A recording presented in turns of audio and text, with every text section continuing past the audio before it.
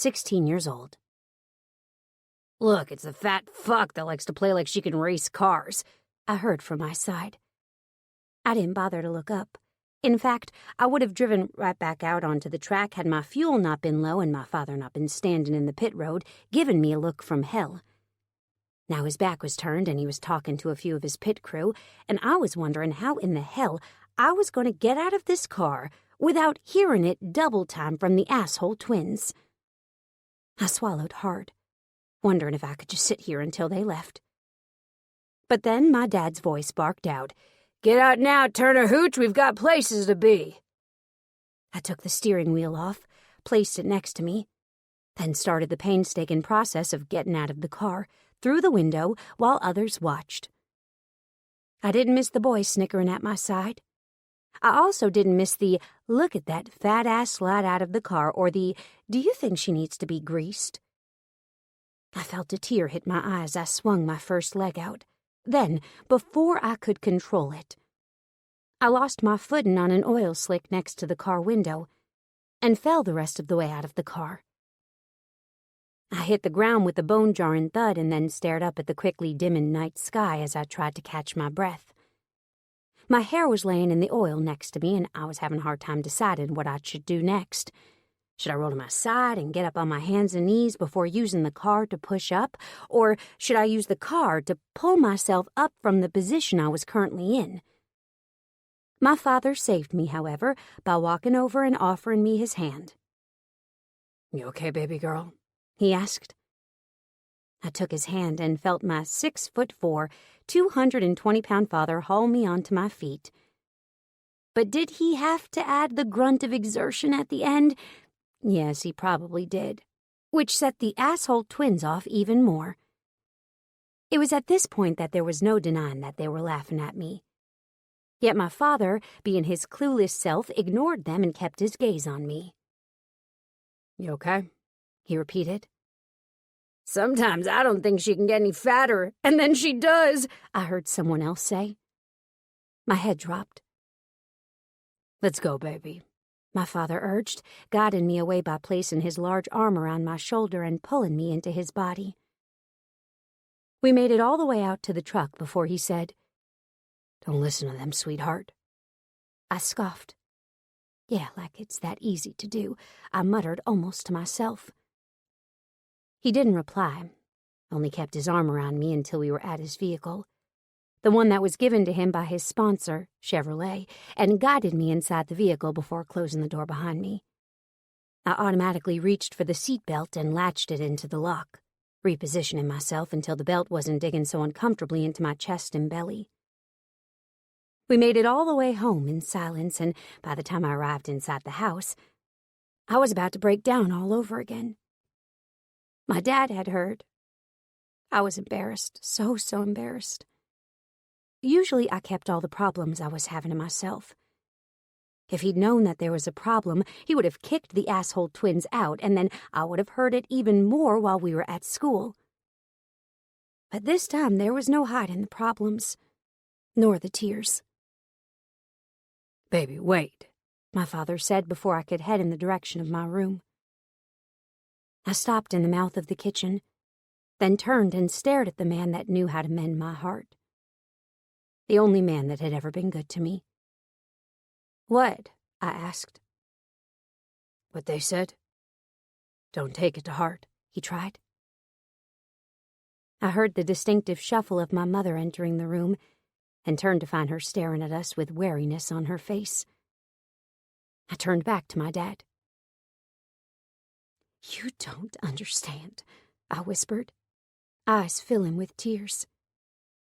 "You're not fat. You don't know what it's like." My mother made a sound in her throat, and I looked over at her to see that she was staring at the ground. My mother, Patty, did know what it was like. She'd always been a big-boned woman and had gained a lot of weight over the last 10 years. Hell, she and I sometimes even shared clothes at this point. I was not happy with my body. I was not happy with the way that I couldn't seem to control it, even with diet and exercise. Where some people accused me of not trying, I had to point out that I did try. A lot. But unfortunately, my mother passed down her thyroid to me. A thyroid that hadn't functioned correctly since I was 9 years old. From that point on, I'd put on weight. A lot of it. So much, in fact, that I was now known as Turner Turner to the people at school. Turner Turner meaning I was as big as 2 people. That way they called me Turner twice, or sometimes Turner squared. "I don't know what you want me to do about it, baby," my father whispered brokenly. "If I could stop them, I'd do it. I'd tear every one of those fuckers' hearts out and feed it to them. But you've forbidden me to say a word or step in. I'm running out of options." "Not one option," I pointed out. My father's face went stormy. "You're not getting surgery. You're 16. People die from surgery." I raised my hands up in a praying position and gave my father everything I had. "Please." He looked sick to his stomach. "I don't want to lose you, baby," he whispered. I smiled sadly. "Daddy, I'm just telling you now, if this keeps on, you might. I can't live like this. Being in your shadow makes my heart literally break. I'm the racer's fat kid. I know you've read the media reports lately." Dad closed his eyes, unable to deny that one. "Please, Daddy, please," I begged. "Let her, Garrett Lee, just let her." I looked over at my mom, who had her back straight and her eyes wide open. For once, she was being firm with my father. He realized it just as well as I did. "Fine," he grumbled. "But if anything happens to you, I'm gonna be pissed." I smiled. The first genuine smile that graced my face in a very long time. "Thank you, Daddy," I whispered. "Thank you." Chapter 1. I always see all these before coffee posts and wonder what kind of magical coffee y'all are drinking that turns you into a decent human being. Me? I'm an asshole, all the time. Text from Turner to Jubilee. Turner. "What are you doing?" I hissed at my best friend, Jubilee. She looked at me with strained patience. "I'm gonna go say hi to Castiel because that's what nice people do, Turner," she hissed. I sneered at her. "He's not nice," I told her. "He's very nice. To everyone but you, apparently." She shook her head. That was true. He really was nice. To everyone but me. Granted, our relationship hadn't started out on the best foot. It all started when he'd pulled me over and given me a ticket for reckless endangerment. Apparently, trying to get around a slow-moving vehicle with a Chipotle burrito in one hand and my mascara wand in the other wasn't acceptable behavior. I'd only been going 16 miles over the speed limit, but since it was raining, he'd said I wouldn't be able to control my speed. I mean, Jesus, I tried to slow down and get back behind him when he sped up, but there was another man right behind me who was wanting to pass too, so I sped up even faster. Sue me. Which was a bunch of bullshit. I could drive better than he could only dream of. Water, speed, snowstorm, nothing affected me. If I could handle a stock car at 130-plus miles an hour in the rain, I could handle my vehicle, which had excellent safety features and handled like a goddamn dream, at 72 miles an hour. Not that Castiel thought so, or knew that I could handle my own. "Come on," Jubilee sighed. "It won't be that bad." But it was that bad. Castiel hated me, and I hated him. "Hey, Cast," Jubilee chirped. I hated the chirpin'. It was too early in the morning for all that. I absently twirled a ringlet of hair that escaped my bun around my finger and tried to decide what I was getting for breakfast. Waffles sounded good, but I didn't want only waffles. I wanted a hot dog, too. I could also go for a couple of onion rings. I could order breakfast and lunch, couldn't I? I mean, sure. I wouldn't be able to eat but a bite of each, but it'd be worth it. Right? Turner. I blinked, looking over at Jubilee, who was staring at me expectantly. "What?" I mumbled. "Castiel invited us to eat lunch with him," she repeated. My eyes finally met the man's that was staring at us, me, as if he had a bad taste in his mouth. I narrowed my eyes at him. Did he just ask me to sit with him because he was being polite? Or did he not think I'd do it, that I didn't have the guts? Honestly, the man sitting in front of me, feet kicked out in front of him, arms crossed tightly across the broad chest of his, while he watched me with a challenge on his face, needed to come to Jesus. He needed to stop acting like he was better than me. Sure, I shrugged carelessly, as if I didn't have a care in the world. But I only have like 30 minutes, so we can't dilly-dally. Dilly-dally? Castiel asked. What are you, 12? I narrowed my eyes at the asshole, but chose to keep my mouth shut. I didn't know what it was about the man that got under my skin so badly, but there was seriously something about him that rubbed me the wrong way. My father says it, and he's in his 50s, I told him. Do you think he's 12? Jubilee pushed me slightly, indicating that I should take the inside spot in the booth across from the man. I reluctantly took my seat and tried not to kick the man that hadn't bothered to move his stretched-out legs. As it was, when I finally finagled myself into the seat, he was still touching me. Did he move? No. No, he did not. Jubilee followed me down, and I scooted over even more, my entire right side touching the wall. Tight fit? My eyes went from the wood grain table to the smug man's face, and I froze. What? I asked. I said tight fit, he repeated. I'd honestly expected him not to repeat it due to the look of anger on my face, but he did. I frowned fiercely at the man, then wondered why I even bothered seeing as his attention was snagged by the waitress moments later. A skinny, beautiful waitress that had pert boobs, a nice firm ass and legs that went on for miles.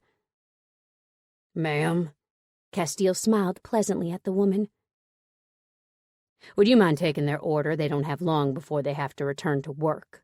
The woman's eyes reluctantly tore from Castiel's sweet-talking mouth to me, and this time her smile was forced. What can I get you? She asked. I bit my lip, wondering if I should bother ordering a kid's meal, then decided to hell with it. I'll have a grilled chicken salad, I said. Sure. She paused. What kind of dressing? I shook my head. No dressing. She frowned. You don't want any dressing? I nodded once. Okay, she drawled. And you? Jubilee ordered her usual heart attack meal of a burger and pancakes. I could do nothing but shake my head. If I'd eat those, I'd gain 10 pounds. Hell, I might gain 2 just by smelling it. I'll get those orders right in, the waitress smiled. What about drinks? I pointed at the water. This is fine, thank you. When I looked up from my water, it was to find Castiel studying me like a bug. I looked away and hoped that he wouldn't ask about my eating habits. Hell, he'd already insinuated that I was fat. I didn't want to give him more ammunition than he already had against me. Jubilee and Castiel spoke in quiet tones while I studied the large hands of the man I was trying not to find attractive, but did anyway. I had no clue how long I'd been doing it. 10 minutes, maybe, when our food finally came out. The salad was placed in front of me, and I immediately winced at the white dressing that was saturating almost every part of it. Shit. I hesitated. This has dressing on it. I ordered it with no dressing. The woman looked down at the salad and frowned. Oh, well, shoot, she said. Let me take that back and I'll get you another one ordered. I just shook my head, glancing at my watch. I don't have time to wait for another one, I sighed. Scooch out, best friend. I have to go. If I left now, I'd be able to grab a salad from Nanny Goat's before I had to be at my meeting. Castiel still didn't move his foot, causing me to bend into a pretzel-like configuration to get out of the seat. Only after I had my foot almost over the table did he move it. I caught the grimace of pain that was on his face as he did, and I almost had a fleeting thought to ask him if he was all right, but I didn't. What would be the point? I didn't want him to think that I cared. Once both of my feet were once again firmly planted on the ground, I scooted the rest of the way out of the crappy wooden bench-like seat and stood up. "Wish me luck," I said to Jubilee. Jubilee grinned. "Good luck. I'll see you at work later this evening." I thought about that for a few long seconds. "I'll probably be in late, more like 6-ish. I have to finish up some work with the website before I come help you," I explained. Jubilee nodded in understanding. She was one of 4 people that knew what I did, and 3 of those people were people that I worked with on this other job. Another job that allowed me to get paid quite a bit for barely anything. "I'll be leaving right around then," she said. "If we don't see each other, I'll see you tomorrow at the Donut Palace." I grinned and shook my head, smiling as I did. "Be good." I patted her shoulder. Then I was gone. But before I left all the way out of the building, I made sure to stop and look over my shoulder at the table I'd just been at. What I didn't find was anybody watching me. Not one single face was turned toward me. There was only one person I wanted to talk to as I left my meeting. A meeting from hell that preceded a lunch from hell, even if I didn't get to eat said lunch. "You got pulled over eating a burrito," my mother laughed. "I thought you couldn't handle bread." "I found a new carb-balanced tortilla that's like 5 grams of carbs," I told her, "and it only had lettuce and grilled chicken on it, so not fattening at all. Though granted, I was only able to eat a quarter of it. I'm not sure why I bothered making one that big." "Because you don't pay attention," she snickered. "At least we'll be able to share a plate of food at Thanksgiving in 2 weeks." That was very true. I'd convinced my mother to go through with the gastric bypass just a little over 3 weeks ago, and already she was down over 70 pounds. I was so proud of her I could burst. "Are you sure you want to come down here for Thanksgiving?" I asked then. "I can come home." I could practically hear my mother's refusal before she'd even voiced it. "No, baby," she sighed. "We need a break from the hustle and bustle. Daddy wants to go to the lake and just chill. He's excited about fishing, too. We're going to bring the camper." The camper wasn't actually a camper. It was a motorhome like the one I was currently living in, only larger. My current home away from home was their hand-me-down 2-year-old motor coach that my father's sponsors had given him to use during the 2016 season. My brother had gotten their 2017, and I was sure I'd be getting their 2018 when they were finished with it. Not that I really needed it, seeing as I liked the one I had, though it was way more than I would ever need. It was big enough for a family of 9 and currently the envy of the RV park. Everyone and their brother would make their way around the lake just to glimpse the beast. "Okay," I sighed. "I'll go talk to the park specialist and make sure that they don't mind both RVs taking up their prime camping spot. I'll get back with you tonight, okay?" My mother hummed in agreement. "Sounds good, baby. I love you." "I love you too, Mama." I hung up, then tossed the phone to the bed.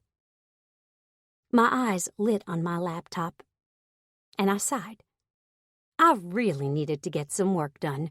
Yesterday. "Well, let's get started," I said, pulling up the first porn video. "Oh, yes, right there. Do you like my clit?" I typed. Chapter 2. Mom, I'm sorry about all the dumb stuff I did when I was younger. If it helps, you only know about half of it. Text from Castiel to his mother. Castiel. I watched her go with a small smile on my face, unaware that it was there. "Why do you torture her so?" Jubilee asked, breaking me out of my study of Turner's ass. I turned my gaze to Jubilee and shrugged. It's just easy to do. I like the way the fire lights up her eyes. Jubilee shook her head. "Well," she said, I think you might have actually caused her to never speak to you again." I frowned. "Why do you say that?" "Because you insulted her," she answered. I frowned. No, I didn't." "Yes, you did," she nodded her head. "You said, 'tight fit.'" I immediately started to go back through the words that I'd said about 5 minutes before and frowned. "I meant tight fit because my legs being extended out made her scoot closer to the wall. I was going to move them. I have a stab wound in my leg." I immediately began to explain, trying not to sound defensive. "Why do you have a stab wound in your leg?" she asked curiously. I sighed, stomach nodding, not at the wound's cause, but at the fear that I'd actually offended someone in some way, especially Turner. Honestly, I wasn't sure why I gave a shit, but there was something about that woman that set my teeth on edge. Some asshole thought it'd be easier to try to stab me than allow me to take him in for his warrants. I shrugged. Why would me saying that bother her so badly? Turner wasn't a fat person. She was a little chunky in an adorable, sexy, full-figured woman kind of way. But she wasn't fat by any means. In fact, her figure was what had drawn my attention to her in the first place. I'd dated women of all sizes, but I always found myself gravitating to the ones that had just a little more meat on their bones than others. Though, with how Turner ate, I highly doubted that she'd be able to maintain her curves. "Turner is very self-conscious," Jubilee admitted, jolting me out of my thoughts. "When she was younger, she was quite heavy. She's tried hard over the years to get the extra pounds off, but she still has issues. Not to mention she's sensitive due to the way she was treated by a few boys when she was growing up." And she thought that I'd been talking about her weight when I'd been talking about how much room I'd given her with my legs. How awesome of me. "Shit," I muttered, scrubbing my hands over my face. "Where does she live? I'll go talk to her." Jubilee smiled. "She used to live near me, but when all that went down with my attic friend, she moved at the same time that I did." Jubilee's attic friend was actually a stalker that had been living in her attic. For months, her stalker had used a collapsible ladder to get in and out of the attic, making it nearly impossible for Jubilee to realize it was even going on. The man had been good at hiding his whereabouts, as well as his movements. If it hadn't been for her father finding the collapsible ladder that he used to reach the attic of her house underneath the deck they'd torn down, as well as the pole he used to attach and then unattach the ladder, they might not have ever known that he was there. "Well, where did she move to?" I questioned. "Last I heard, she was glamping at the lake," Jubilee interrupted my thoughts. "Which lake?" I asked. "And what the hell is glamping?" "Glamping is glamour camping, and she's in her daddy's RV at Lake Purtle." She paused. "You'll have to go to the big campground, though. The RV won't fit at their normal sites." I frowned. "How big is this camper?" Her eyes went wide. "Big." I found out just how big 2 hours later when my shift ended and I arrived at the lake. I was standing in front of what had to be the biggest, most beautiful camper I'd ever seen. And there was no way in hell any normal chick could afford something like this. She had to be rich off her ass, or her daddy was. Either way, I already kind of hated her. My ex-wife was a rich girl, and ever since then, I'd had an aversion to that lifestyle. They just thought they were better than the rest of the world, and honestly, it was kind of disappointing that Turner turned out to be one of them. I thought she was different, but I knocked on her door anyway. I may not feel the same way I did before I'd arrived at her humble abode, but I did owe her an apology. I didn't want her thinking that I meant those words in a derogatory way. She opened the door and stared at me with a blank expression on her face. "When I said tight fit earlier, I didn't want you to think I was saying it to you to make fun of you," I said. "I was curious if you needed me to move my leg or not," I explained. Turner seemed to deflate. "Okay." So that was exactly what she had thought. Good God, did this woman not see herself? Did she not know that she was beautiful? Jesus Christ, just seeing her here, dressed so casually in a pair of black yoga pants and a large t-shirt, yeah, that did it for me. My ex-wife Cher hadn't even left the confines of our bedroom before she was dressed so immaculately that nobody would dare say that she was slacking. Even when we weren't leaving the house, she'd be wearing something that resembled a church outfit or fine dining wear to anybody else. "Thank you," she said quietly. "I appreciate you coming over here to clarify your words." She paused. And I did take them personally. I felt like I'd been stabbed in the gut. "I'm sorry," I apologized. "I never meant for that to happen." She smiled, then shrugged her shoulder like she hadn't just admitted that she thought I'd called her fat. Just like that, she let it go. Cher would have held a grudge to end all grudges. "But this doesn't make us friends," she added, almost as an afterthought. I snorted. "No, it doesn't." I glanced around to add emphasis. "We're definitely from two different classes of people." My eyes stopped on her computer screen as I glanced around the interior of the camper, and I frowned at what I saw. "What's that supposed to mean?" Turner asked, sounding confused. "It just means that we don't mesh." I shrugged. "What are you doing here?" I gestured toward her computer screen where a woman with her t-shirt in her hands, barely exposing her breasts, stood. Her eyes were pouty, and she looked like she'd been interrupted having sex. What the hell was the woman doing with porn on her screen? Turner looked over her shoulder. "Oh, that's my job." Instead of asking any more about her job, or her for that matter, I decided to leave. "Anyway, have a good one." Then I was gone, closing the door not just on her, but also her overly large, beautiful, I'm never going to get something like that trailer. And I didn't look back. Chapter 3. If it doesn't bring you income, inspiration, happiness, or orgasms, leave it in 2018. Note to self. Castiel. "What do you mean you're letting some guy use my office?" I asked, sounding just as pissed off as I felt. The chief, Waldrop, shook his head. "You don't use it," he said. "And it's only for a couple of weeks while he investigates this area. Once he's done, you can have your office back." That was true. "I store my uniform shirts in there, as well as my lunch," I told him.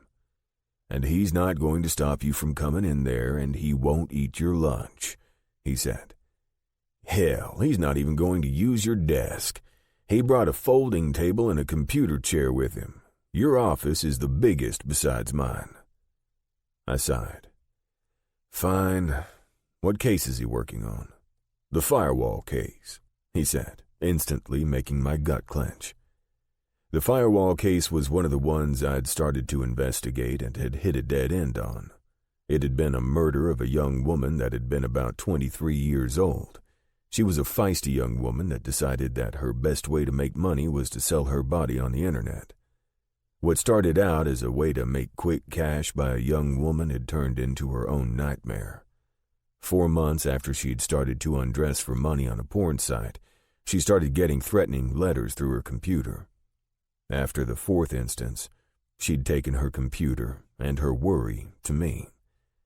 However, as I'd started to look into it, the fucking shit had disappeared as if it had never been there in the first place. I'd gotten only a glimpse of it, then nothing. The next day, the girl had been dead, and I had zero evidence to go on. Luckily, or unluckily, depending on how you looked at it, there were similar cases to the girl's, and I'd been able to turn in what little information I had to help with just a small piece of the puzzle that was forming. "Son of a bitch," I mumbled. "FBI?" "Yes," he answered. "He'll be here around noon. He asked to hear your findings before you left for the day."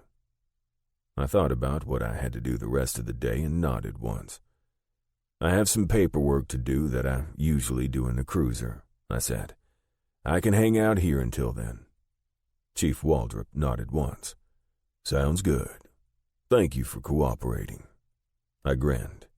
Chief, did you expect me not to? He flipped me off. Go fuck yourself. 3 hours later, I had a man standing in my office that I never would have pegged as an FBI agent, let alone a computer/cyber crimes specialist. Nice to meet you, I said, holding out my hand to the man. My name is Castiel Hendricks. FBI Special Agent Easton McKinnick. He took my hand and shook it once before letting it go. Nice to meet you, too. I hope I'm not intruding. Polite, as well as very well dressed. Noted. No, you're not. I shook my head. I very rarely have time to use this office, which is why the chief suggested you take over mine. I'm here really early and really late, for about an hour or two a day, if that.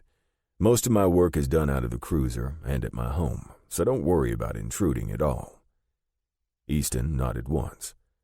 His hair, which was perfectly styled, moved with him. Thank you, he said. Is there a particular part of the office you'd like me to occupy? I'll try my best to stay out of your way.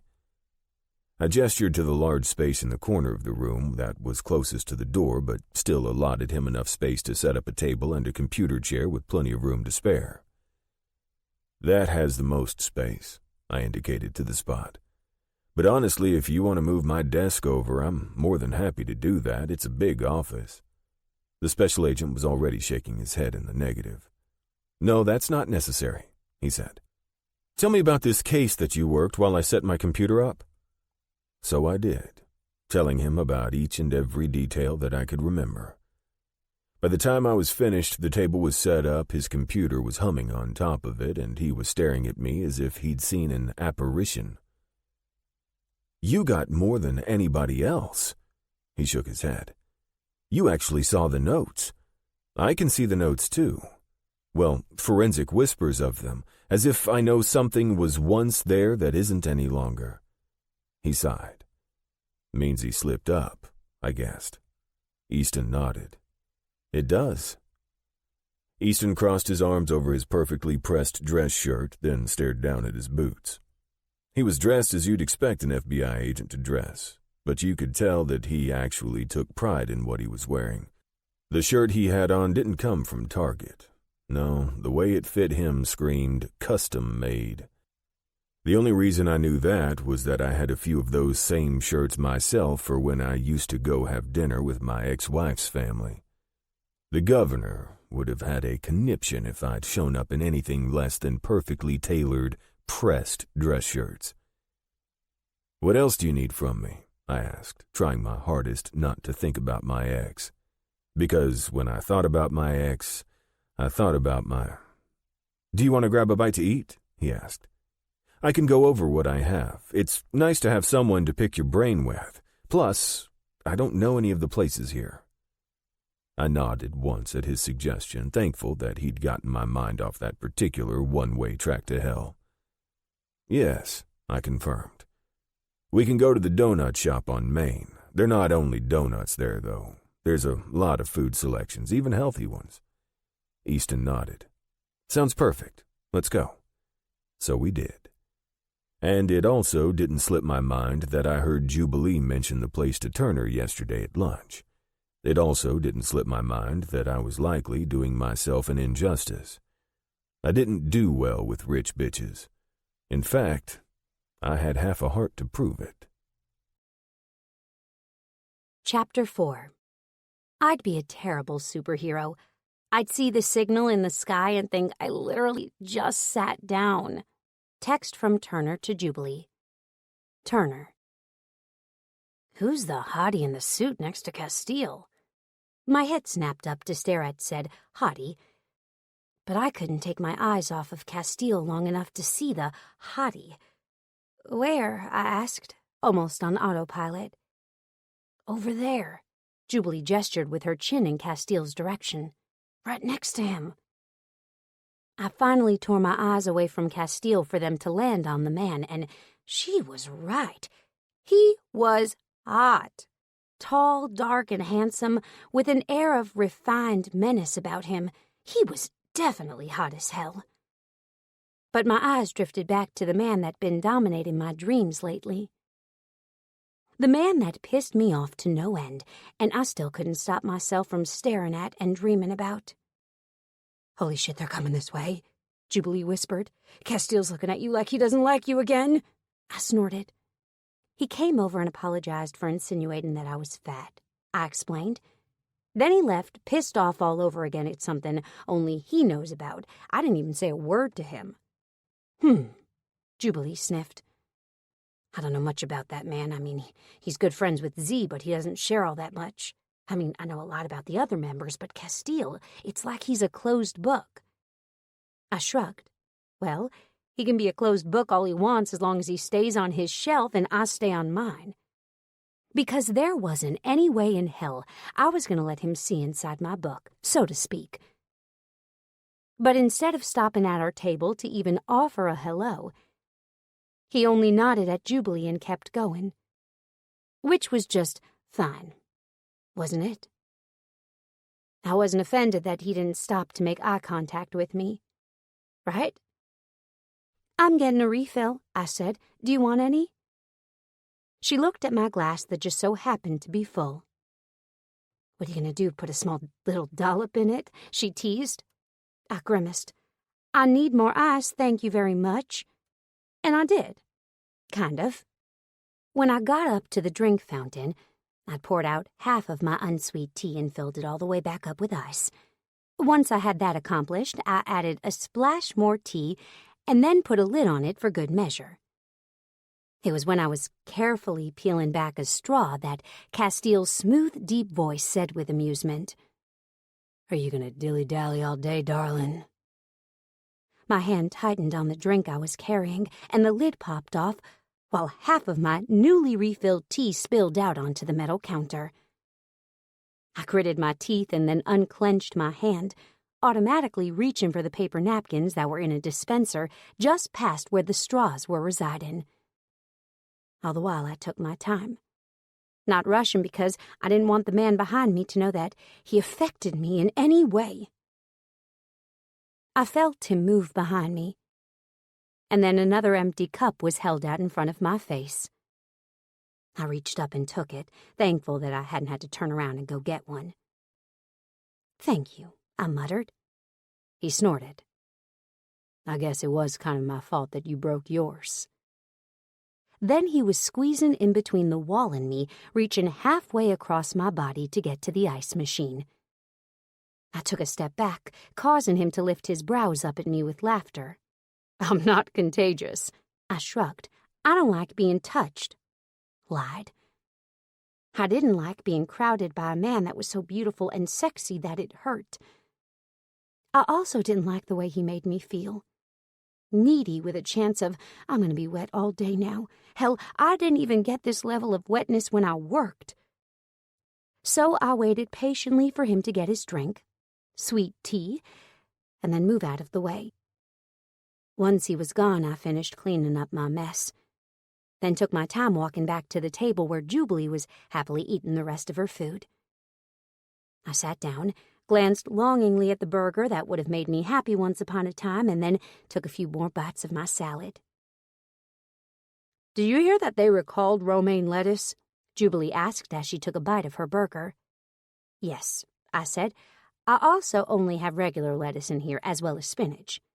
Did you not notice how they had that huge sign on the salad bar that said that there was no contaminated romaine lettuce?" She shook her head. "No," she admitted, "but I also didn't go near the salad bar." "Why do they have a salad bar at the donut place?" I asked curiously, "and why call it a donut place at all?" She shrugged. "There's donuts here, plus there are really good breakfast sandwiches." That was true, but still I thought it was weird. Not that it had stopped me from coming here. I loved this place. Not only was there a plethora of good food for the healthy to eat, but there was also a massive spread of unhealthy food, too. So a person at any stage, dieting or eating like normal, could come in here and eat happily any way that they wanted to. The name of the restaurant was actually called The Donut Place and had been called that for as long as I could remember. Jubilee said. Are you okay? I looked up to find her not staring at me, but at the woman across the aisle from me. She was staring at me like she knew me. I swear to God, she squinted. You look like someone I know. I looked at her Bobby LeBon t-shirt and her Dale Earnhardt Jr. ball cap and grinned. I get that a lot, I told her honestly, but I'm nobody special. I hadn't raced in quite a few years, but the die-hard NASCAR fans still knew me, thanks to my father and who he happened to be. They followed my very short career in racing, which hadn't been a thing in quite a long time. Castiel's mandate made a scoffing sound, and I looked up and over 2 rows back to see him staring at me. Huh, the woman said. Well, then I'm sorry, but I swear you're the spitting image of someone I know. I just can't place them. I smiled and turned away, my eyes once again going to the man that was rolling his eyes. I narrowed my eyes at him and gave him a look. His eyebrows rose. I can see that you're liked by everybody, Castiel drawled, his legs stretched out in front of him, encroaching on the aisle. Glad it's not just me. I turned away, embarrassed now. I need to get to work, I sighed. I have to get Mrs. Glasgow finished and Mr. Edinburgh started. Jubilee shoved what was left of her burger into her mouth and started nodding. I need to go with you, she said. I'm leaving my car here for Z to pick up later. He said that it's easier for him to get into this parking lot to get it, though, since it's on one of his colleagues' way home. If you don't mind, I'm going to catch a ride with you. I shrugged and stood up, too, very aware of the men at our back. I was also aware that I was in leggings and a t-shirt that barely covered my ass, and I was wearing granny panties because I was on my period. A period that made my life a living hell for 6 days out of every month, and I like to be comfortable if I had to be cramping.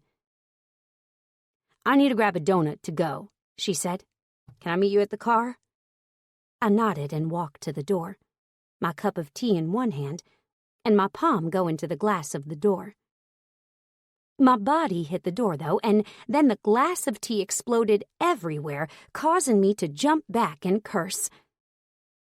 That was when I saw the door said pull and not push. Son of a bitch. I looked down at my soaking wet gray t-shirt, then at the black leggings that had almost become transparent. I then closed my eyes and counted to 10, trying to decide if I had enough time to get home, change, then get back to work and get those 2 jobs done before heading back home for my appointment at 2.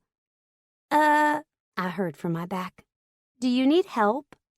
I turned over my shoulder to see a hesitant teenage girl staring at me with sympathy all over her face. My eyes went over her shoulder to see that I had the attention of every single occupant of the donut place. My face flamed and I shook my head. Nope. Sorry for the mess. She shrugged. It happens more than you'd think. I just bet it did. Taking one last look over the girl's shoulder at one occupant in particular, I saw that he was grinning, which only served to piss me off even more. He could just kiss my ass. Shit! Have a good one, I muttered as I walked out the door, this time paying attention to the sign and pulling instead of pushing. By the time Jubilee joined me at my car, she was staring at me warily. I have a pair of sweats in my car I can get for you, she offered. I scoffed. I'd be able to fit an arm into your sweatpants. My legs ain't happening. She rolled her eyes. So you're just gonna stay wet? She asked. I shrugged. It'll be okay. It wasn't okay. A few hours later, I was frozen solid from being in the cooler room with the dead bodies. I was also sticky, pissed off, and not wanting to deal with my agent who I knew was going to call me at any moment. Yet I did it anyway because that was what happened when you were an adult. You did things you didn't want to do. However, I did have time after arriving home to change out of my still wet clothes and into a pair of sweatpants before he called. And by the time that he finally got around to getting a hold of me 20 minutes late, I was kicked back in my living room chair, computer in hand, and waiting not so patiently. My phone finally rang, and I picked it up on the first ring. "Hello," I answered. "Turner, baby, how are you?" Jeb drawled. I gritted my teeth. "I'm well. How about you, Jeb?" "Good, good," he said. "How are you doing on the most recent movie? Anything you need from me? Suggestions?" He started to laugh at his inappropriate joke, and I rolled my eyes. "No, thank you," I told him honestly. "I'm doing just fine, but thank you for thinking of me." Lies. I wasn't thankful for him at all. Unfortunately, he'd come with my job. I was a porn caption writer for BrazenTube, the #1 porn site in the world. I wasn't really sure how I ended up with the job, but I loved it. It paid well, let me work my own hours, and let me pick up what work that I wanted. "Oh, darling," Jeb said teasingly, "thinking of you is never a problem on my end." I made a gagging sound that I quickly covered up disguised as a cough. "You sound sick," he said. I wrinkled my nose. "Just a little tickle at my throat," I lied. "Was there anything else that you wanted to talk about today?" "Yes, there was a new series that asked for you on their job specifically," he said without preamble. "I'm forwarding over the details to you directly, though I have no doubt that you'll take the job." I didn't know about that. I was quite particular about what jobs I did and didn't take. Such as the animal porn ones, those I didn't do, even if the man was dressed up like a horse and not an actual horse. There was only so much that I could do and stomach. I waited on pins and needles as the email arrived. And when I saw that it was just a normal porn with a man and a woman, and no, they weren't brother and sister or anything because I fucking checked, I agreed to do it. "Why did they specifically request me?" I questioned, confused as to why anyone would request me over any of the other subtitle writers in this business. "No idea," he said. "I asked that too. He said that you made an impression on the last video that you did for him." I shrugged. "Okay. When does this one need to be done by? I have about 4 ahead of him." "He has a 2-week timetable before he'd like it to go live," he answered. "He also offered a bonus if you'd record yourself live while writing the subtitles. I told him you wouldn't do it, but he wanted me to offer you the opportunity just in case you decided to say yes." I immediately shook my head. The reason that I was okay with doing this job was because it paid well and I could maintain my anonymity. But I was a curious person by nature. "How much is the bonus?" I questioned. $5,000, he answered. I nearly choked. The entire movie will be $1,000. Why would he offer me $5,000? 5 times the original payment to get me to record myself while I did the subtitles. I don't even talk when I do the subtitles, I cried out. "That's what I said and asked," he admitted. "I told him that you wore sweats and a sweatshirt too, so it wouldn't even give him a good blooper at the end." He paused. "That's what he wants it for, though. He's known for his bloopers. They play at the end of the video and everyone gets a good laugh out of it. His following has blown up because of them." I was purely amazed, though I wouldn't be doing the recording. "Well, tell him thank you for the generous offer, but no thank you," I said. "I already told him you'd say that. I told him you were a rich bitch that didn't need that money, but he didn't care.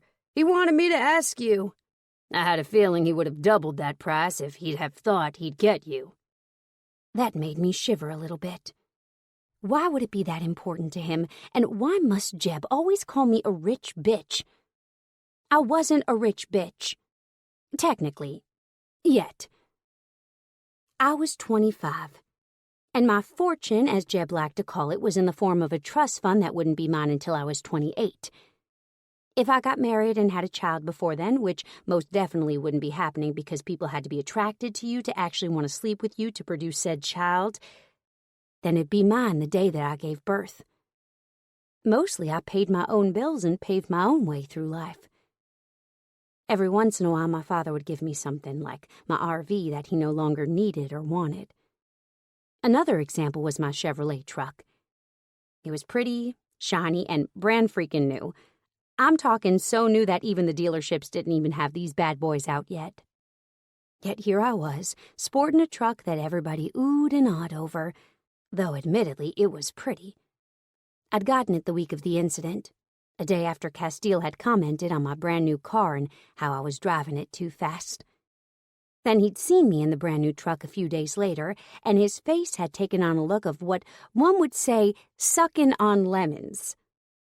And why the hell was I thinking about Castiel again?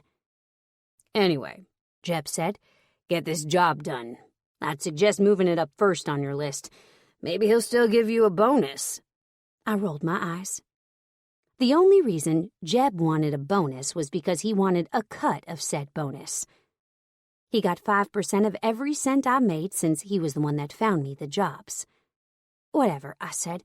I'm almost done with one. I'll work on that one next. Good, he said. And if you do decide to record yourself, let me know. I'd be happy to record it for you. I just bet he would. The creeper. All right. Have a good day, Jeb. I nearly choked on the nice words as they came out of my mouth. Oh, I will, he said silkily. I almost gagged. Bye. I hung up, then stared at the walls of my living room, wondering if I could get out of the thing I had to do next. Contest my ticket.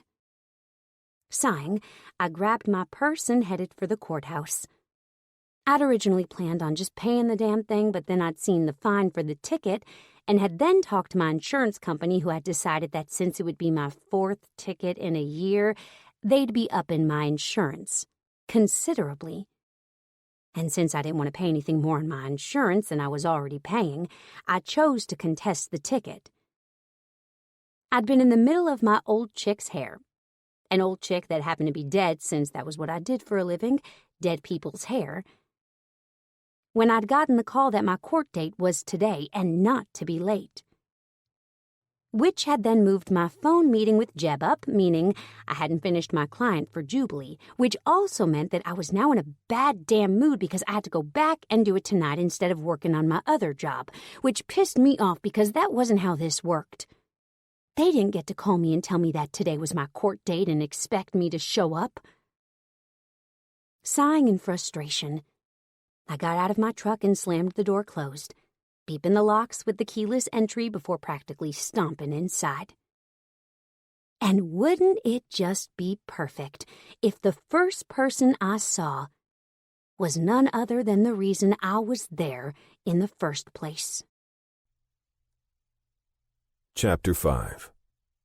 She believed she could, but she was tired, lazy, and would also rather stay at home with her iPad. So she didn't. Text from Turner to Castiel. Castiel. She looked pissed.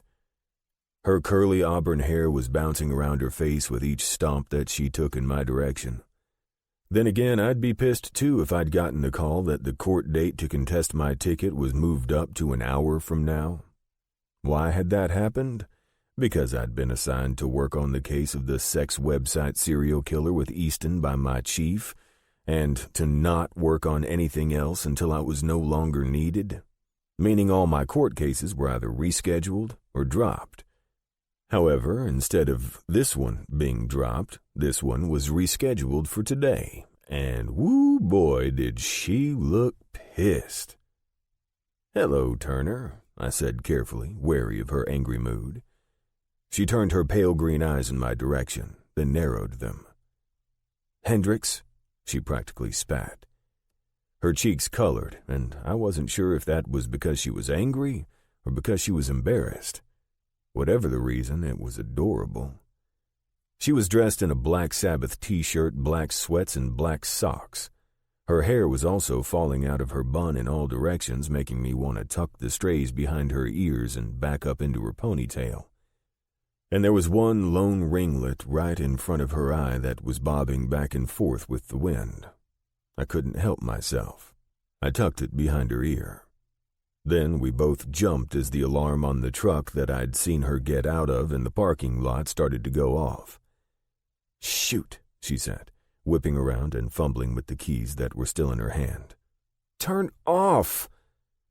I took the keys from her hand and pressed the unlock button, effectively shutting off the panic mode she'd managed to enable when I'd touched her hair. "Here." I handed her back the keys. She snatched them from me. "Nice truck," I said, trying not to sound bitter. She'd had a brand new car when I'd pulled her over and given her a ticket, though. And now she had that? What the fuck? "Thanks," she said. "My dad gave it to me." I felt my stomach lurch at that announcement. The fact that it was something that my ex-wife Cher had gotten from her own father while we'd been together wasn't lost on me. That had been a rather large bone of contention when we were married. I'd wanted to give my wife stuff that I'd provided for her. I didn't want to compete with what Daddy could give her, which made me frown ferociously. "Why are you looking at me like that?" she asked curiously. I felt my face go devoid of emotion as I shrugged. "No reason. Do you want to follow me since we're going to the same place?" She shrugged and stayed 2 steps behind me the entire way. I was laughing internally the whole time. I wasn't laughing at all an hour later when the judge, a die-hard NASCAR fan, was reminiscing with Turner about her father's skills on the track. I was fairly sure that the entire courtroom didn't know what to think when the normally unflappable Judge Hideaway lit up from the inside out at the mention of the man who was Turner's father.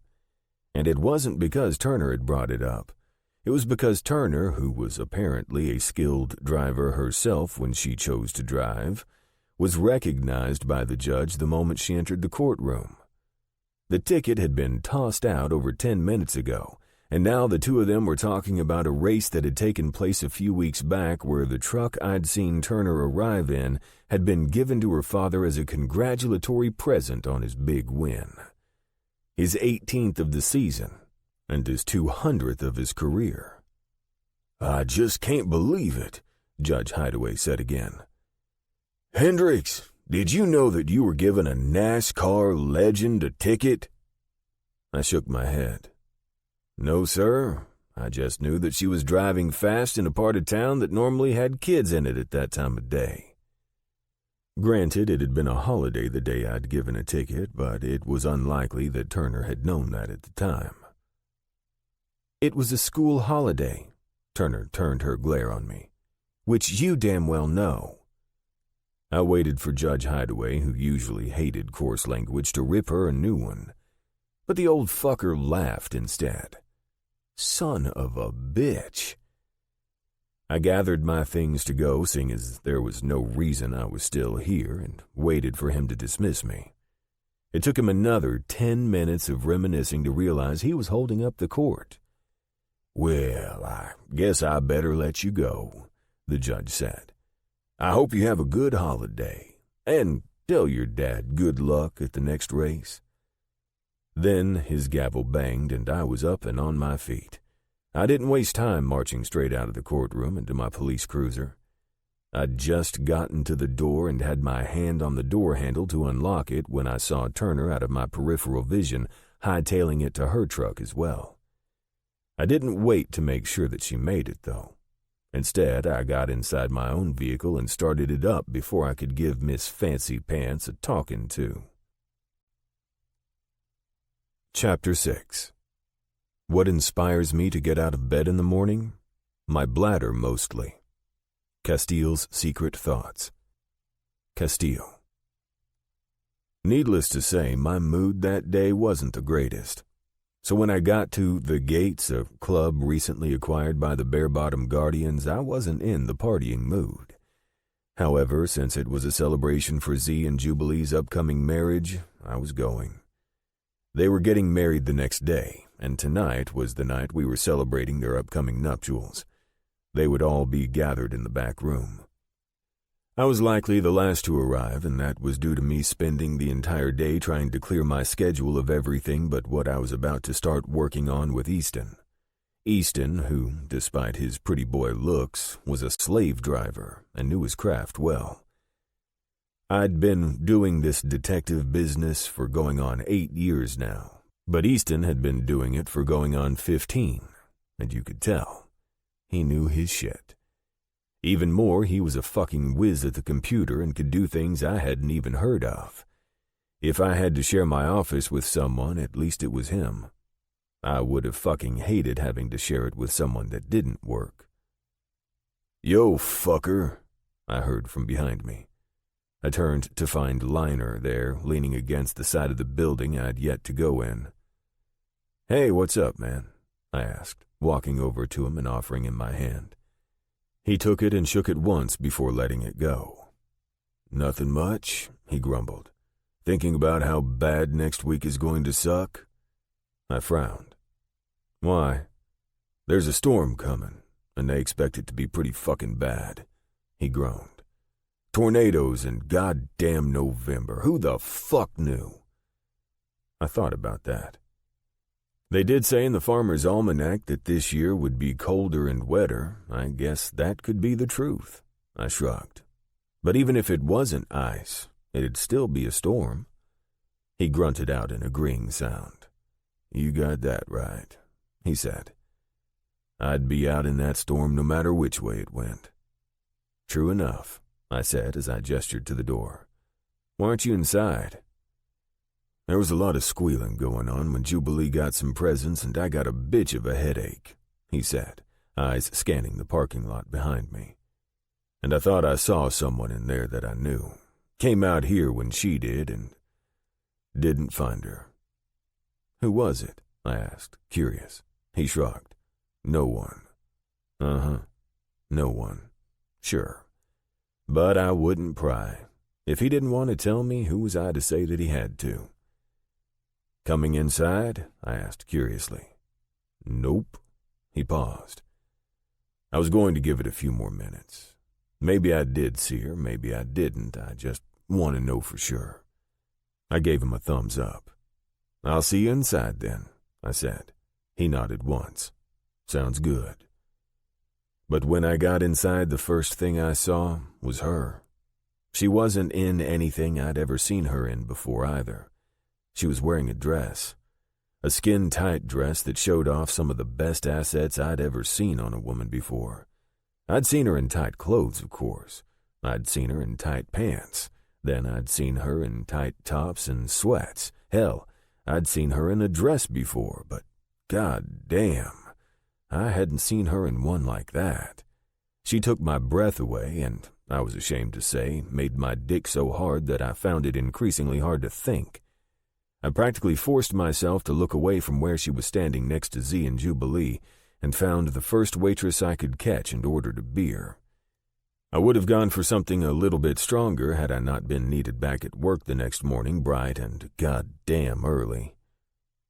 "What's that look for?" Bayou asked as I came to a stop next to him.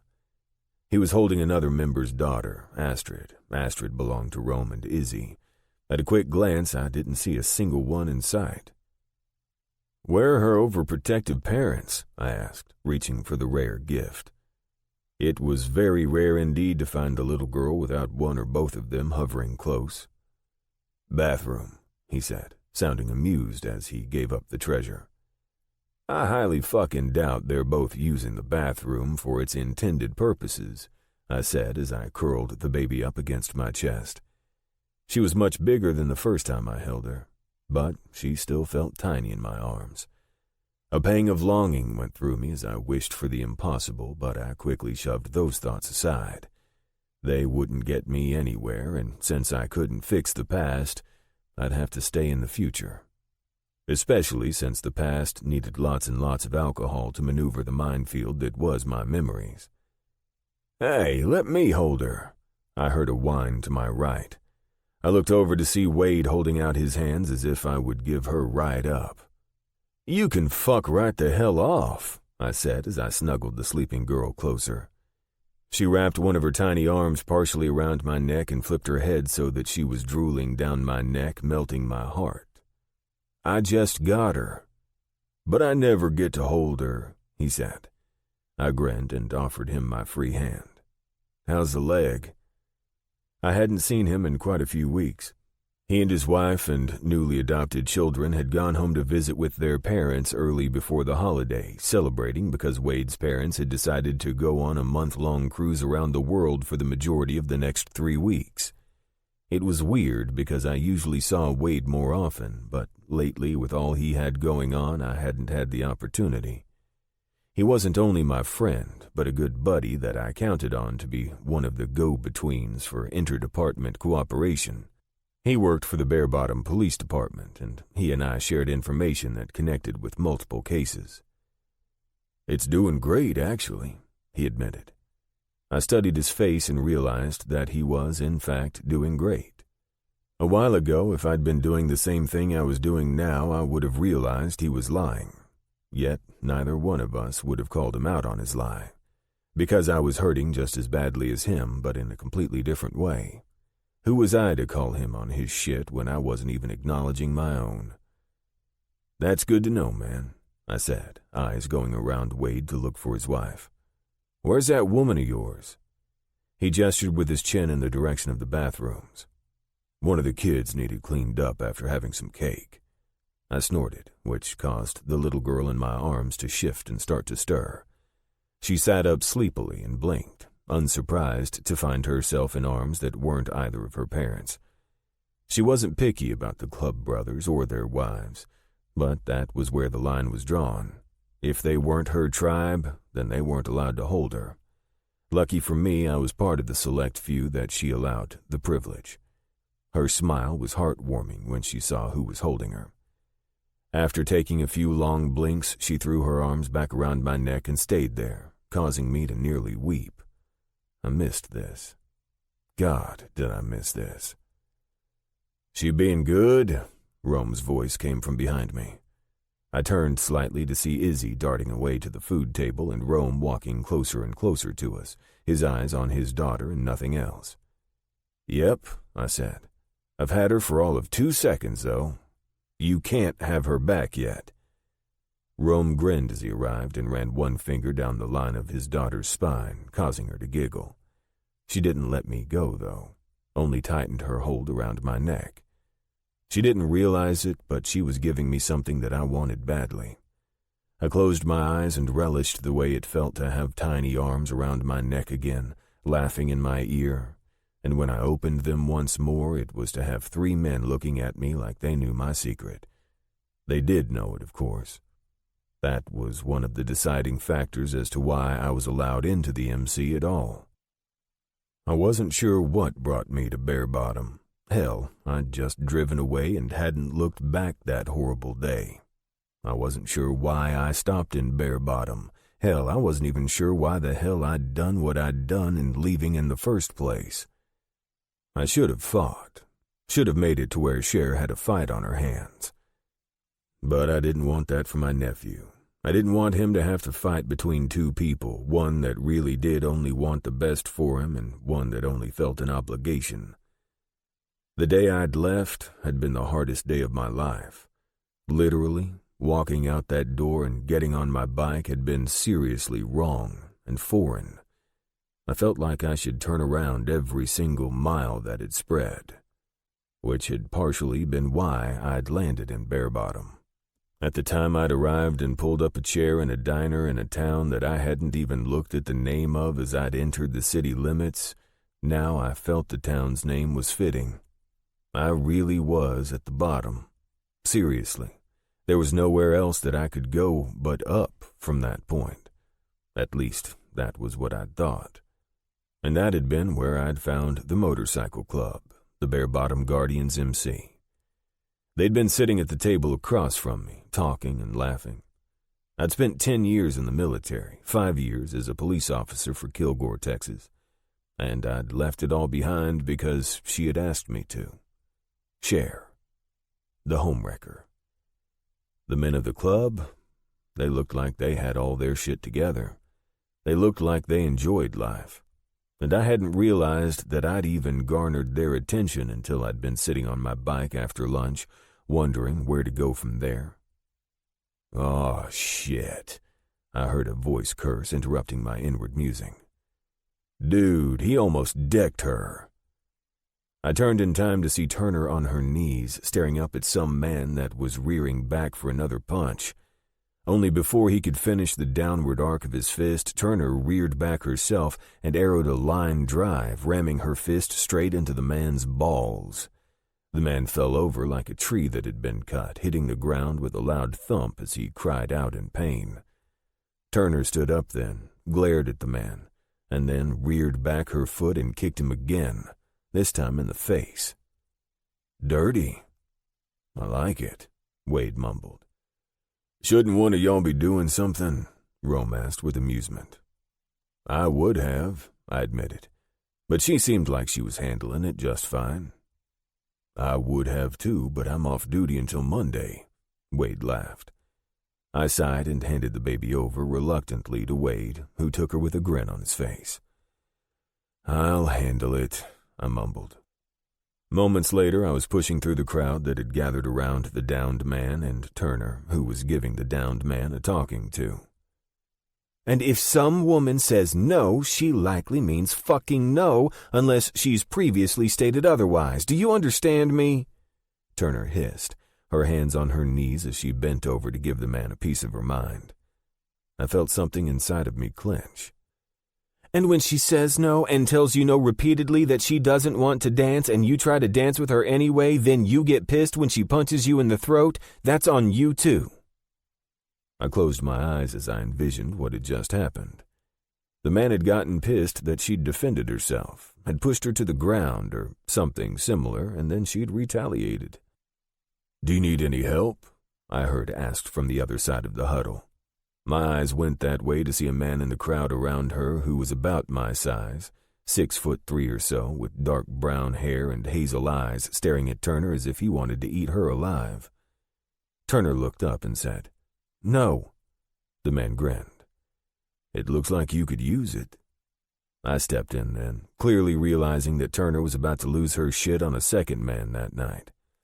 "She's got help, buddy," I said stiffly. "All of you, take a hike." And since I was who I was and was wearing my bare-bottom Guardian's MC cut, all of them left. All of them but the brown-headed, helpful man that hadn't taken his eyes off of Turner long enough to see the threat standing directly in front of him. "I said," I repeated, pulling Turner back by her hand, "that she has help. You may leave." Turner came back willingly, not shaking off my hand or even trying to. She must have realized that there was something more going on here. And I really didn't like the look of the guy that had yet to look at me. His eyes were practically boring holes into Turner. The more he stared, the more Turner started to get wigged out. "How about you go back and stay with the boys?" I suggested to Turner. Realizing that she didn't want to stay any more than I wanted her there, she turned on her heel and hurried away.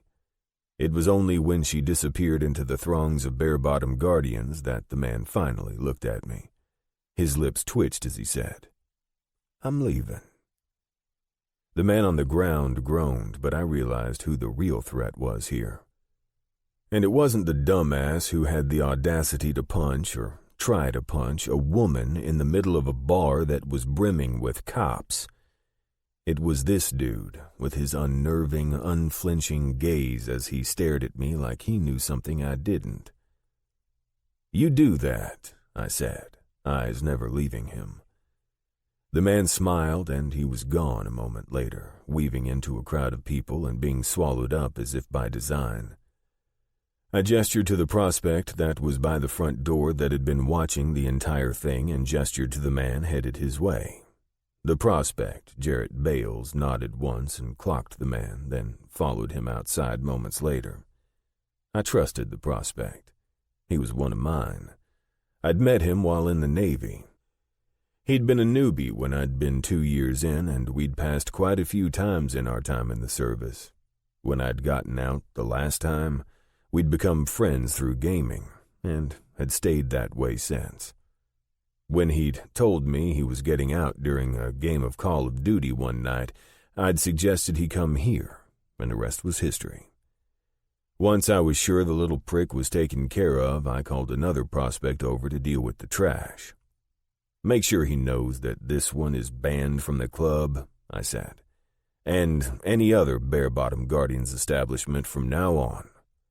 With that, I went back to the group of men. "Who was that prick?" Rome asked, eyeing the door that the asshole had walked out of. "No idea, but I put Jared on him," I said. "We'll see what he can find out." "Time to patch him in," Bayou mumbled. "Been meaning to talk to you about him and Slate." Slate was actually Rome's brother-in-law and an ex-cop that was serving the last few years of a 10-year sentence for killing his fiance's murderer.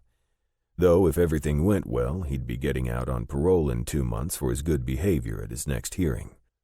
Saying that, however, someone in the prison system had a hard-on out for Slate and was doing his damnedest to make sure that he never made it that far.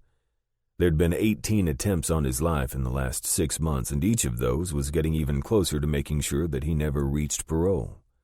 Luckily, the prison system that Slate was currently occupying belonged to Bayou, who was able to put Slate in solitary confinement. And when Slate was out of solitary confinement, he was able to put Slate into places where he knew he was less likely to be attacked. "I agree," I concurred. "It's been a long time coming for each of them." Slate had been sponsored by Rome, who happened to be married to Izzy, Slate's sister. "Who's Slate?" I stiffened at the feminine words and turned slightly to my right and looked down to see her. "Where'd you come from?" I asked carefully. "I've been standing here the whole time," she answered. "It's not my fault you're exceptionally unobservant." I swallowed hard, trying to control not just my impulse to walk away, but also my impulse to pull her roughly into my arms and kiss the living shit out of her. There were a few chuckles that came from the men that were watching the play-by-play, and I felt my hand twitch in reaction to her words, not because I wanted to beat her, but because I wanted to spank her ass while I fucked it. Jesus, what the hell was wrong with me? "Okay," I said, shrugging and trying to act like she didn't affect me. "You okay?" I knew she was okay. I just didn't know what to say to her. "I'm fine." She narrowed her eyes. "Why do you ask?" I chuckled under my breath and brought one hand up to rub at my neck. "I can't ask you if you're okay after being struck down by a man twice your size?" "No," she said. "Not when you know I'm okay."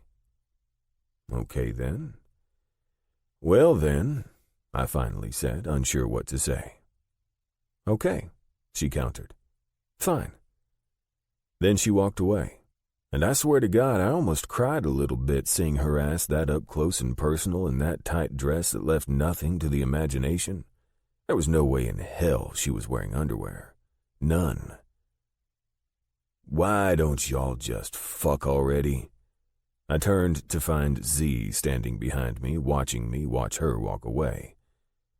"Because unlike you, who likes the feistiness and enjoys the attitude, I don't," I told him. "Why are you looking at me like that?" Wade snorted, and Liner, who'd also appeared at some point with Z while I was checking out Turner's ass, said, "I give it another 2 weeks max." I rolled my eyes. "I'd take that bet," I told him. "And you'd lose." Liner shrugged. "We'll see." I wasn't sure how it happened. One second the entire club was there milling about in the parking lot talking, and the next everyone was gone. While I'd been on the phone with Easton talking him through a case that I'd had that might have been related to the ones he was working, everybody left. The only ones left were me and one other person. One other person that had royally ticked me off that day and had continued to do it all night as I watched her dance with man after man that wasn't me. Why that pissed me off, I didn't know. But it did. And I wasn't too sure I wanted to dig into the why of it just yet. Because at this point I wasn't sure I was willing to agree with what I found when I did. I sighed and walked up to the woman that was staring at her brand-new truck with consternation written all over her face. "Why are you still here?" Chapter 7. Have a threesome? No thanks. If I wanted to disappoint 2 people at once, I'd go out to dinner with my parents. Turner to a random man. Turner. I sighed at hearing the man's voice that had been doing his best to annoy the crap out of me all night. Not a second had gone by that I hadn't felt his gaze on me, judging me for every little thing that I did. "I can't find my keys," I said softly. "I'm gonna have to call my dad tomorrow. For now, can you drop me off at Jubilee's?" And for some reason, that set him off. He started laughing, and it wasn't a nice laughter either. It was laughter at me, which pissed me off. "Oh, that's rich," he wheezed, wiping his eyes as the hilarity of whatever he was laughing at hit him. "Do you know how to do anything without calling your father?" And all of a sudden, I was pissed too. But before I could stop myself, I blurted it all out. "Why? What does it matter if I call my father?" I just couldn't help it. I had to know why it mattered. "You could have called a locksmith," he said, "or you could have called the dealership, yet you chose to call your father." I narrowed my eyes at the annoying man. "Because he has the extra set of keys in case this happens," I growled, wanting to explain to the damn man that I was notorious for losing my keys, and my parents had not only an extra set of my truck keys, but also my car keys, my house keys, the keys to the funeral home, as well as a set of keys to my storage unit. "What is your problem with me?" I asked, fuming. "I don't know what I've done to you all of a sudden to warrant this kind of nastiness, but I'm telling you, it's not fair. I've worked hard to get what I have. So I have a new truck my dad gave me. You want to know what would have happened to it had I not driven it? It would have sat in his garage at home gathering dust." I paused, gauging his reaction to my words. "You worked hard," he scoffed. "Did working hard get you your RV? Did working hard get you that truck? I'll bet you're spoiled fucking rotten." I shrugged. "I may be, but I'm not dumb. I don't act like a spoiled little rich kid. I don't spend my daddy's money like I could." Castiel rolled his eyes at that comment. I swear he did it so hard that he had a real possibility of actually hurting himself. "You wouldn't know hard work if it kicked you in the teeth," Castiel countered. "Daddy's money has probably always been there for you. You don't know what it's like to struggle to make ends meet. You don't know what it's like to wonder when your next meal will be. Hell, I bet that you've never worried about money at all because in the back of your mind, even if you run out of your own, you have him as backup. You know he'll always be there to bail you out." He had me there. I'd never wanted for anything in my life. Not a damn thing. Yet, I had been doing it almost on my own since I left the house at 18. He had no right to judge me. He didn't even know me. I had no clue what to say. "By the way," he said, suddenly gesturing to his bike, "I can't take you to Z's. Tomorrow's the day they get married. I'm not taking away his last day with her by dropping you off with them." "They wouldn't care," I replied angrily. "They probably wouldn't, but I would," he snarled. "I know what it's like to have someone else always choose the best friend over the husband, and I'm not putting them into the position to do that." I didn't know what to say to that. I knew there was a story there, that there was something more going on here than even I knew. Something more than the eye could see, which was kind of comical. Here was a person that I had quite a bit in common with, and he hated my guts due to something I'd probably never be privy to. "So where am I going to go?" I asked, deflated. "My place," he answered. I scoffed. "I'm not going to your place." He turned his back on me and started to walk to his bike. "Then you can stay here." I growled in frustration. Then, just to piss him off and show him that I wasn't scared of him, I stomped my way toward him and gestured to his bike. I'm not sure what I'm doing here. Do you get on first, or do I?" In answer, Castiel got on first, then held out his hand. I held up a finger and handed him my purse. He frowned as I started digging around in it, but his eyes cleared when I pulled a pair of bike shorts out of the depths of my purse. So sue me, I like to be prepared, and proceeded to slip them on under my dress without a second thought. I then mounted the bike like I'd done it every day. In reality, it had been my very first time to ever do something like that, and it was incredibly awkward. I was honestly surprised that I didn't end up falling on my face or kicking the tailpipe with my shin. Once I was settled behind him, I tried to decide what to do next. But he took that choice out of my hands as he reached behind me and scooted me up by placing both hands on my lower ass cheeks and yanking me forward. I went from having about 6 inches of space between the inside of my thighs and Castiel's hard ass to nothing. Not 1 single inch.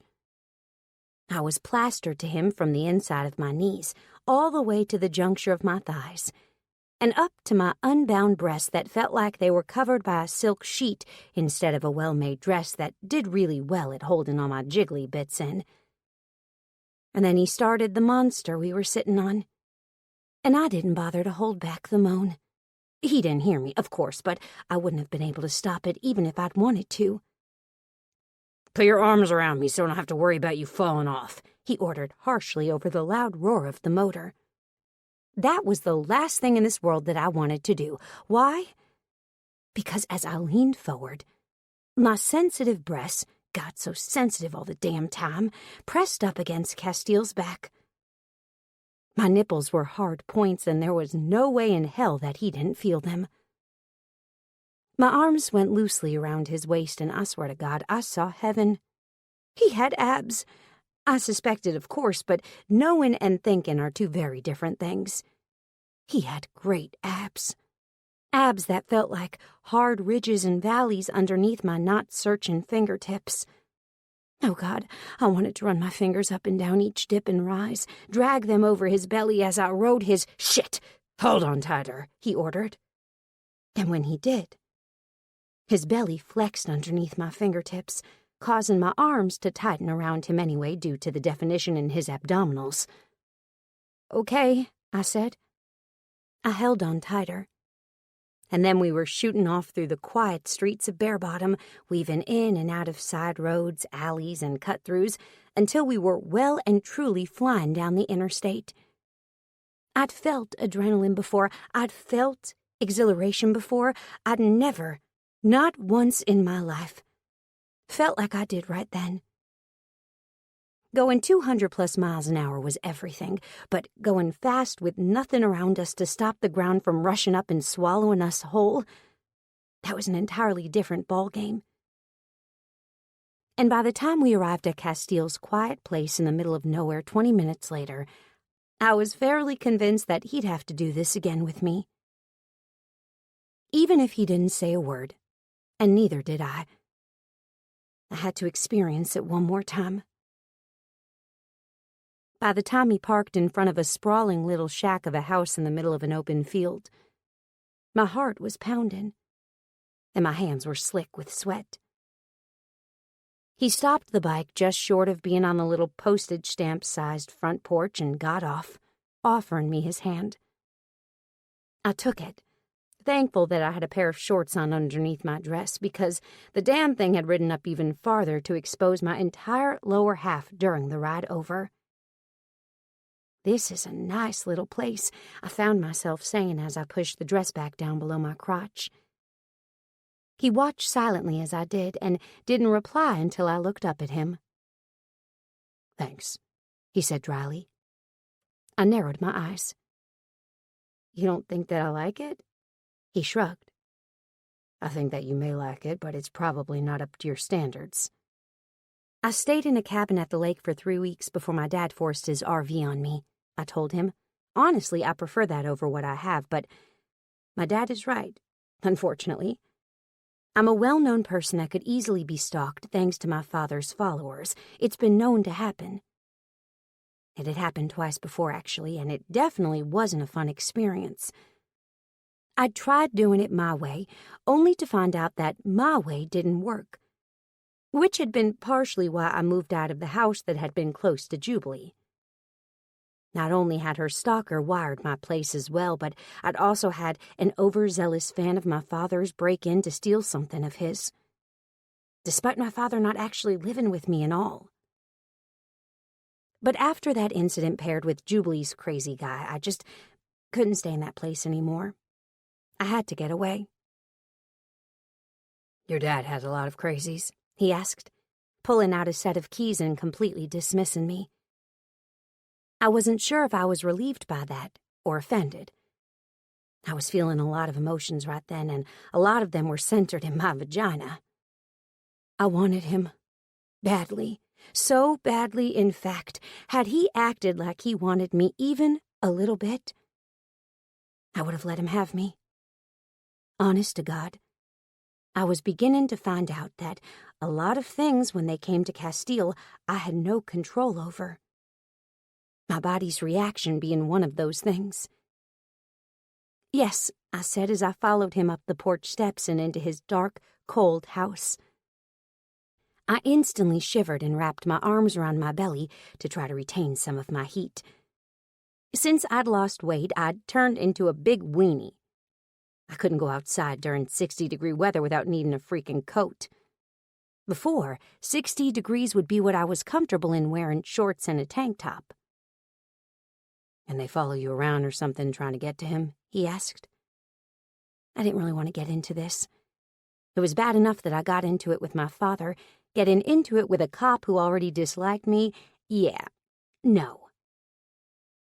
Searching for something to change the subject, I started to gaze around the small cabin that Castiel was busy moving around, turning on lights. My eyes hit a guitar that was leaning up against the wall next to the door. "You play?" I asked before I could stop myself. I loved playing guitar. Loved it.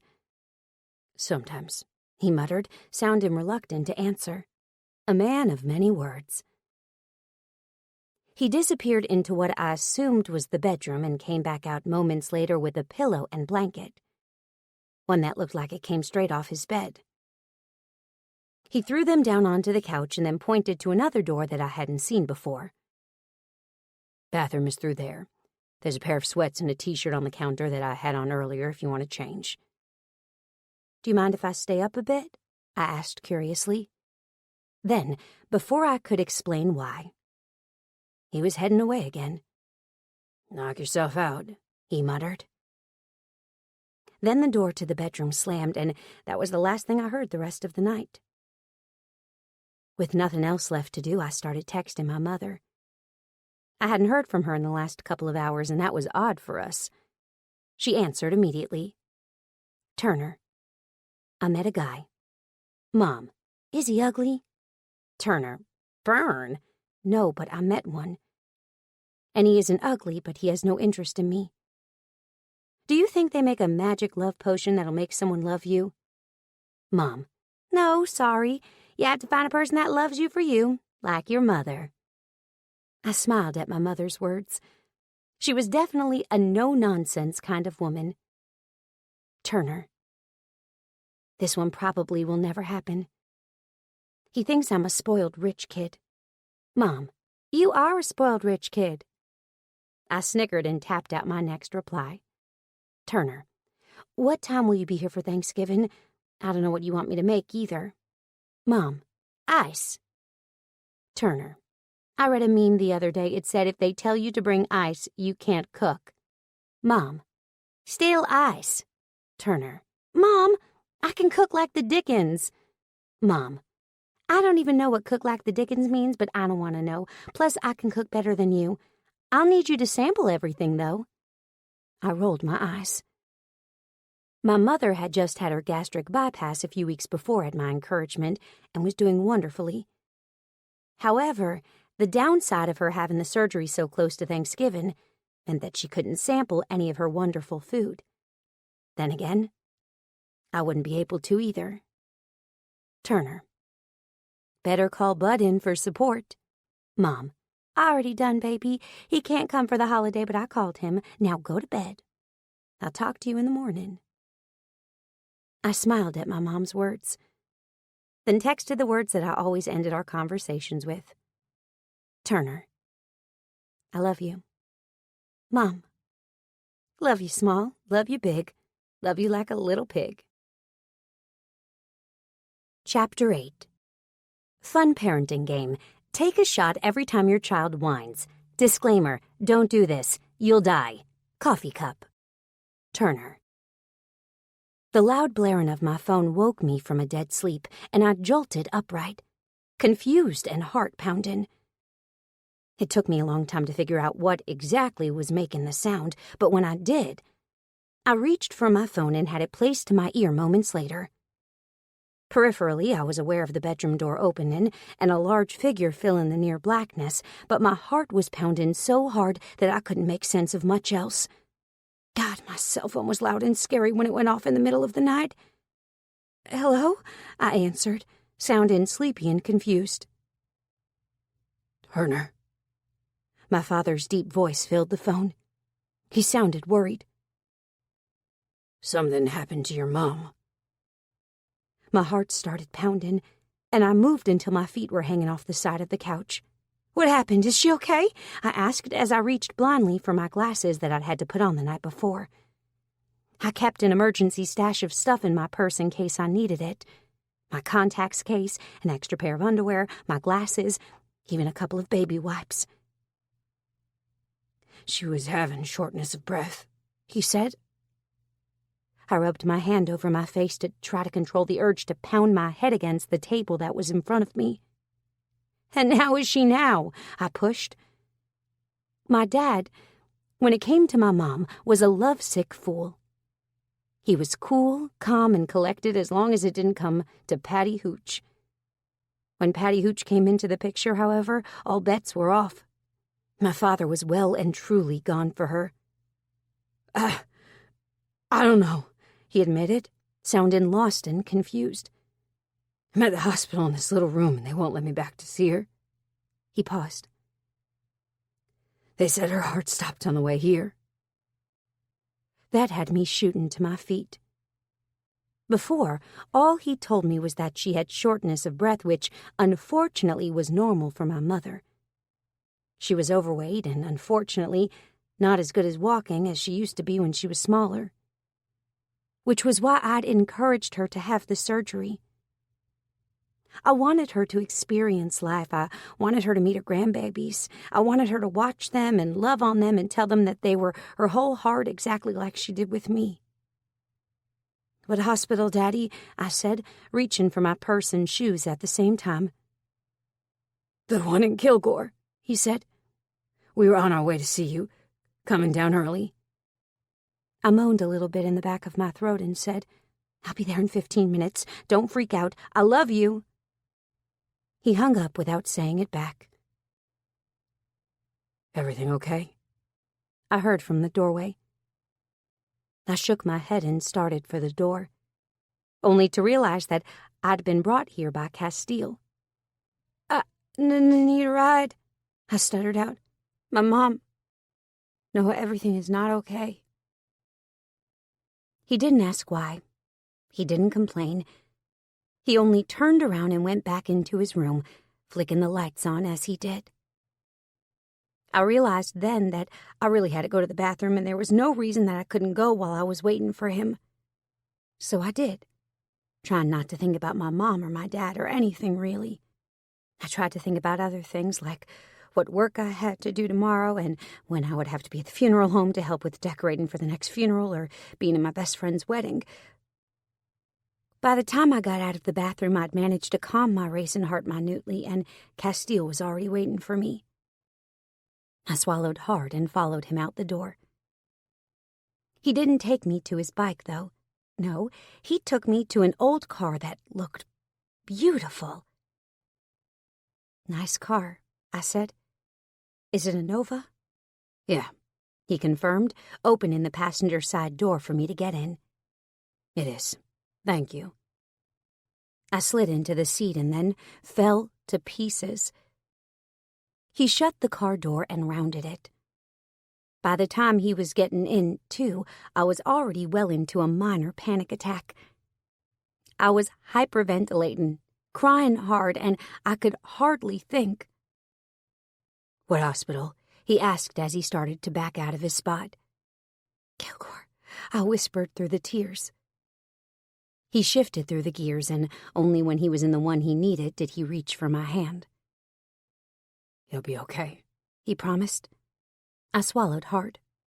"What if she dies?" I asked bluntly.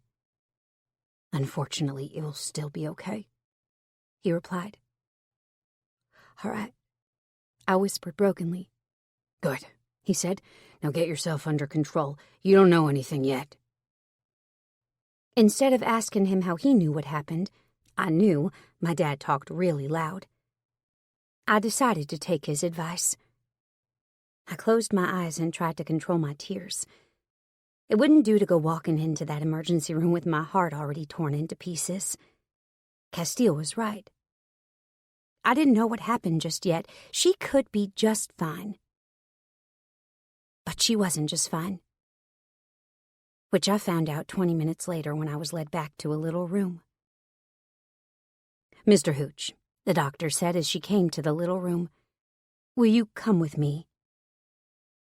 I saw my father unfold his tall frame out of the uncomfortable-looking leather seat and stand to his full height. He looked so lost and confused that I couldn't help rushing to him and wrapping my arms around his waist. "Come on, baby.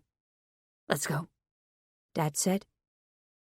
I swallowed hard and decided to do as told, turning around and starting out of the room with my hand in my father's. I was stunned to see Castiel leaning against the wall talking to the doctor. I felt a shiver run through me at the expression on his face. "Y'all, please follow me," she said. So he did. And I looked at Castiel again for any indication as to what we were about to walk into. However, his face was no longer what it was before. It was now blank. His cop face, the same one that had given me a ticket what felt like forever ago. I felt a shiver of fear roll down my spine. "I just want you to know that we're about to go into the trauma room," the doctor said, drawing my attention once again to her. "When the ambulance arrived at your RV, Mr. Hooch, it was in response to her shortness of breath, correct?" "Yes," Dad said. "Well, when she got into the ambulance, her heart stopped 3 times on the way to the hospital," the doctor explained. "Each time it stopped, they were able to get it started again, but as she was arriving, it stopped again. When she got here, we were able to get it started." She opened the door, and that was when I saw my mother with a sheet covering her. She had a man at the head of the bed that was blowing oxygen into her lungs through a mask that was covering my beautiful mother's face. However, every time we get it started and working again, it stops. I swallowed hard and felt nausea roll through my belly. There was a man at her side with a metal instrument holding it to her side. "That's a Doppler. We're searching for her heartbeat," the doctor explained when she saw my attention was focused elsewhere. I nodded once in understanding. "We believe that your wife has suffered a pulmonary embolism," the doctor said, "but unfortunately, we're not able to—" "No more heartbeat," the man said with the metal instrument. Then right in front of our eyes, he started to do chest compressions on my mother. Her body flopped around uselessly, and the man at her head tried in vain to get her head to stay still as he continued to breathe for her. "We've maxed out every medication that modern medicine has to offer that'll help in this situation," the doctor said, seemingly unfazed by my mother receiving CPR right next to her. I closed my eyes and shook my head, unable to think. "Can we take this outside?" Castiel asked from behind us. Dad nodded, and I felt relief pour through me. I didn't want to be here anymore. I could see things now that a daughter should never see. My mother's sheet had slipped off of her, and there was quite a bit of her exposed to the air. Yes, the doctor said. We can go back to the room. We made it into the hall before I could no longer help it anymore. You're saying that you want to stop chest compressions, I blurted. The doctor turned, as did Castiel. My dad froze beside me. The doctor didn't beat around the bush as she replied. I can keep her alive through machines. Most likely. She looked me straight into the eye. What about her quality of life? I asked. What are her chances of getting better? The doctor looked sad as she said, slim to none. She probably would never be the same woman that you once knew. I looked down at my feet. Stop compressions. I felt my heart stop. My breathing stalled in my lungs, too. My dad's voice had sounded like it was being strangled on the way out of him. Swallowing hard, I nodded. She wouldn't want to be kept alive by machines, I confirmed. Castiel's hand swallowed mine, and I felt the tears start up anew. I'll go stop them, the doctor said. You can all follow me back to the room, another woman said, startling me. Prue, I heard Castiel say. Prue, why was that name so familiar? I looked up through watery eyes to see a beautiful blonde woman staring at me with sympathy, but the why or how I knew her wasn't computing at that point in time. I turned and watched as the doctor walked back into the room. Then I watched further as she spoke with each and every person that was working on my mother. As one, each of them stopped what they were doing. One grabbed the sheet that had slipped during their race to save her and repositioned it over her body, covering everything vital. Another turned and put down the paddles that were in his hands. As one, they all turned and watched as the final man started back up with the Doppler. When he shook his head, I knew. She was gone. Just like that. It didn't matter that hours before she'd been talking to me like normal. It didn't matter that in 2 months, we were going to Disney World. It didn't matter that in a week, it was Thanksgiving, or in 4 more weeks it was Christmas. My whole entire world shattered. The tears that had been threatening spilled over once again, and I blindly turned and started away, set on going somewhere to cry this out. But then Castiel was there, wrapping his strong arms around me. He smelled good, like spice, wood, and leather. And for once I felt small in a man's arms. I cried even harder then because my mom would have had that one day. She would have lost a ton of weight. She would have been mobile and able to do things that she hadn't been able to do since I was a kid. And my dad would have loved her just the same. Because my mother was his girl, his one and only, the NASCAR to his track. Do you mind if I go and sit with her? My dad asked, startling me out of my contemplation. The house supervisor will go get her cleaned up and then you can go in there with her, however long you want, Prue said. Do you want us to move her to a smaller room, one that allows you more privacy? I swallowed hard when my father didn't reply. And I looked over to find him looking alone, lost and devastated. If you don't mind, I said, pulling away only slightly so that my face was no longer buried in Castiel's chest. I'd like it if she was moved. Is it okay if we go back to that little room? I have to call my family, and I don't really want to do it in your hallway. Prue nodded quickly. Yes, that's perfectly fine. You use that room as long as you need it. I hated that room and never wanted to see it again. I now understood exactly what it was. A grieving room. A room that they put you into when they know that whoever you're there to see has died or is about to die. Thank you, I said softly. Castiel pulled away then, but not far. Only far enough that he could wrap his arm around my shoulder and guide me to where I wanted to go. When we passed my father, I grabbed his hand and pulled him along with me. He came willingly, shuffling along like his entire world had just stopped. Had died right along with my mother. I didn't blame him. I was feeling quite hollow myself. And the tears? Those wouldn't stop. No matter how much I told myself that I needed to get it under control. It was long minutes later when I finally got my sobbing to a more manageable level that I called Bud. I didn't want my dad to have to do it, mainly because I was here and could make the call.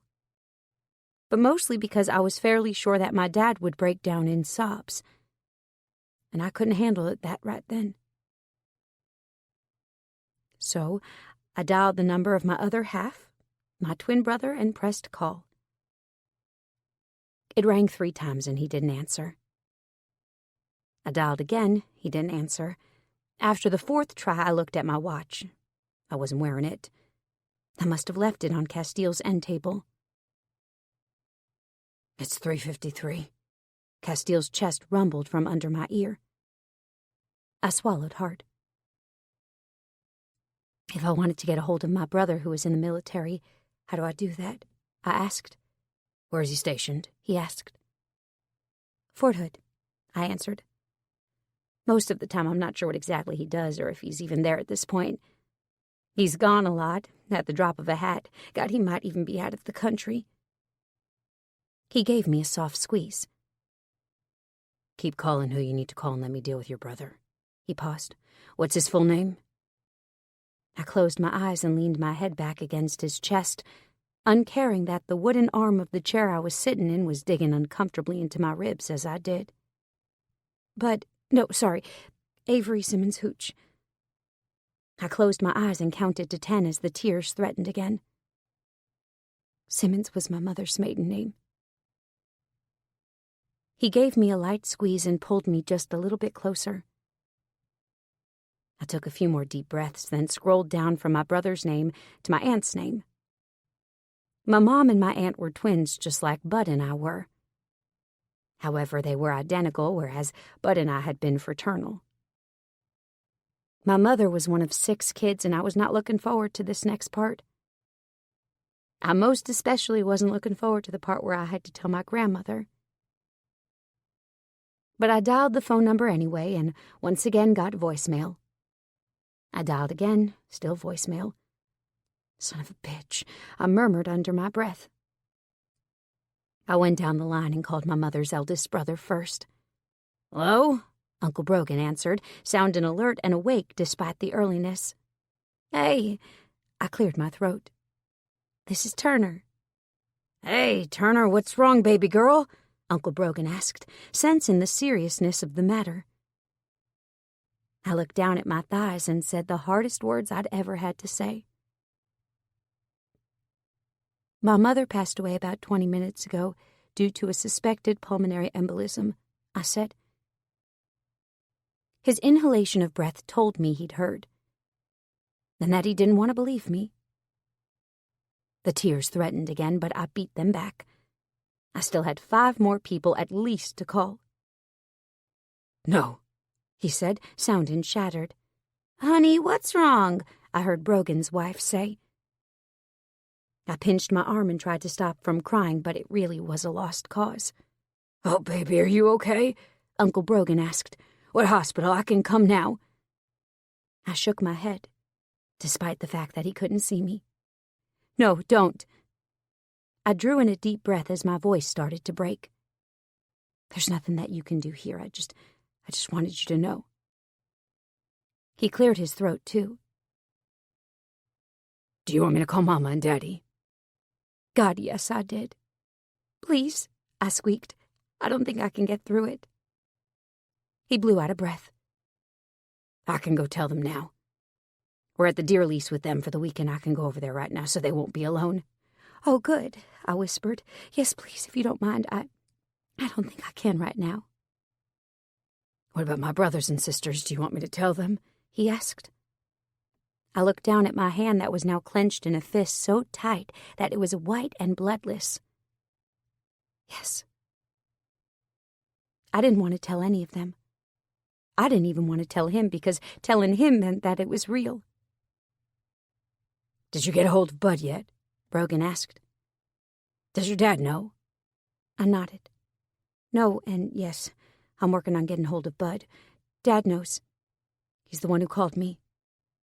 Okay, baby girl, Brogan murmured. I'm going to call around after I talk to Mama and Daddy. You call me back if you think of anything you need. We're here, okay? I nodded. Yeah, I said through a tight throat. I know. Then he was gone. And I was broken all over again. Castiel lifted me up with one arm and then pulled me into his lap, wrapping me up tightly in his arms as he spoke with someone on the other end of the line. Hooch, he said into the phone. Yes. He paused. Good Shepherd Medical Center, Kilgore, Texas, he said. Yes, ask for Prue. She can confirm. He grunted. Yes. No. Thank you. No, I don't know his social security number. No. Not what unit he's in either. I'm sorry. I opened my eyes as tears coursed down my face and watched my father, studying him as I listened to the man whose lap I was in talk to someone on the other end of the line. He looked dazed, but at least he seemed to be holding it together. Yes, my number is 903. Castiel spatted off the number. My dad suddenly stood up, and I looked from my dad to the doorway as Prue was left standing there with the doctor from earlier. They both looked tired as hell. Prue looked toward where Castiel and I were, and her eyes widened slightly as a small smile lit her mouth. If I was in a different mood, I might have analyzed that look, but I wasn't. I was in a state of denial and grief that I wasn't sure I'd ever be able to dig my way out of again. Your wife has moved to another room, Prue said. She's cleaned up in a room 10 just off the back of the ER. Do you want to go sit with her now? My dad nodded and walked away with Prue, while the doctor stayed behind and looked at us both. Do you have time to make a few decisions? She asked. I sat up and then went even further to a standing position, or started to, but she stopped me. No, don't get up. If you don't mind, I'll just come over here and sit right across from you so we can talk, she said. I settled back into place, and Castiel once again wrapped his arms around me. Your father told me that your mother recently had gastric bypass, she said. When was that? I told her the details of that, then went on to tell her about my mother's other problems. The doctor nodded. So shortness of breath wasn't anything new for her. I shook my head. Unfortunately, no. I didn't even think to ask her this week how she was feeling, not that she would have told me anyway. My mother was a proud person. She didn't like to burden anyone with her problems. The doctor nodded. What I'm thinking is that she got a blood clot, likely in her leg due to her not walking, that probably stemmed from the surgery she had and likely today just broke loose as she moved, the doctor explained. I closed my eyes as the reasons why started to wash over me. She'd had the surgery because I'd encouraged her to do it. It was my fault. She died because of me. But saying that, from what you've told me, she was already frighteningly sedentary in the first place, so this could all just be a large coincidence. We just won't know until, or if you want to do an autopsy, she said. I looked up at her, unsure when I'd taken my gaze away. Do you suggest having the autopsy? I asked. She shrugged. Honestly, it's not a necessity. Knowing the exact why of it won't change anything. She shrugged. On the death certificate, her cause of death will officially be listed as a heart attack. I rubbed my hands over my face and thought about what the hell I was going to do. how I was going to get through this. "I'll ask my dad if he wants one," I said, "but honestly, I don't see why I would need to have one. It's not like it was a complication from her surgery, which would be the only reason why I would think we'd need one. It's been too long." The doctor nodded her head in agreement. "The funeral home that you're going to use for her, do they need to be called to come get Mrs. Hooch?" Castiel asked. I hadn't thought about that, but hell, I probably should have. That was when Prue, who I hadn't realized had come back, spoke up. "Usually we wait until about 7 in the morning to make the calls to the funeral homes. Since it's just now 4 in the morning, we should probably give them a bit more time." I thought about that courtesy. That was a considerate thing for the hospital to do. But since I worked at said funeral home, I could probably make it happen faster if I'd wanted. But there was no reason in the world to wake up Sid, the man who did all the pickups, this early in the morning. Prue was right. Nothing would be solved right now. "Is my dad finished?" I whispered. "He's still in there. He asked to be alone," she murmured. I cursed and stood up, knowing that I couldn't leave him in there by himself. Are we done here?" I asked. "Is there any reason that we need to stay?" Both the doctor and Prue shook their heads. "No," Prue answered. "If you'll give us the name of the funeral home." She smacked her forehead. "Oh, I guess I know which one you'd like to use. In that case, no, we're all done. We'll call you if we have any other questions, but other than that, you're free to leave at any time. We'll take care of your mother until the funeral home arrives." I felt Castiel stand up behind me, and we were so close that I had no choice but to take another step forward, or risk falling on my face due to how I was leaning. His hand went to my waist and he curled it around my belly, pulling me back in to steady me. "Sorry," he murmured. I shrugged it off and took a step forward, offering my hand to the doctor first. "I know that you tried everything to save my mother, and I truly appreciate it," I said. The doctor smiled sadly and shook my hand. "It's always a heartache to lose a patient. I'm so sorry for your loss." I patted her hand and let go, turning to Prue. "I know that I know you and that I've met you, but right now my brain is fried and I can't remember who you belong to," I muttered. "I'll figure it out, though, and I'll remember you at the next party that Jubilee forces me to go to." Prue grinned. "Hoax is my husband." It all clicked into place, and I snapped my fingers, giving her a small smile. "Got it." She patted me on the shoulder and then showed me the way to room 10 where my mother and father were. She stopped right outside the door and gestured for me to go inside. I couldn't make myself open the door, afraid to see what I'd find on the other side. Castiel took pity on me and opened the door himself. I closed my eyes in a vain attempt to shut everything out, but once I heard my dad's quiet murmurs, I opened my eyes and stared. My dad was in a chair at her bedside. His hand was holding one of hers, and he was bent over speaking to her. "I'll always love you, my girl," he said. "I'll never move on. You may have wanted me to, just like you always wanted me to go to parties without you. But just like then, when I refused to go anywhere without you when you were alive, I refuse to move on with you gone. You can just sit there and wait for me to come to you because you're my girl. I'm your man. Even if it takes me 20 years to follow." Hopefully it would take him more than 20 years. Hopefully it'd take him upward of 40, 50 would be even better. My mom and him were only 57. They were 3 months apart, my mother having been the older one of the two. It shouldn't have happened this young. I should have never had to experience this. This wasn't right. None of this was right. "You ready to go, Daddy?" I asked. Chapter 9. Snow in November happens because people prematurely decorate for Christmas. Castiel's secret thoughts. Castiel. My stomach had been tied in knots for at least an hour. When I'd woken up to her phone ringing, I'd been pissed. I'd literally taken 2 hours to go to sleep, knowing that she was there under my roof in my space. It had shaken me.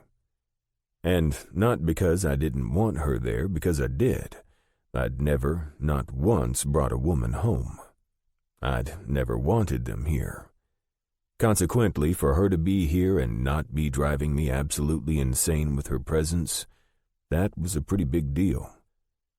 So there I was, wearing my clothes from the night before because I was scared that I'd have to piss in the middle of the night when I never did, asleep when I jolted awake at the loudest ringtone in the history of ringtones. I'd jackknifed out of bed, stalked to the door, and had it open and glaring at the woman responsible all in about 10 seconds flat. Granted, I was used to being woken up out of a dead sleep since I was on the police department, and being one of 4 detectives meant that I was called if anything nefarious was underfoot. But literally, I'd done everything in my power to go into my room last night, and there I was being woken up by her only to have to fall asleep all over again. Except her phone call had changed my life and my entire outlook on Turner Hooch. After following her father home and getting the extra set of keys that he had to Turner's house as well as her truck, I'd had a decision to make. Did I take her home and let her figure it out on her own? Or did I take her back to my place? Because I was leaning toward taking her to my place. I didn't think she needed to be alone. Her father, who looked steady and clear-headed enough now to be on his own, and for me to believe he wanted to be, was doing good enough that I thought he'd be okay. Turner, on the other hand, I didn't think that she'd be okay if I didn't keep her with me. But then she got the first phone call, and I had my answer. "Hello?" Turner said into the silent cab. She'd turned the phone onto speaker, and her head was rested against the padded headrest while the phone sat on the center console. She sounded so exhausted and desolate. "Honey, it's your aunt." The woman on the other end of the line let out a shaky breath. Is it true?" Turner shook her head, but said, "Yes," as if she hadn't wanted to say the words, hadn't wanted them to be true. What hospital? What happened?" she asked. Turner swallowed hard. "They suspect that she passed away due to a pulmonary embolism. But since we're not doing an autopsy, the official cause of death will be heart attack." The woman on the other end of the line started to cry, and I reached out my hand to capture Turner's. She squeezed it so hard that her hand started to turn white. "I'm sorry, Aunt Pidge," Turner said softly. "Does everyone else know?" She swallowed hard, and I heard the audible gulp. "Your uncle went to Mama and Daddy's to talk to them," she said. "They know."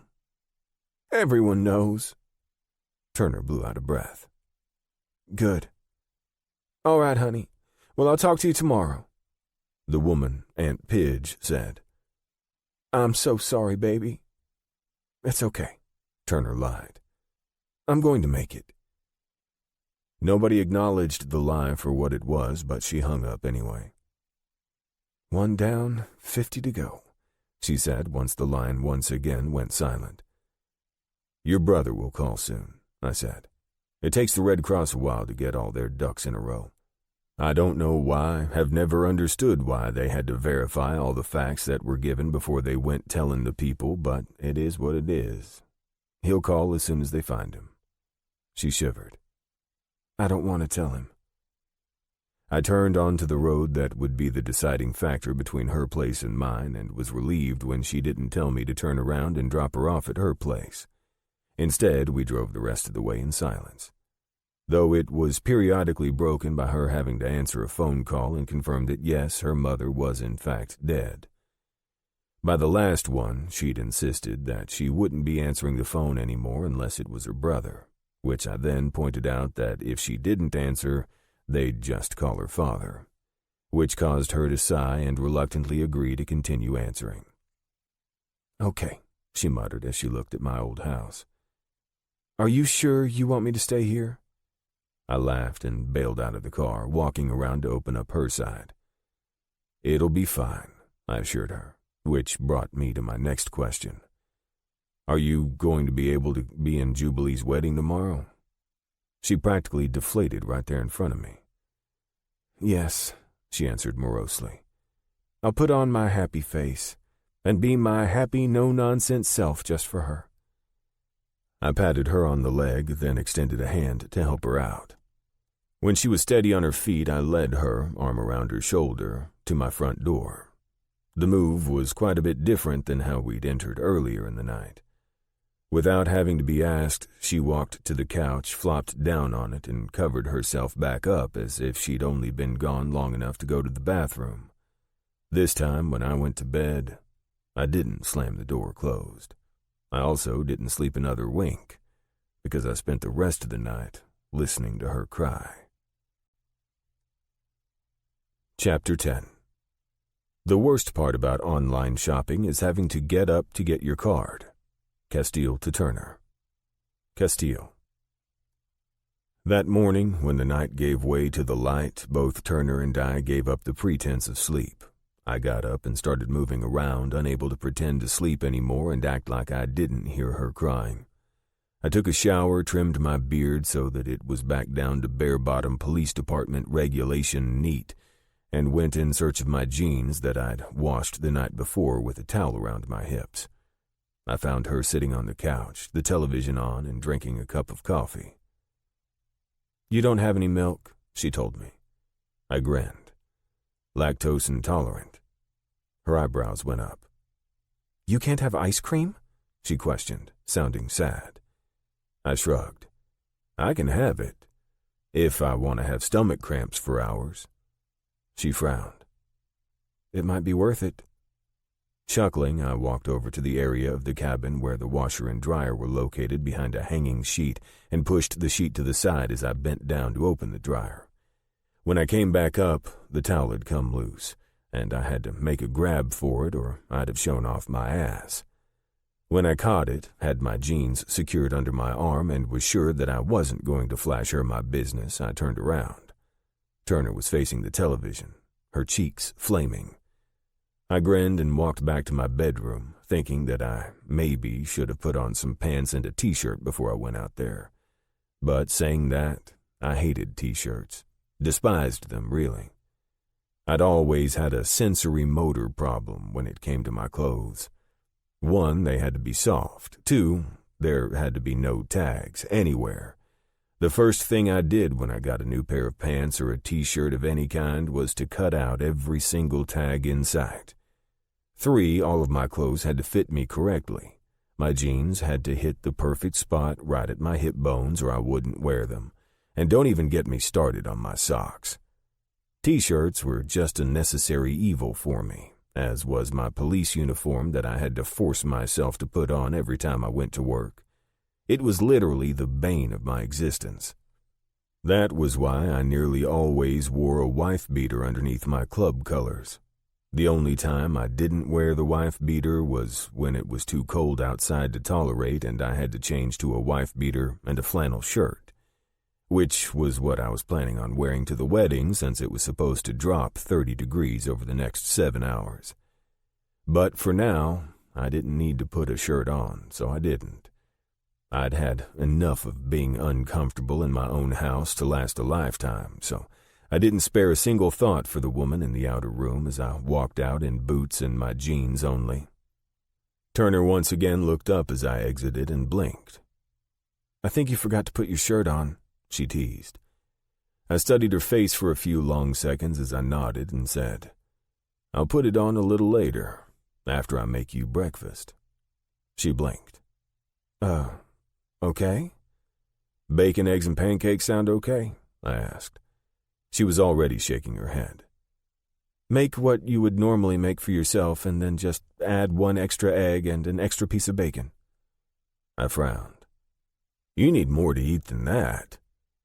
She smiled sadly and looked down to her blanket-clad thighs. I had a gastric sleeve done when I was 16. I'm physically incapable of eating more than that at one sitting, she said, her face dropping slightly. Which is why I encouraged my mother to have the surgery done.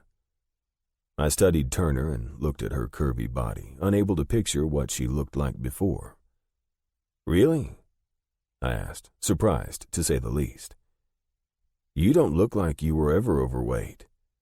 Her smile was barely there, but I saw it. Making my way to the fridge, I did as she suggested and made bacon and eggs, adding 1 extra piece of bacon and 1 extra egg to the mix for her.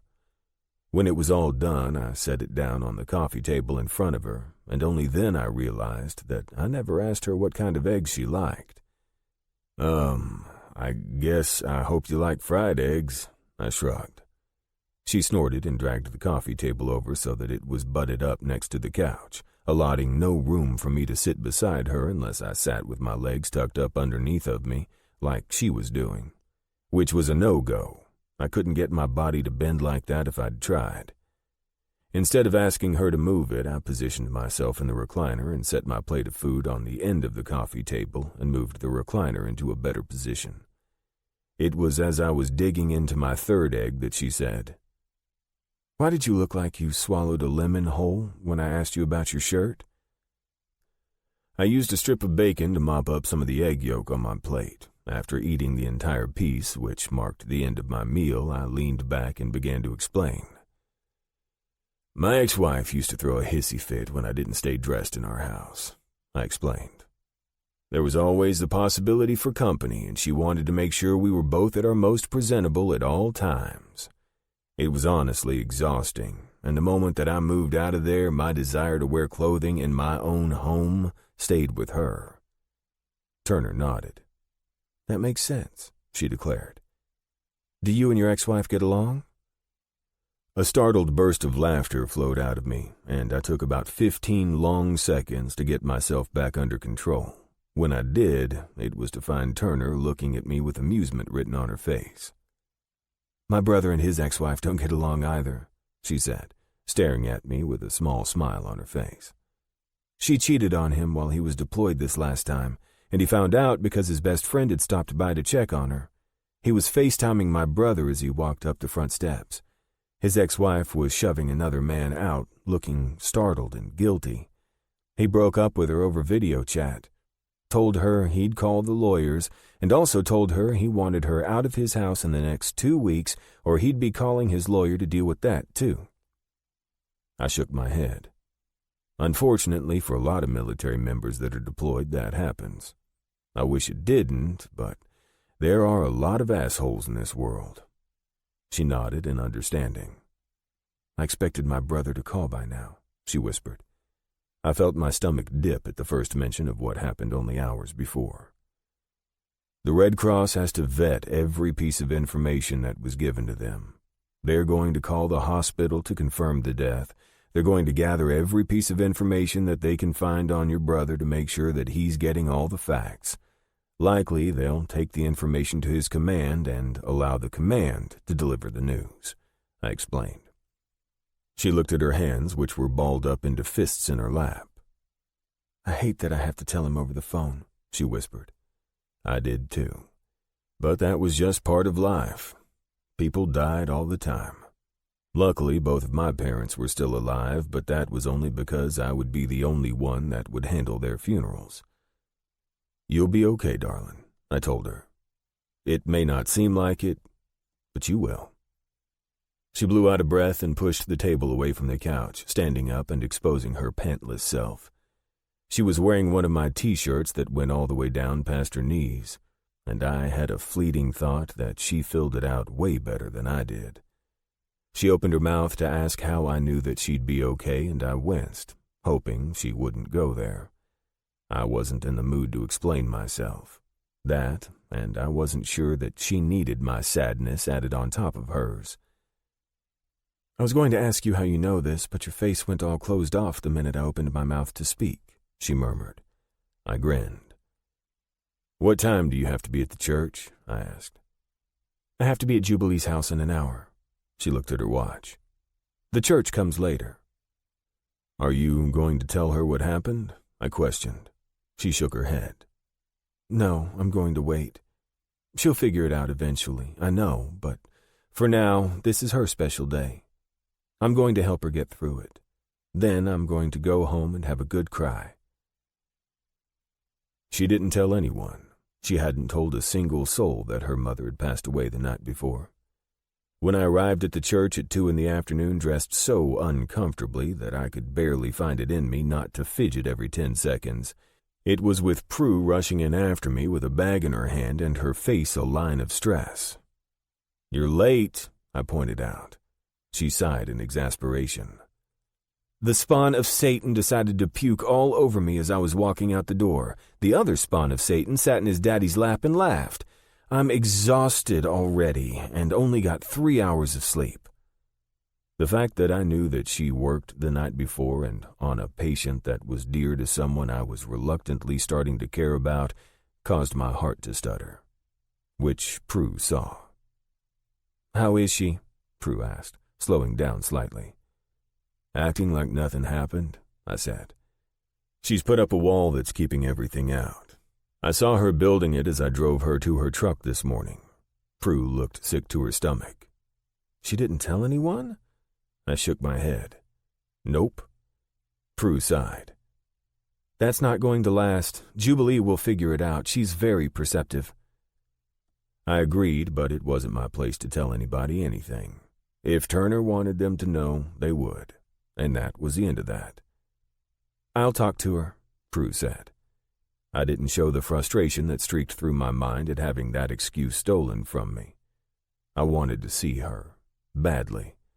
Now that Prue would be talking to her, what excuse did I have to go over and see her? I held the door to the church open and Prue slipped inside. I spotted Turner from across the room and felt my heart skip a beat at how beautiful she looked in her bridesmaid dress. When Turner saw Prue, they disappeared to have a conversation and had come back long minutes later, both of them looking a little less down.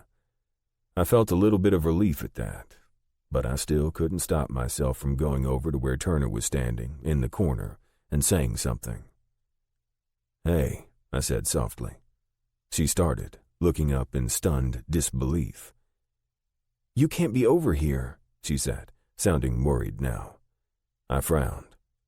"Why?" "Because Jubilee will see you, and then she'll wonder what we were talking about so amicably over here, and then she'll know something's wrong," she blurted. I blinked. "You really think she's going to do that?" I asked. "Get all of that information out of one tiny conversation that we have that's amicable?" She nodded once. "Really?" I started to laugh. "We don't have conversations that turn into fights all the time." "Name one besides the ones that have happened in the last 24 hours, she deadpanned. I opened my mouth to list off the numerous times, then stopped, because she was right. Every single one of our conversations always ended up going badly, and I blamed that all on her lips that drove me wild, on those goddamn hips that just begged for me to have my arms wrapped around them, those legs, even her goddamn feet. And don't get me started on those breasts or her beautiful eyes. They just drove me wild, and when I got distracted like that, it got me thinking of all the other times that I'd been distracted by beautiful women and how they fucked me over in the end. "I guess you're right," I admitted. "But Jubilee's not here." "No," she agreed. "But all the other Guardian girls are, and they'll confront me just as much as Jubilee will." I looked around at the room and saw that she was right. Rome's girl Izzy was sitting on the couch with their young daughter in her arms, fast asleep. She was getting makeup applied to her face by Landry, who had obviously already been to makeup and hair. Conley was talking to Prue, and they were both staring at Turner as if they wanted to come over here and wrap her up in their arms. Then there was Phoebe, who had Bayou's daughter in her lap, playing a puzzle, who was staring at us so intently her eyes narrowed that I knew she already had to suspect something was going on. "I give it 20 minutes and they will know," I said. "Prue's talking to Conley right now. Conley will go talk to Landry because they're best friends, and then the rest of them will know in about 2 seconds, not because they're gossips, but because they worry about their own. And you're one of their own." She shook her head. To be one of their own, I'd have to have a man that belongs to this club, and I don't. As for them knowing, yeah, I can see that. You can stay and talk, I suppose. It's not like they're going to figure it out based on you and me talking with a small smile on your face. I snorted. Did your brother get a hold of you yet? I asked, reaching up and absently tucking a strand of curly hair behind her ear. It wasn't a natural curl, either. It was one of those hairspray curls that felt hard and stiff. I didn't like it. I liked her hair when it was soft, like it was last night when she'd been in my lap and I'd been holding her tight. No, she deflated slightly. I just hope he doesn't call during the ceremony. I don't want to miss his call. I looked at my watch. The ceremony starts in 20 minutes, correct? She nodded. Give me your phone. If he calls, I'll answer and explain, I offered. She handed me her phone without a second thought. My dad's called 4 times too, she said. I think he's lost and doesn't know what to do with himself. I felt my belly clench. You should go see him after this, I suggested. She grimaced. We're going to the funeral home and getting the funeral figured out. Once I'm done here, I'll go pick him up and we'll head there. I'll just have to try to skip out of the reception without Jubilee saying. I'll help, I suggested. But you do know that she's going to figure it out, correct? Maybe not today, but tomorrow. From what Z has told me, she already told him she wasn't going to be leaving her business behind for weeks while they celebrated their honeymoon. She rolled her eyes. I hadn't planned on giving her a choice in the matter. I planned on not answering the phone and telling the other staff to screen her calls. The curl that I'd tucked behind her ear once again came free, and yet again I couldn't help myself. I tucked it back behind her ear, then pressed one fingertip lightly against her ear. Are you already finished with your makeup and hair? I asked. She nodded and pointed to her feet. All done but my shoes and slipping on my dress. It was a light purple sheath dress that would hug her every curve like a glove. Oh, God. That was going to be bad, seeing her in that. Do you need help? I teased. She slapped the back of her hand against my belly and scoffed. I think I can manage. She paused, her eyes meeting mine. Thank you, Castiel. And her words weren't because of my offer, I knew, but because of my help over the last night. Because I stayed with her and made sure she was okay. Anytime, I murmured. You need me? I'm there. Her eyes went soft and her hands went to my lapel where she smoothed out the shirt that was driving me insane. You look good, she whispered. Then she walked away, leaving heated imprints of where her hands had once been. I watched her throughout the wedding, watched her walk down the aisle with a fake smile on her face, watched her hold Jubilee's bouquet and grin like her heart wasn't broken in two. Watched her take photos with the wedding party, and watched her face fall into a lost expression each time the camera wasn't on her. I would have watched her throughout the entire photo process, but her phone rang, making me wish it hadn't. Hello, I answered quickly, walking away from the loud guests. You the man that called the Red Cross looking for me from my sister? The man asked. Bud, her brother. Yes, I answered. Castiel Hendricks. She at the wedding? He asked. Yes, I confirmed. She's getting pictures taken with the wedding party right now, and I'm sure she'll have time to break away for a few minutes in about 10 or so. Do you know? There was a long silence, and then, yes. Do you have any questions? I asked. There was a long pause, and then he said, I guess it'd be better hearing it from you rather than my sister. I don't want to make her cry. Go ahead and tell me everything that happened last night. So I did, starting at the very beginning to where I'd taken Turner home with me because she'd lost her keys, all the way until about an hour ago when I'd come in and she'd told me about her father calling her lost and sad. Has she been to check on my father yet today? He asked. I shook my head and said, They're going over to the funeral home after the wedding to hammer out the details.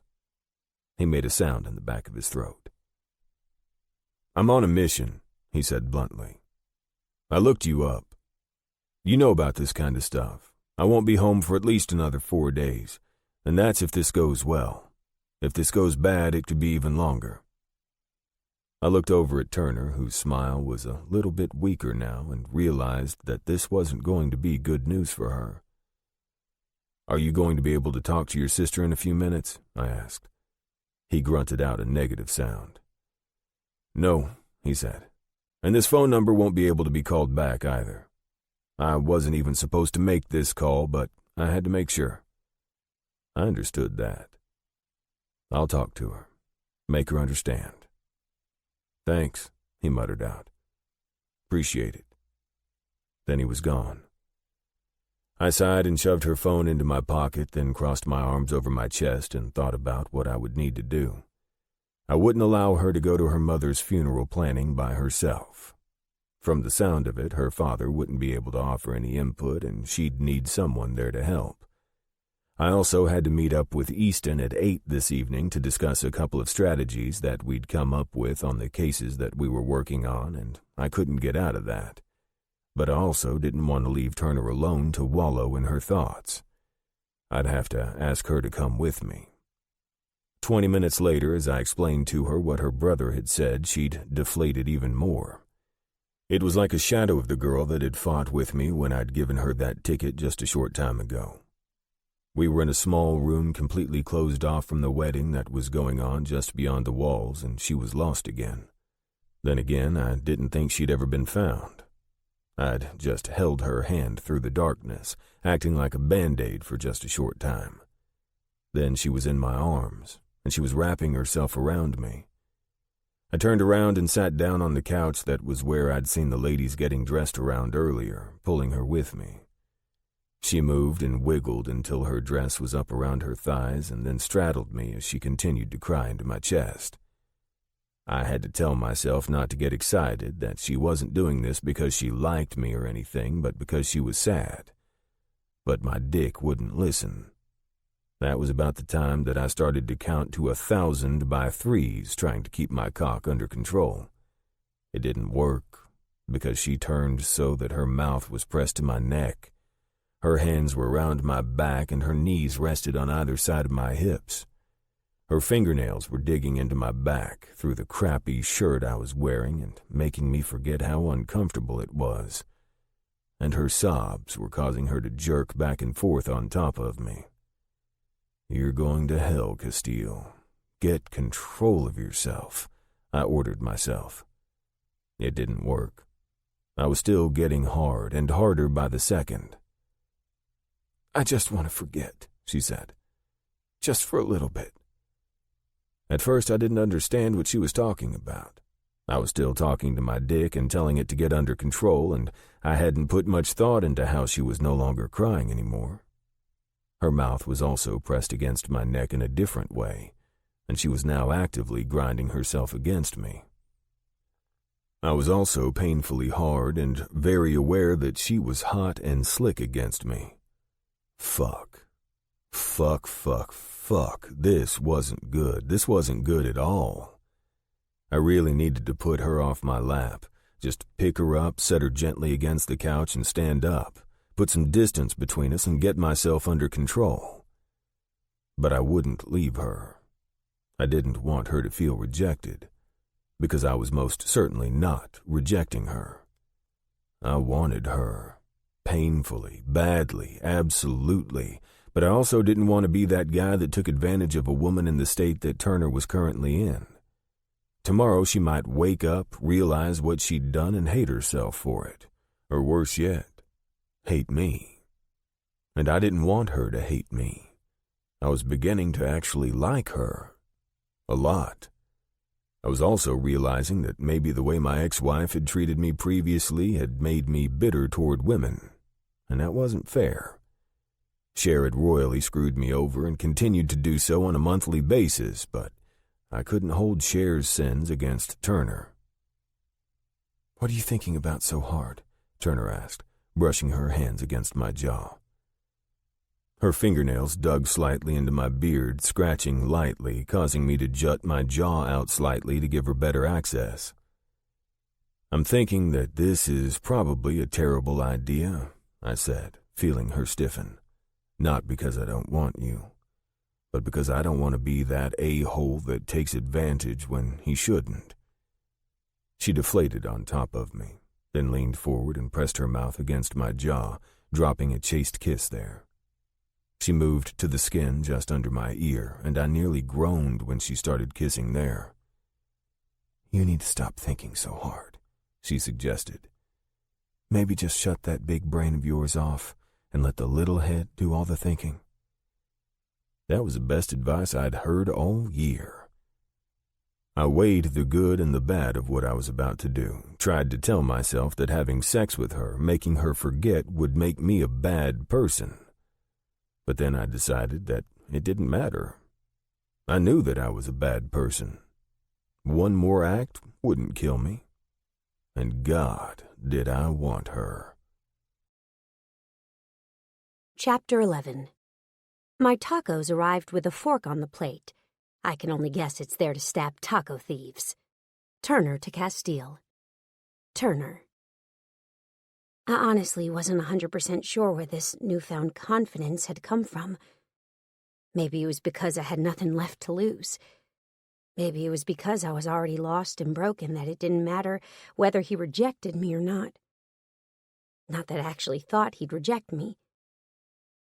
His attraction to me wasn't under question right then. I mean, I could feel his want for me pressed up against the apex of my thighs.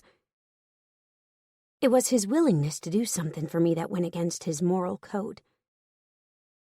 He didn't want to take advantage of me in my current state. Not that I blamed him. I might not have done it either, but I was hoping that he did it for me. He was a good guy, though, and there was definitely a question of if. I could practically see the wheels turning in his head as he tried to decide if this was a good idea or not. That was when I made the decision for him.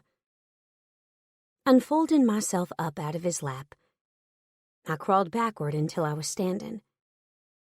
His eyes stayed on me as I slowly kicked my high heels off, then went even farther to lift my dress up, gathering handfuls until it was up by my waist.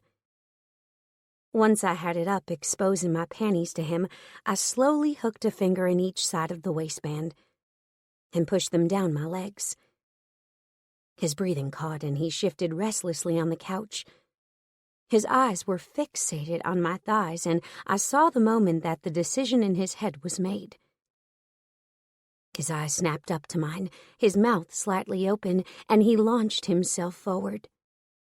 1 second, I was trying to entice him by letting it happen slowly, and the next I was in his arms, once again straddling his thighs, and he was kissing the hell out of me.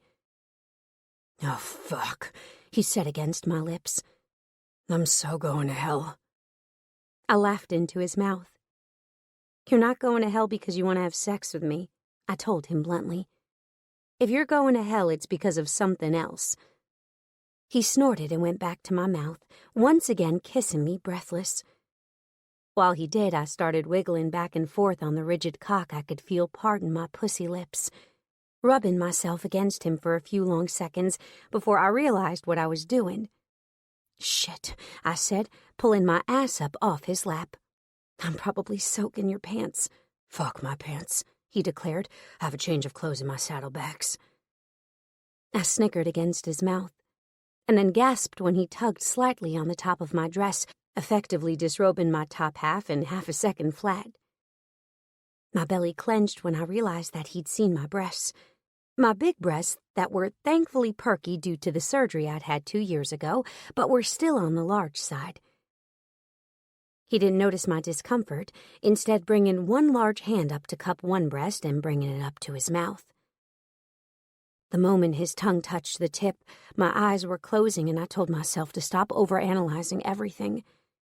And I did, for the most part. I wasn't thinking about the scars that I had due to my skin reduction surgery. Luckily, most of those were still covered by my dress.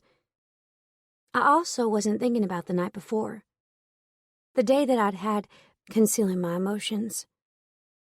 I didn't think about anything but him. This. Right now. Fuck, I breathed out shakily. What are you doing to me? You know what else I didn't think about? The fact that I'd never done this before. Sure, I'd kissed a boy before, once, but I was always Big T, Turner Squared, who was so fat and ugly that a boy had to be dared to kiss me. That's right, I'd been kissed. Once. On a dare. I hadn't realized at the time that it had been a dare, but the moment that I did realize it, I'd promised myself that I wouldn't kiss another living soul unless I was sure that they felt something real for me. And in my current predicament, I was 100% sure that Castiel wanted me. I'm doing to you what I've wanted to do since you called me a jerk the day that Z reconnected with Jubilee, he informed me. Seems fitting that we're doing this on the day that they got married, yes? I couldn't agree more. A loud pounding had me back and away from Castiel, but he didn't let my nipple go when I did, causing a sweet sting to jolt through me as well as a shot of pleasure. Shit, I breathed, my hands going to his head. Do that again. He bit down slightly on my nipple and caused that same sensation to once again spark through me. When I went to repeat the order a second time, the words on my lips died as he brought one of his hands around and delved 2 fingers in between my pussy lips. I froze at the foreign sensation. I'd never, not once, been touched like that by anyone but myself, and honestly, I wasn't even sure that I was good at it. It was hard to feel good about yourself when you couldn't think about anything but how a man would never touch you this way. And now, this man, with his beautiful face and his bearded jaw, puffy-kissed lips and his bright eyes, was touching me, and he was enjoying it. He liked it. The hard-on pressed against my ass cheeks was proof. He distracted me by what he was doing between my legs, which was circling my entrance with both fingers, by switching to the other breast. His hand looked obscene against the paleness of my skin where he was cupping my breast, and I felt my nipple tighten even further. Your tits are so beautiful, he growled, leaning forward to lick the tip. I've never in my life seen any so beautiful. I felt a sheen of sweat start coating my skin at his words. I'm not sure if you can tell, I told him, my hands on his shoulder, but, oh God... He'd sunk 2 fingers inside of me, and my entire being froze at the newness. What can I tell? He teased, moving his thumb up to my clit as he moved 2 fingers inside of me, slow and sure. I wanted to come so bad. I'm not sure. I paused as a moan fell from my lips. Jesus, I'm not sure if you can tell that I'm not as experienced as sweet baby Jesus, yes. Most girls, I'm not experienced like... God, yes, most girls. He was moving those fingers in and out of me so slowly that I wanted to beg him to speed up. But with each twist of his fingers, I'd once again get a flick of my clit. Then there was his mouth on my breast. I wasn't sure what to do or where to focus my attention, but my body directed me despite my inexperience. I ground myself into his length, then bent forward and pressed my wet lips to his temple as I breathed through the sensations that were powering through me. There was just so much to focus on. His hands were rough, working-man hands. I could feel the calluses on his hand on my breast as he held me up to his mouth. The mouth that was slowly torturing my nipple, one flick, nip, and suck at a time. Then there was his other hand that was between my thighs. It was busy pushing in and pulling out. There was banging once again going on outside, and I jolted. It's the sound system getting set up, he said. Kiss me. I did, bringing my mouth down to his as I lost myself in his kiss. Do you have a condom? He asked, pulling back slightly so that he could see into my eyes. I momentarily sat there, stunned. I said, looking down at my dress. No. My breasts were hanging out, and they were all rosy and beard-burned. My dress was still hiked up past my hips, and I could see my wetness coating his hand as he continued to fuck me with his fingers. "I don't either," he said, sounding disappointed. I looked around the room, seeing the tons and tons of gifts that Jubilee had gotten, grinning maniacally when my eyes caught on the pleasure bouquet that someone had bought for her. "Oh!" I pointed across the room. "There!" I was so excited that I jumped up, moaning slightly when his fingers left me. He watched me move across the room, and I could practically feel his gaze burning into me as I walked. When I got to the bouquet, I pulled off 2 condoms and twirled around. When my eyes went back to him, it was to see him sucking my juices off each of his fingers, one by one. Holy shit. I swallowed hard and started back for him, this time not going to his lap but dropping down to my knees. My hands went to each of his knees, and I looked up at him as he stilled. "I want to suck your cock," I told him. He leaned his head back and groaned. "I'm worked up, baby," he said. "You can put the condom on me. You can even give me a small lick so I slide right up inside of you to the hilt. But you're not sucking me. Not today. I'd blow in 20 seconds, and I want to be inside of you so bad that I can barely breathe." His words had me flushing. "Okay," I said shakily, so out of my element that I didn't know what to do first. Seeing my worry, he leaned back all the way and then unbuckled and unzipped his jeans. Moments later, he pushed his underwear down past his cock and then groaned when the monster popped free. Good God Almighty, his penis was a monster. Truly, it was big, the biggest that I'd ever seen, and I'd seen quite a few on the porn that I'd watched. I mean, Jesus Christ, I did that shit for a living, but there was no way in hell I hadn't seen large ones. But Castiel's, holy hell, was he big. I licked my suddenly dry lips and stared, causing him to laugh lightly. I looked at the condoms that had been sitting on the couch beside his muscled thigh, then back to his cock. I did this 3 times before he laughed and reached for the condom. "It'll fit, honey," he promised. I must have given him a skeptical look because he ripped the condom open with his teeth and rested the rolled-up condom at the tip of that big cock of his. "Do you want to roll it down?" he asked. I hadn't touched it yet. The idea definitely had merit, but I was worried if I touched it, I might lose my nerve. "No," I said, my eyes focused intently on him. "I'll just watch."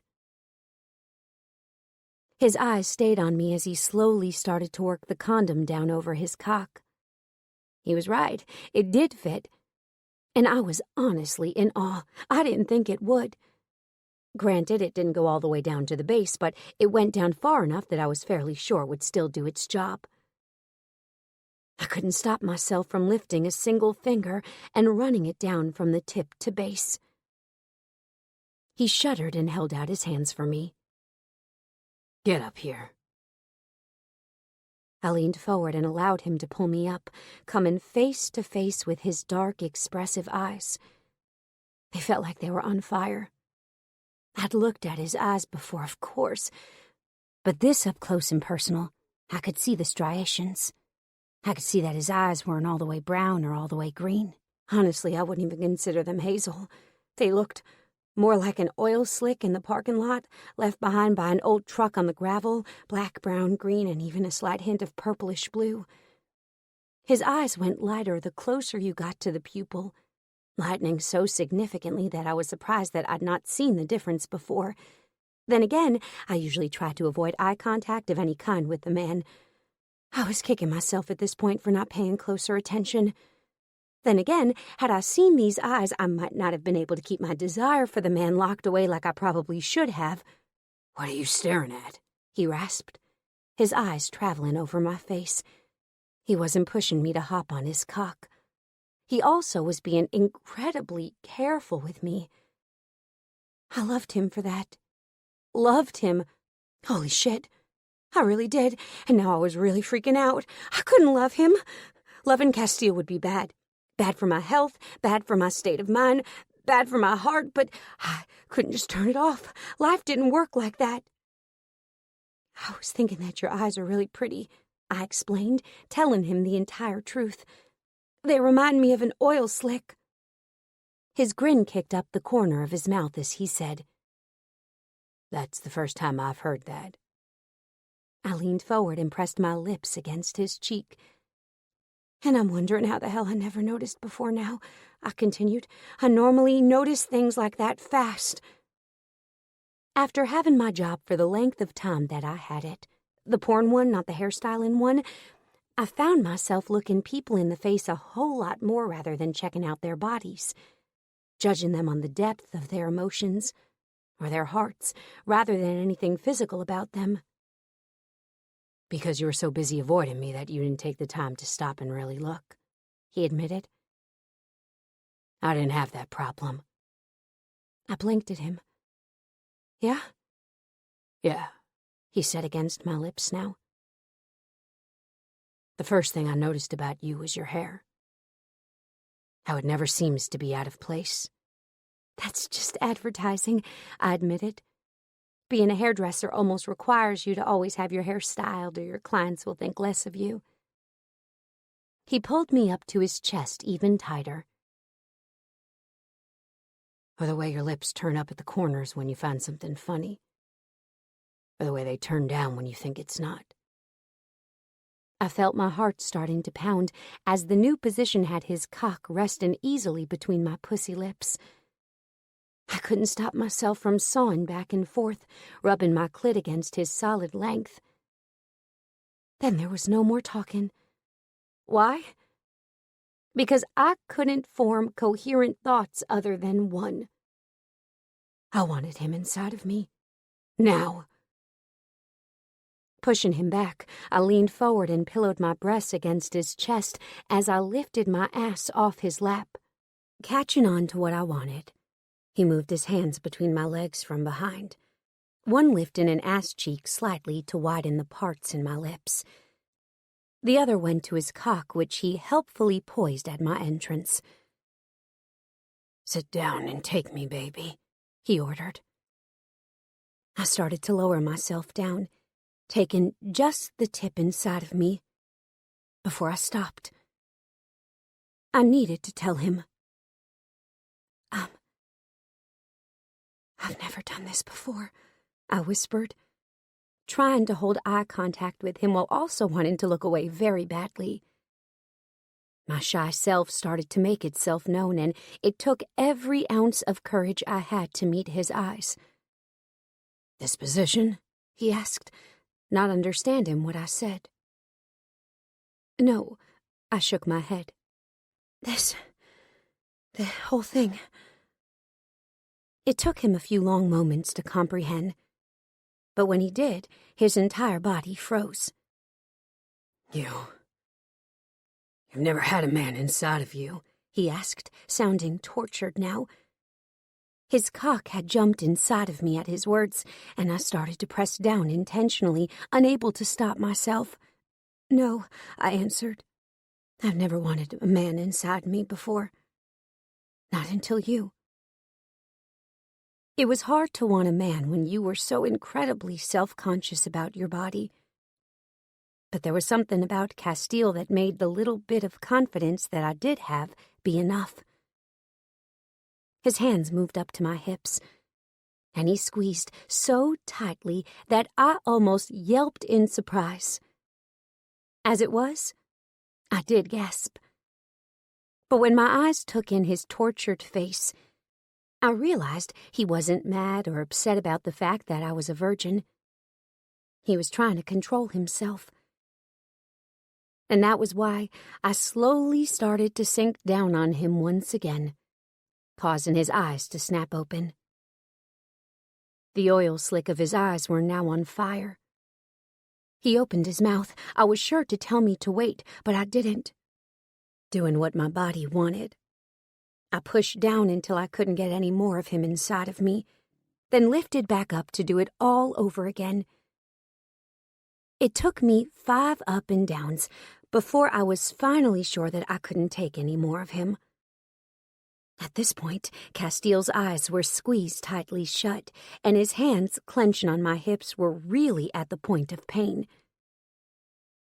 But the pain, mixed with the fullness between my legs, only spurred me on. I was panting. My breasts were jolting with each slam of my hips against the top of his thighs, and he was breathing hard, letting me know that he was in the same boat as me. Closing my eyes, I moved exactly how I wanted, how my body wanted. I was sitting all the way up until the edge of his cock was perched at my entrance, and then I was sliding back down his cock, allowing my needy pussy to engulf him. Over and over, slow and steady, until I was on the verge of coming. Then, right when I felt like I might start to tip over the edge, I felt Castiel's lips on my nipple again.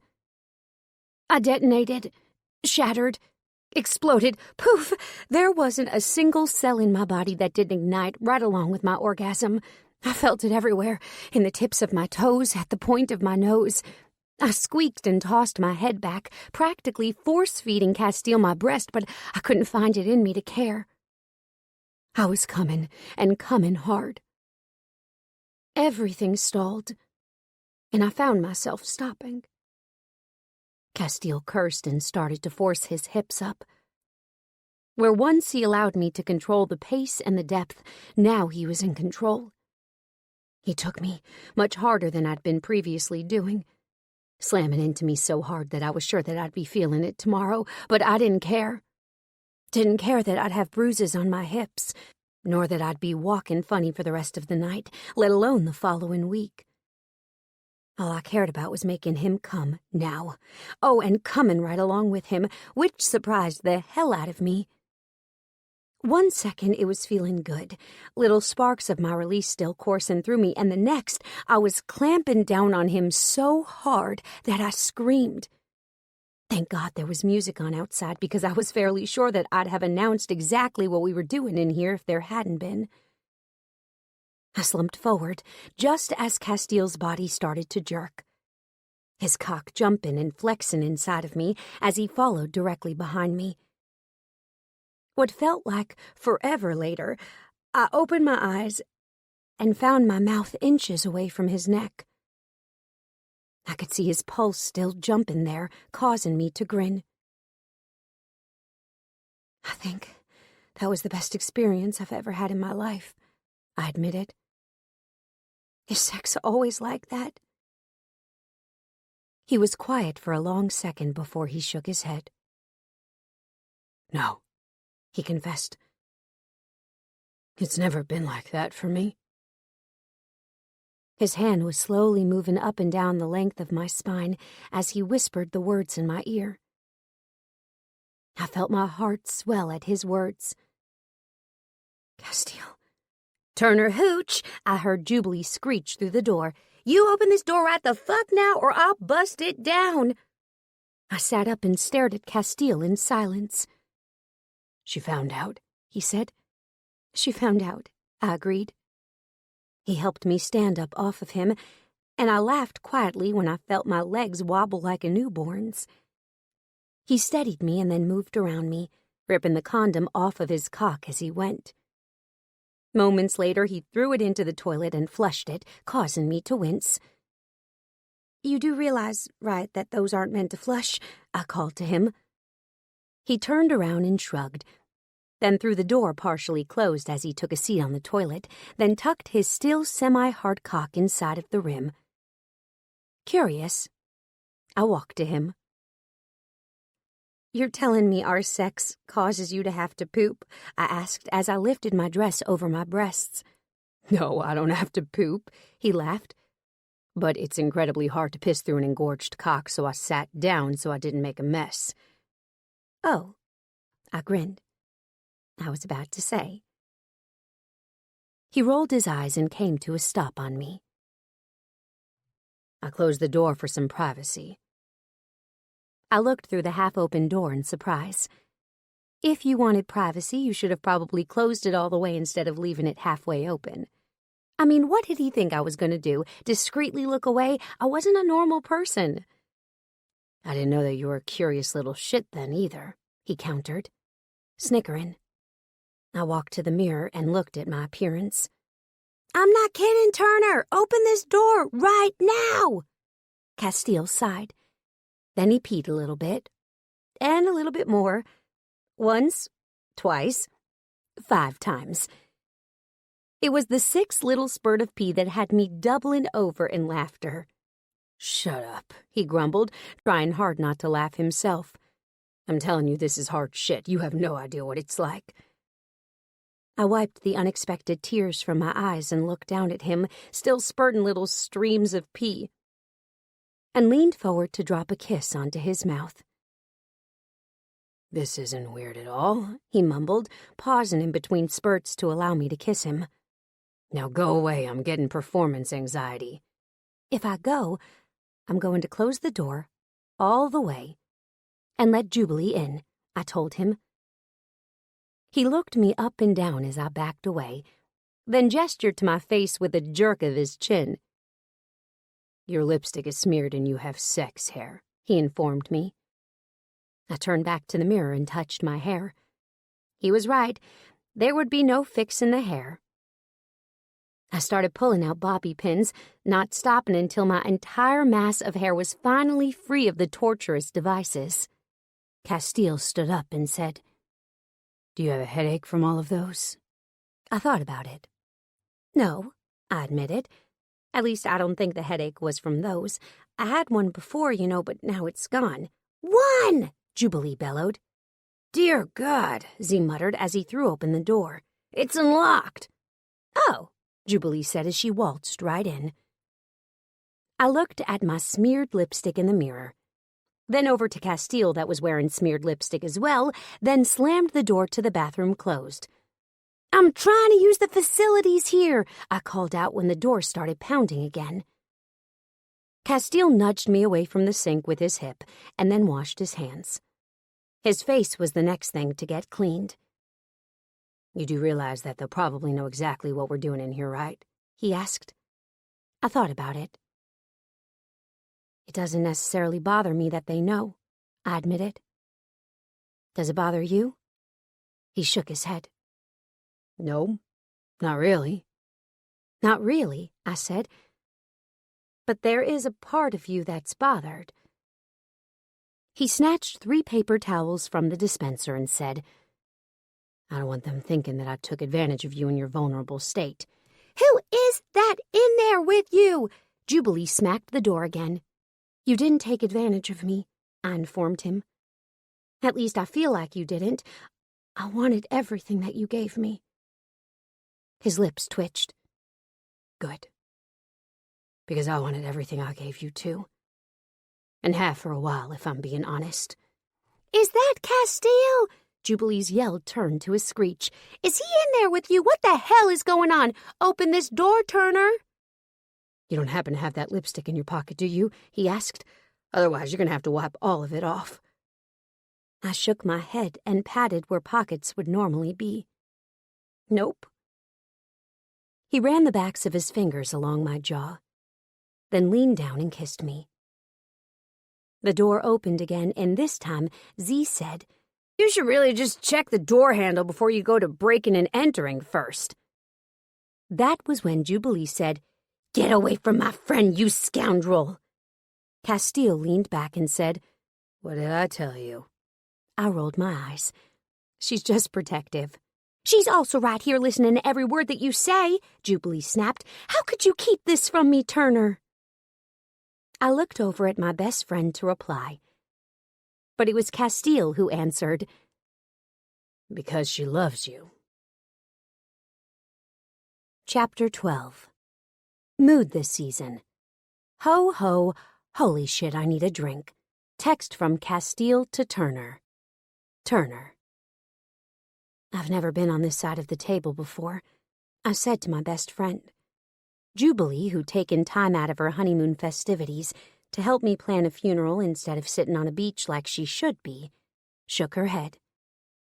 I wanted to do this in my office, and you insisted doing it here, Jubilee said dryly. I smiled, even though I didn't feel like smiling, and said, I just wanted to get the full customer experience. Jubilee sighed and looked up, her eyes going over my shoulder briefly as she said, Castiel's pretty close. I smiled, a real smile then. He's been a rock for me over the last couple of days, I admitted. And I didn't know how I would have gotten through it all without him. It had been officially 2 days since the death of my mother, and each of those days when I'd slept, I'd woken up the moment that they'd pronounced her dead. 3:33 in the morning. And each of those times, Castiel was there to make sure that I wasn't alone. I wasn't sure how it happened, but I'd stayed at his place even when he wasn't home. He deposited me on his couch, gave me the password to his Wi-Fi, and had left. Then he'd called me once every couple of hours to check to see how I was doing. Today was the first day that I'd gone out on my own since the entire thing had gone down.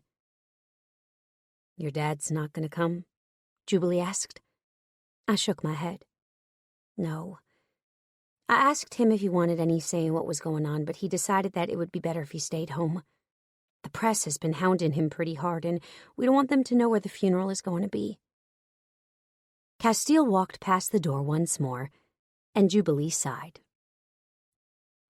Just tell him to come in here and sit down, she mumbled. I smiled.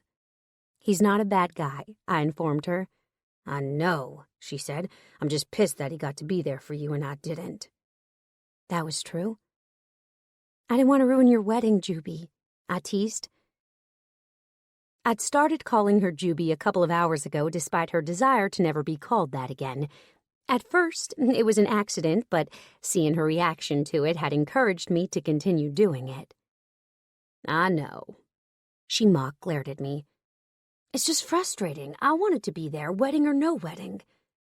You also wanted the fairy tale wedding, I pointed out. That would have been ruined had I said something. Which was 100% the truth, and she knew it. Yo, Cass, Jubilee barked. Come in here and sit down. Castiel stopped at the door. My leg hurts, he said. The stab wound is hurting like a bitch today.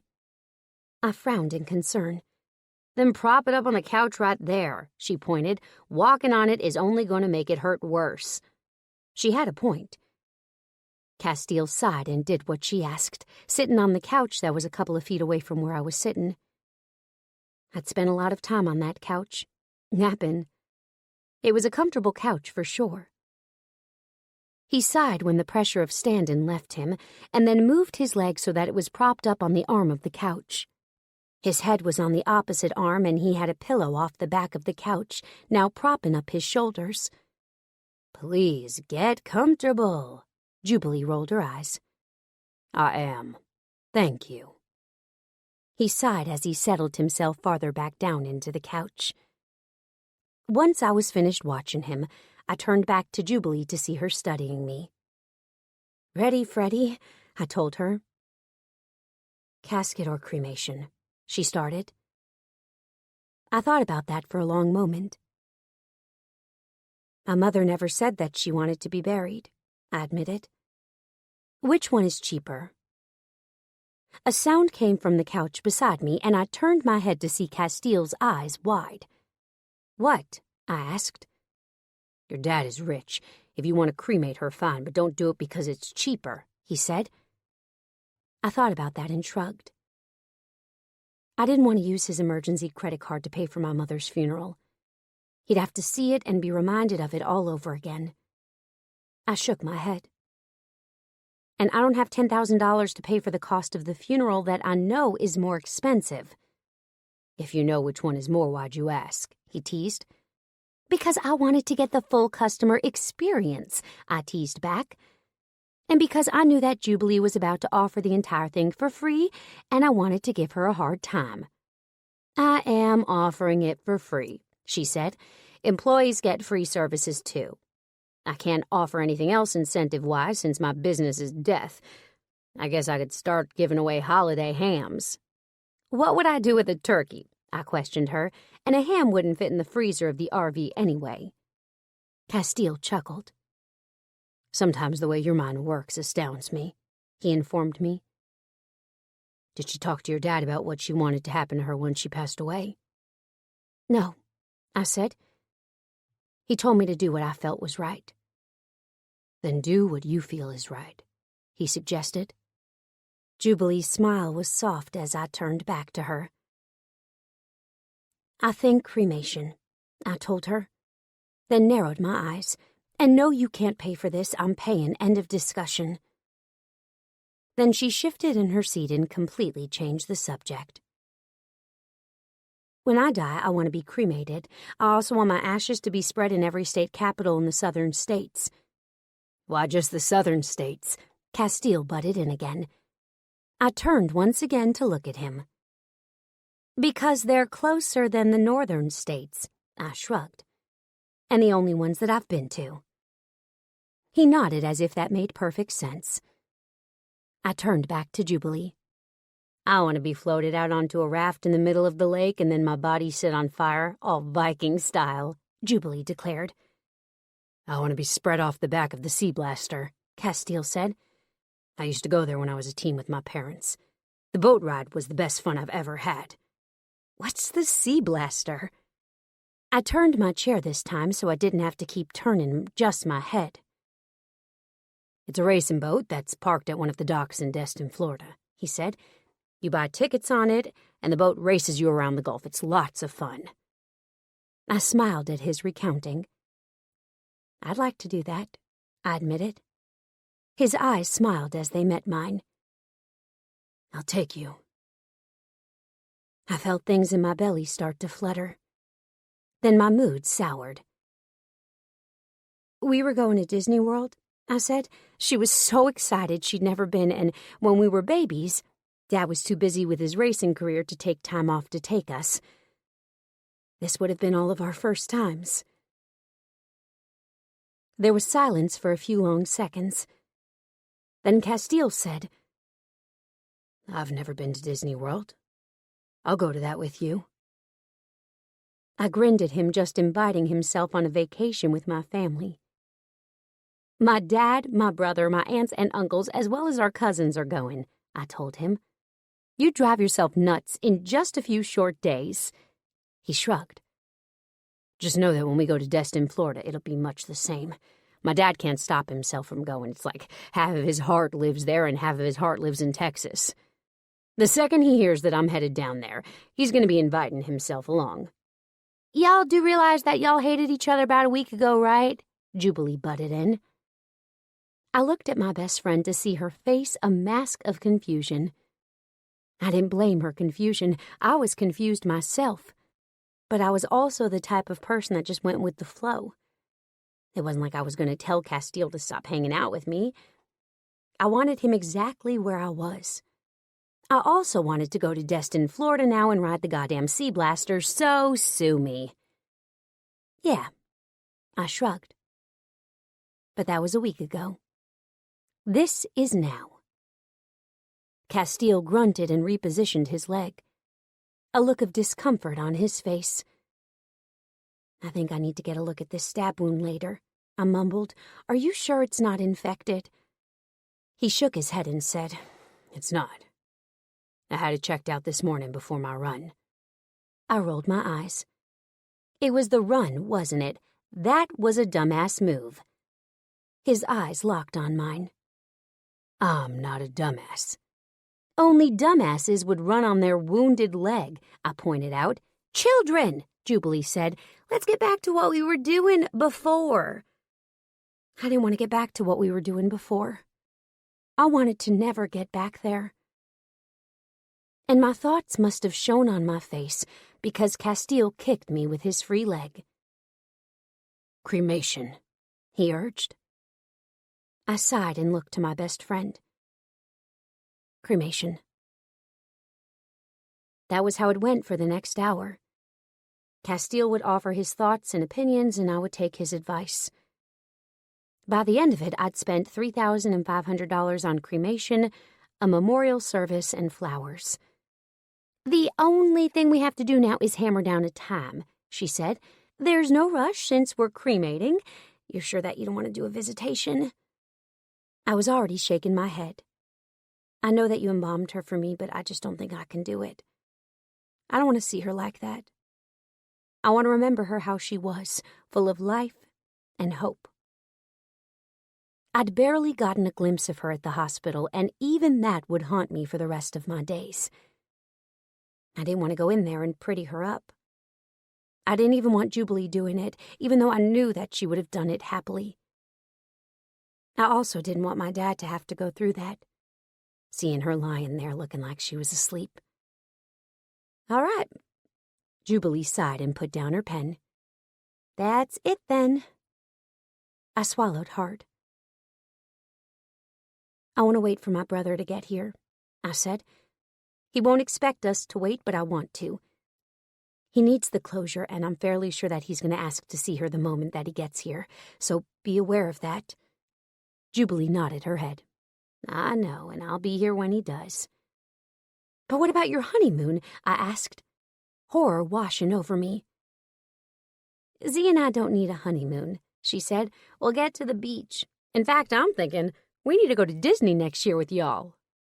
I felt my lips twitch. "He's going to love that." Jubilee shrugged. "He'll love it because I love it." That's what I wanted. They were my goal in life, to have someone that loved me like Z loved Jubilee. I looked over at the man Castiel and thought long and hard about continuing to lean on him. Castiel didn't strike me as the type that stayed for long. He was jaded, secretive, and unwilling to ever go there again. And I say again because I knew that at one point he was married. I was reminded of the fact last night when I'd heard him on the phone talking. Out of everything that I'd heard, which wasn't much because he was being super quiet as he spoke, I'd only heard the "you're not my wife anymore" before he stayed silent for a really long time, obviously listening to whatever this "not wife anymore" had to say. But that had been all I'd heard the rest of the conversation. Then he'd gone off and run like his life depended on it, coming back an hour and a half later, sweating and much less cranky, while also limping. Needless to say, I had a feeling that Castiel wouldn't be sharing his woes with me any time soon. He may comfort me and fuck me, but he wouldn't give me more than that. The sad thing was that I'd take what I could get. And if that meant having him come to Disney World with me and also going with him again to Florida at some point next year, well, then I would take it. Because I was a glutton for punishment. And I liked the hurt better than nothing at all. See, I'd had nothing for all my life. I'd gotten no attention from anyone except for the negative kind. I'd never been kissed, except for on a dare. I'd never been hugged by a man that wasn't related to me. I'd never been loved by a man. I'd never had anything. So yes, having Castiel give me even what little he had to give was more than I'd ever gotten. And I was okay with that. "Yo," Castiel said, sitting up from his sprawl. "You okay?" I blinked and smiled, or tried to anyway, and shrugged. My mind went away from me for a few seconds. His eyes narrowed. "Tell it to come back." I chuckled under my breath. "Yes, sir." He gave me a grin that made my heart race. "I have to go back to work. You'll be okay?" he asked carefully. I nodded. I have a ton of work to catch up on here, and my other job won't wait much longer on my edits. He frowned. "What do you do for your other job?" That was when Jubilee started laughing. Castiel's eyebrows went up in concern. "I'm not going to like what you do, am I?" I snorted. "Let's just say I'm going back to my own place today. And I won't stop you from coming over, but you might want to stay away if you don't like porn."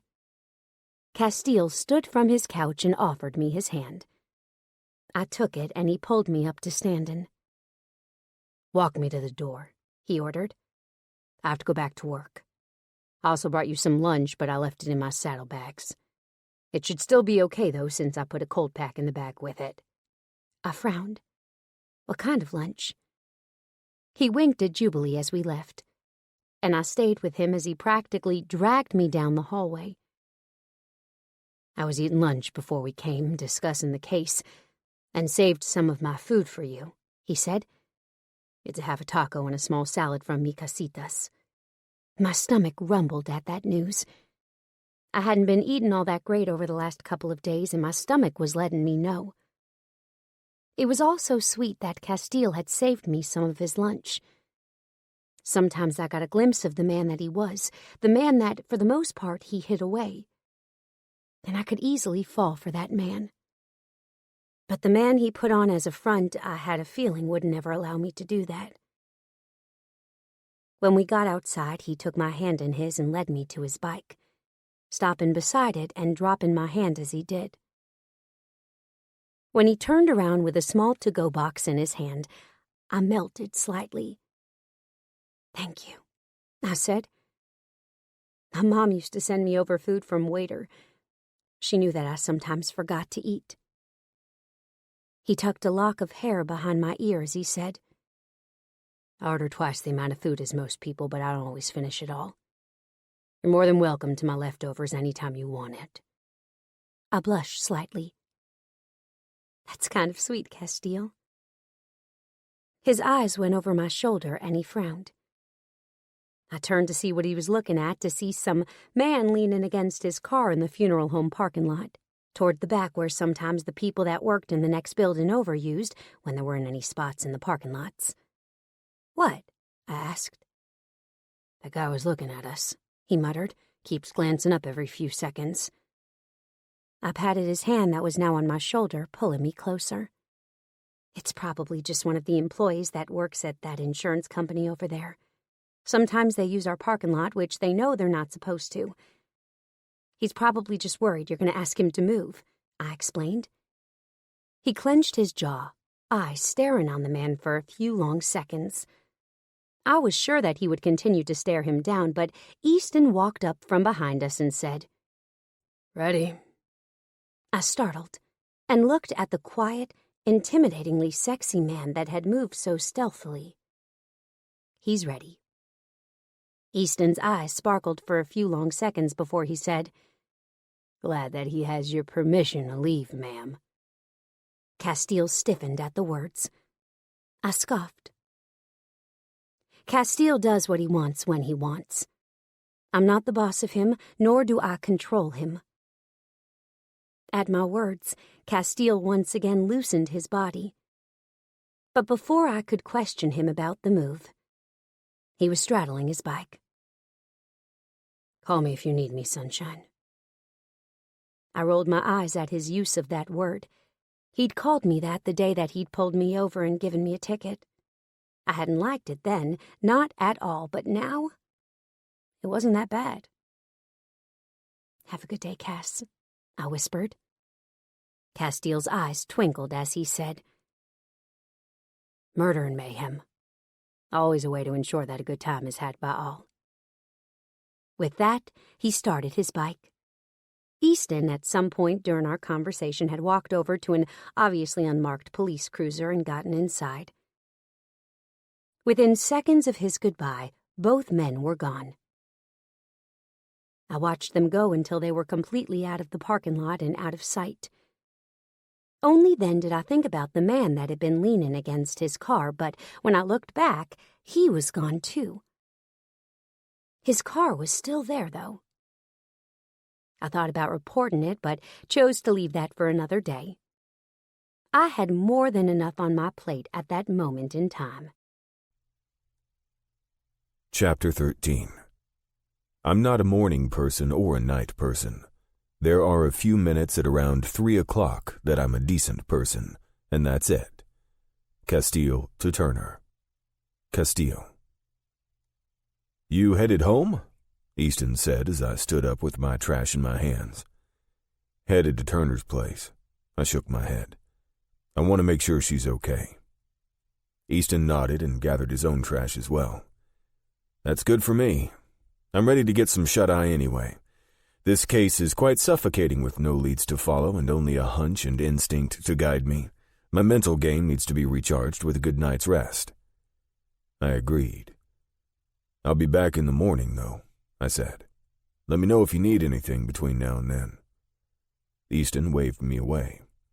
I won't bother you. Anything that comes up besides another murder is something we can take care of in the morning with fresh eyes. Agreeing with him, I left and drove straight to the lake.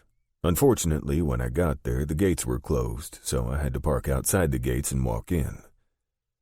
I was about a quarter of a mile from where Turner parked her RV, and I could see the behemoth lit up like a shrimp boat in the middle of a pitch-black ocean when I saw the man leaning against his car smoking a cigarette. He was located in the park day play area that usually closed around dusk every evening. "How's it going?" I mumbled as I walked by. He grunted in reply, and I took that as a "don't talk to me," and kept walking toward Turner's door, which happened to be why I heard the voices coming from the inside of the RV when I got to the front door. I was sure had I come up on my bike, she would have shut that shit down the moment she'd heard me, but I'd surprised her. Frowning at the moans and groans that I could hear rocking the trailer, I pounded hard on the door and waited for her to open it. She did moments later. The sound shut off immediately. My eyes raked up her body. She didn't look turned on. She also didn't look like she'd been watching porn only 2 seconds before. Her cheeks weren't flushed, and she sure as shit didn't look aroused in the slightest. She was wearing sweatpants that were 3 sizes too big for her, a t-shirt that looked like it belonged to her dad, and a pair of slippers that were little kitties with vampire fangs. She was also wearing reading glasses. Oh, and her hair. It was a riot of curls all around her face, the springy mass going this way and that. I couldn't help but smile. "You're having fun without me?" I accused. She rolled her eyes and pushed the door open wide, then stepped back so I could come in. "I wouldn't say that," she admitted. "I'm getting some work done, though." That's when I walked in to see porn paused on the large flat screen above the fireplace.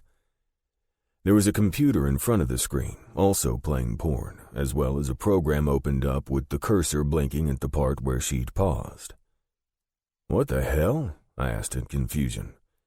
Turner walked over to a computer and pressed a button, causing the porn to come off both screens. "I do subtitles for porn." I blinked, then blinked again. "You do what?" I sounded as confused as I was. "I do subtitles for porn," she repeated, then rewound something on her laptop and played it back. It was on silent, so I didn't hear the words, though I did see the subtitles. "Oh, fuck yes. Take me in the cunt. Put your pork sword in there and fuck me." As I read those words aloud, Turner started to laugh. "You couldn't have found something better to write?" I asked. "Who the hell uses pork sword?" But as I asked this, I continued to watch, but instead of watching the antics on the screen, I was paying more attention to the subtitles at the bottom. "Oh yes, fuck me in the ass, stick your finger in there. Now fish hook your finger and tug." I was literally dying as I read it. "Turner, what the hell?" My eyes finally came to her, and she was blushing from the top of her shirt collar to the roots of her hair. "It pays good money," she said. "Like this one, for example. This guy right here specifically requested me because of how fast I do it, as well as how I dot a little bit of humor into my subtitles. Though, saying that, he did request that I record myself while doing the subtitles. He does a bloopers reel at the end, which he's famous for." I shook my head. "Do you do anything besides type when you do those? What's the harm in the video?" She gave me a pointed look. "My father is a professional NASCAR driver, Castiel. Do you really think that it'd be a good idea for my face to be seen at the end of a porn reel?" she asked curiously. I winced. "I guess not. I didn't think about it like that." She winked and leaned over to press pause again on the porn, freezing the frame on a guy's cock poised for entrance into a woman's pussy. The words, "Your cockhead feels like it's bigger than the bottom of a beer bottle," were blasted in white all over the bottom of the screen. "You want a drink?" Turner asked. I looked at her over my shoulder and said, "What you got?" "Muscle milk, Slim Fast, water, and a beer that's probably a year old," she answered. I felt a grin tugging up the corner of my lips. "Give the beer here. If I die, at least I'll die from a beer." She placed the cool bottle in my hand, and I stared at the label. "What kind of beer is this?" I asked curiously. "I got my dad a beer subscription for his birthday last year. It's imported from Belgium, Australia, Britain, and Germany. Those were the ones he didn't like. He gave them to me to have for when my brother came over, except my brother didn't like them either. Now they just sit in my fridge. When one gets drank, I pull another one out of the pantry and put it in there to replace it. I have an entire case," she explained. I twisted the cap off and peered into the dark bottle. Unfortunately, the brew was so dark that I couldn't see it, but the smell was definitely potent. "Why didn't they like it?" I asked. "My dad said it was too dark and bitter. My brother said it has a hint of cinnamon to it that he can't stand," she clarified. I took a sip and my eyebrows rose at the taste. It was definitely bitter. It was also the darkest brew that I'd ever tasted, but I kinda liked it. "It's not bad," I said, taking another hesitant sip. "So how many people have come over here and tried one of these bad boys?" She grabbed herself one of those baby water bottles that you'd buy at the store for kids and sat down on the sofa across from me. "One," she said. "My brother came over and tried it. Drank it all, then declared he'd never drink one again because of the cinnamon, though I didn't smell any cinnamon." I offered her the bottle. "Taste?" She scrunched up her nose for a few seconds, then shrugged and reached for it. After taking a sip, she immediately followed that sip with a disgusted face. "No cinnamon," she admitted, "but lots of other yuck." My lips twitched. "If you're getting this brew imported, it's going to be stout beer, but I get the feeling you're not much of a beer drinker anyway." She shook her head. "When I had my stomach surgery, they instructed me not to have any alcohol. The alcohol will affect me differently since I've had the surgery. The alcohol absorption is off the chain. It goes to the bloodstream hella fast. There was an article I read when I turned 21. An adult male who'd had a single glass of champagne at a wedding reception 2 hours earlier was pulled over for being a .09 blood alcohol level. Off of 1 glass of champagne.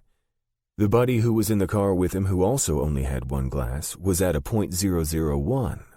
She shook her head as she finished. "Can you believe that?" "I guess I hadn't much thought about it before," I admitted. "But I can also see how that would happen. Anyway, I don't often drink because I can't drink the whole thing, so it's a waste. And it'll affect me a hell of a lot more and differently than it would a normal person," she said. "Plus, I was too young to drink legally anyway. The only time I had any alcohol before my surgery, I had no tolerance. A few sips had me seeing doubles and stumbling." My eyes took in her cross-legged position. "Why'd you have the surgery?" I asked. I'd gotten the gist of her half-explanations here and there, but I couldn't see this woman sitting before me as being so overweight that she would need that type of surgery. "I had a major hormone imbalance when I was a child, bad enough that I was on medication for it. When I got into my teens, I was so overweight that I could barely walk without getting out of breath." She shook her head as she flipped her phone and opened it. Her fingers went flying over the keyboard. "I was teased relentlessly about it, over and over and over again until my confidence in myself was so low that I considered suicide at the age of 15. My belly clenched. "It was that bad?" I rasped. She nodded, then turned the phone around for me to see. It was of a race car. A woman, very heavy, was crawling out of it in one picture. The next, she was on the ground. It was then, as I saw the pained look on the girl's, not a woman, face, that I realized the heavy-set person was her. She was on the large side. "Wow," I said as I looked at her now. You've lost a ton of weight. 150 pounds, she nodded. I was at 300 pounds when I had the surgery. All of that but 50 pounds was off within the first year post-op. The last 50 has come off since I've dedicated myself to being a healthier person. But saying that, I still struggle. Although I don't have any hormonal imbalances anymore, I do have genetics that leans towards the heavier side. I looked at the picture again. I have a friend that had this done. He was one of my army buddies. He had to have the skin removed. Turner stood up and lifted her shirt. I had a breast augmentation, a tummy tuck, skin removed over almost every inch of my body except for my feet. She pointed out her surgery lines as she talked. 2 underneath her breasts, 1 at her bikini line, 1 at her hip, another one at her inner thigh, arms, upper back. Holy shit. Wow, I said, shaking my head. I never would have even known had you not shown me. She nodded her head. I've never actually shown anybody. My smile was fierce. You like me. She scoffed. I don't like you. You're annoying. I sat back and chuckled, then set the nearly finished beer down on the coffee table. Come here, I ordered, holding out my hands to her. She lowered her shirt and headed in my direction, crawling into my lap and wrapping her arms around my neck. Is it bad that I want to fuck you right now? I asked, digging my cock into her crease. She shifted restlessly. You weren't disgusted? She asked hesitantly. I shifted again, this time really letting her feel the length of my cock against her. Does it feel like I was disgusted? I asked. She turned her face so that it was in the crook of my neck, and then pressed a kiss to it. You're not like any man that I've ever met, she whispered. I skimmed my hands up underneath her overly large t-shirt all the way up until I encountered her bra. Once I reached the latch, I adeptly removed it until her breasts popped free of their confines. She shivered in my arms and pressed farther into me. I'm not like any man you've ever met, I agreed. I'm entirely different. I'm unique. And I'm also not a boy making fun of a girl. I'm a man that finds his woman highly attractive. Her breathing hitched. You really mean that? She asked. I rolled suddenly until she was lying down lengthwise on the sofa, me hovering over her, my face only inches away from her own. It was the way her breathing had hitched that had my heart turning over in my chest. She'd really been put through the ringer. She hadn't told me but one single story of her torture when she was younger, but somehow I knew that she was scarred. So scarred that she likely pushed everyone away from her before she allowed them to ever get close enough to hurt her. You're fucking beautiful, I informed her, pushing her shirt up her belly as I said that. You're a little prickly on the outside, I teased as I pressed my mouth against hers once more. But once you get past that, you're kind of like a teddy bear. She rolled her eyes, and I used her attempted disinterest to move down her body to the first scar that I could see, the one bisecting her abdomen. These are beautiful, I informed her, because they're a part of who you are. Her hands went to my shoulders, then to my cheeks, as she clenched her fingers in my beard. I allowed the small pinch as I traveled my mouth up the length of her belly, following the line until it split off 2 ways under her breast. I chose left and circled my lips across the scar, up and over the swell of her breast, until I got to her nipples. They were dark little discs of perfect, topped with a perky nipple that I couldn't help biting slightly. She gasped and pulled me closer by my beard.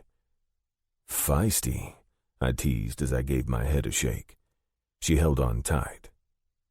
Tonight you can enjoy holding the reins. Take off your shirt. Her hands left my beard and went to my shirt instead, causing me to laugh. I disentangled myself from her for a few seconds and allowed her to tug the shirt up and off my head, then grinned wickedly when she started for her own shirt. Your pants, she whispered, gesturing for me to get with the program. Your gun's digging into my thigh, and it's got rough grips. I looked down at where I carried my gun and pulled it free with one expert tug. Setting it on the counter, I moved to the button of my jeans and started pushing them off, kicking my boots off as I did. The next thing to go was my underwear. "You're behind," I gestured toward her with my chin.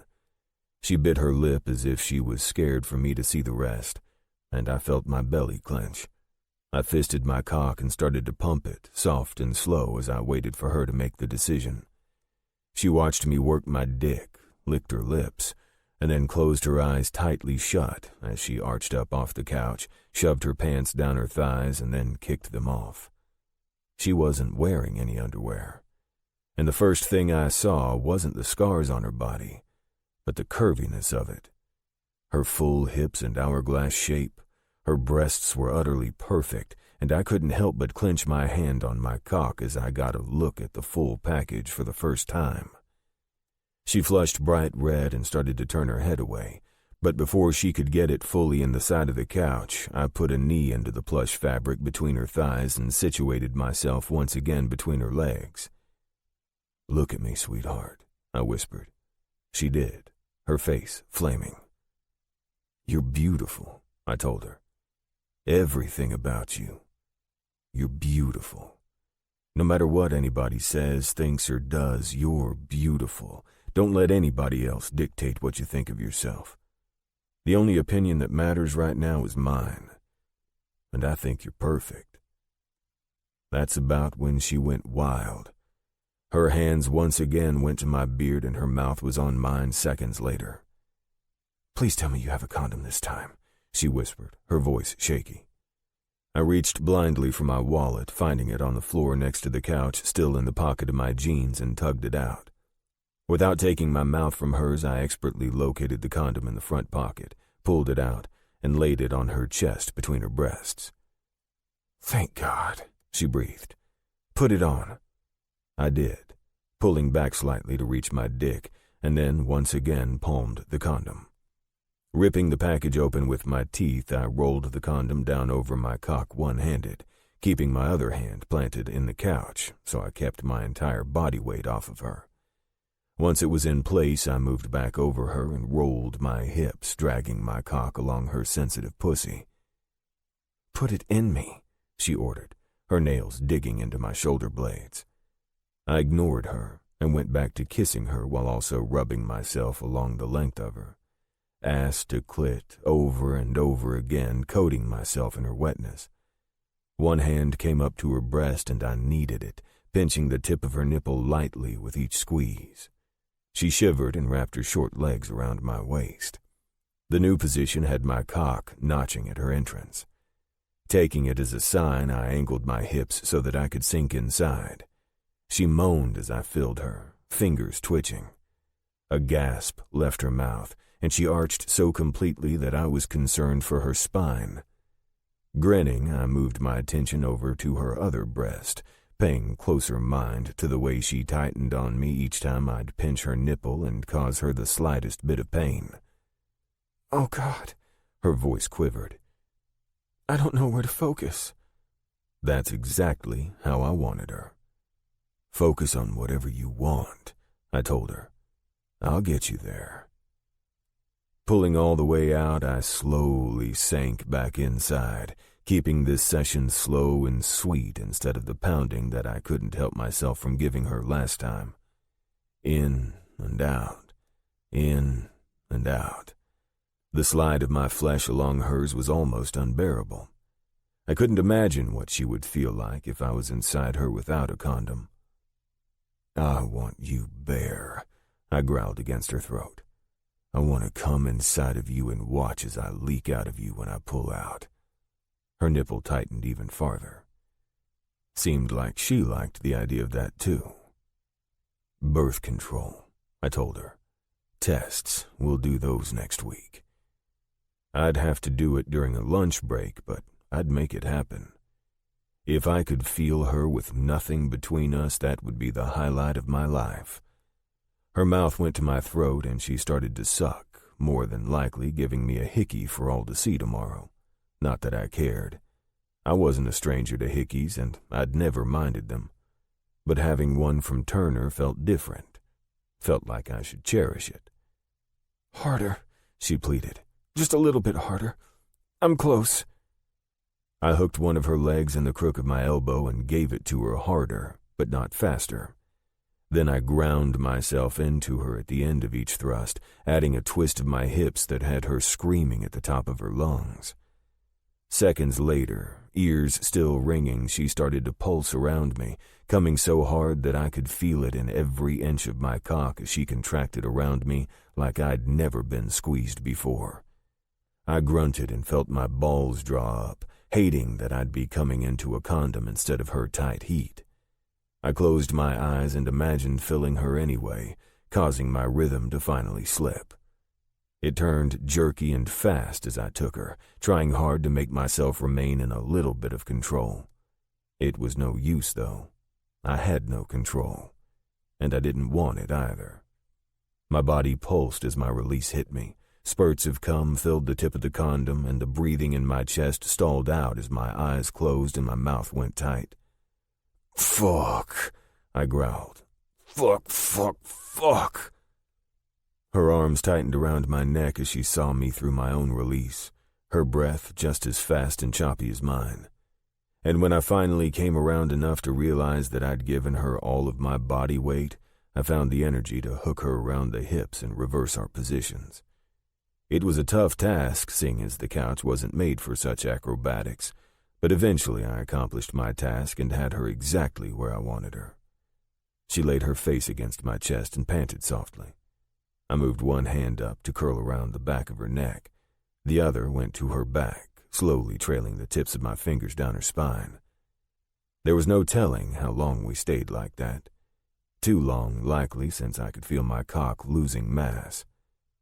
I pulled out of her and reached for the condom as I did, yanking it off and tying it at the end before dropping it over the side of the couch. She didn't say a word for long seconds, and neither did I. But eventually reality rolled in, and I was left being responsible. "I can't stay," I muttered as I pressed one last kiss to her throat. "I have to get to work early in the morning, and the cat needs food." She frowned. "What cat?" I grinned. "The one that lives in my house? I was out of food yesterday and had to feed it slices of ham. I have to run by the store on the way home, too, which is another reason I really need to go." She shook her head and brushed her hair out of her face. "Okay." She looked sad, and I felt my heart squeeze. "Come back with me," I offered. She shook her head and pushed up off me. "I need to stay here," she said. "I have to do it sometime."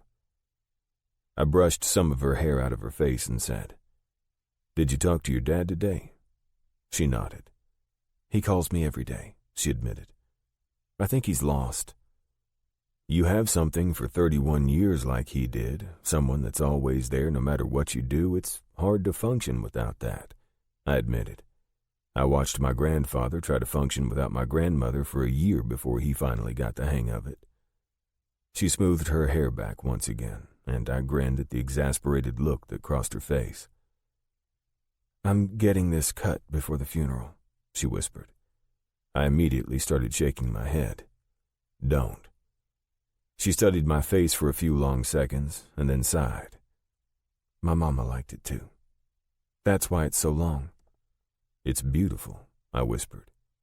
"Just like you." It was as I was walking back out to my bike that I saw the same man that was leaning against his car earlier still there, only now he wasn't smoking. He was also looking mighty pissed. "How's it going?" I muttered as I passed. He didn't reply. Not even a grunt this time. But since I was running late, I didn't take the time out of my day to ask him if there was something wrong that I might be able to help with. Chapter 14. Damn, this year went by so fast I didn't get a chance to lose weight. Turner to Castiel. Turner. I opened my eyes and knew without looking at the clock that it was 3 a.m. I'd woken up at this time every single night since it had happened. Only this time, I was alone. Castiel wasn't there to chase away the bad dreams like he had been the last couple of nights either. I reached for my phone and started thumbing through Pinterest, then Facebook, followed up by Instagram. Then I went back through those one more time, all under my dad's accounts that I managed, and saw all the well wishes. I saw all the nasty comments, too. I deleted those. Thank God my dad didn't check it. The first time he read, "Good riddance, the fat bitch didn't do you any favors," he would have lost his shit. Most of the comments were great. They were positive and uplifting, as were the majority of my father's fans.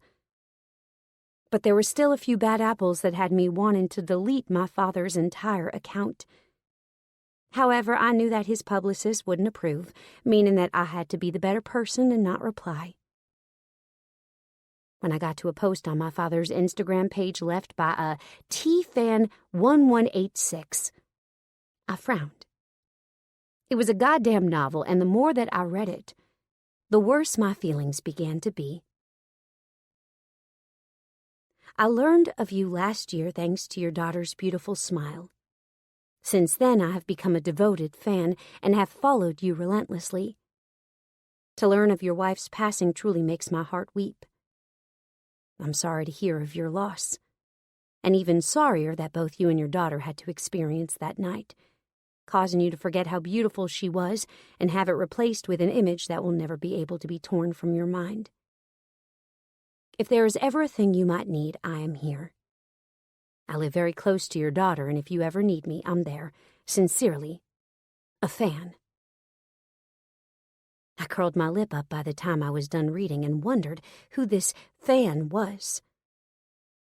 I had a feeling that he wasn't anybody I called a friend, because if he was, I would have definitely known that they were a friend. NASCAR is a really weird sport. Everybody that is anybody loves to talk about it. They'd never miss an opportunity to bring it up, especially with me. Take my brother's friend, Dogwood. Dogwood loved NASCAR. Even more, my father was his driver. When Dogwood learned that my brother was the son of the famous Hooch Racing Team, he about shit a brick. My brother had to threaten him with bodily harm to get him to shut up about it.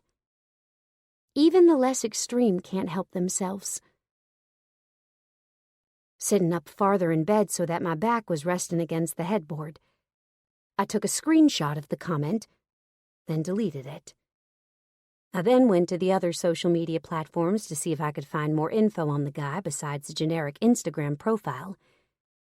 I found another comment on Twitter from the same address, but nothing on Facebook, though granted I hadn't looked as hard as I probably could have. However, scanning through thousands and thousands of posts, some of which were awful and derogatory, put me on edge. By the time 4 o'clock rolled around, I was definitely no longer sleepy and, in fact, well and truly awake. Deciding some exercise might be good, and a jog around the campground would be perfect.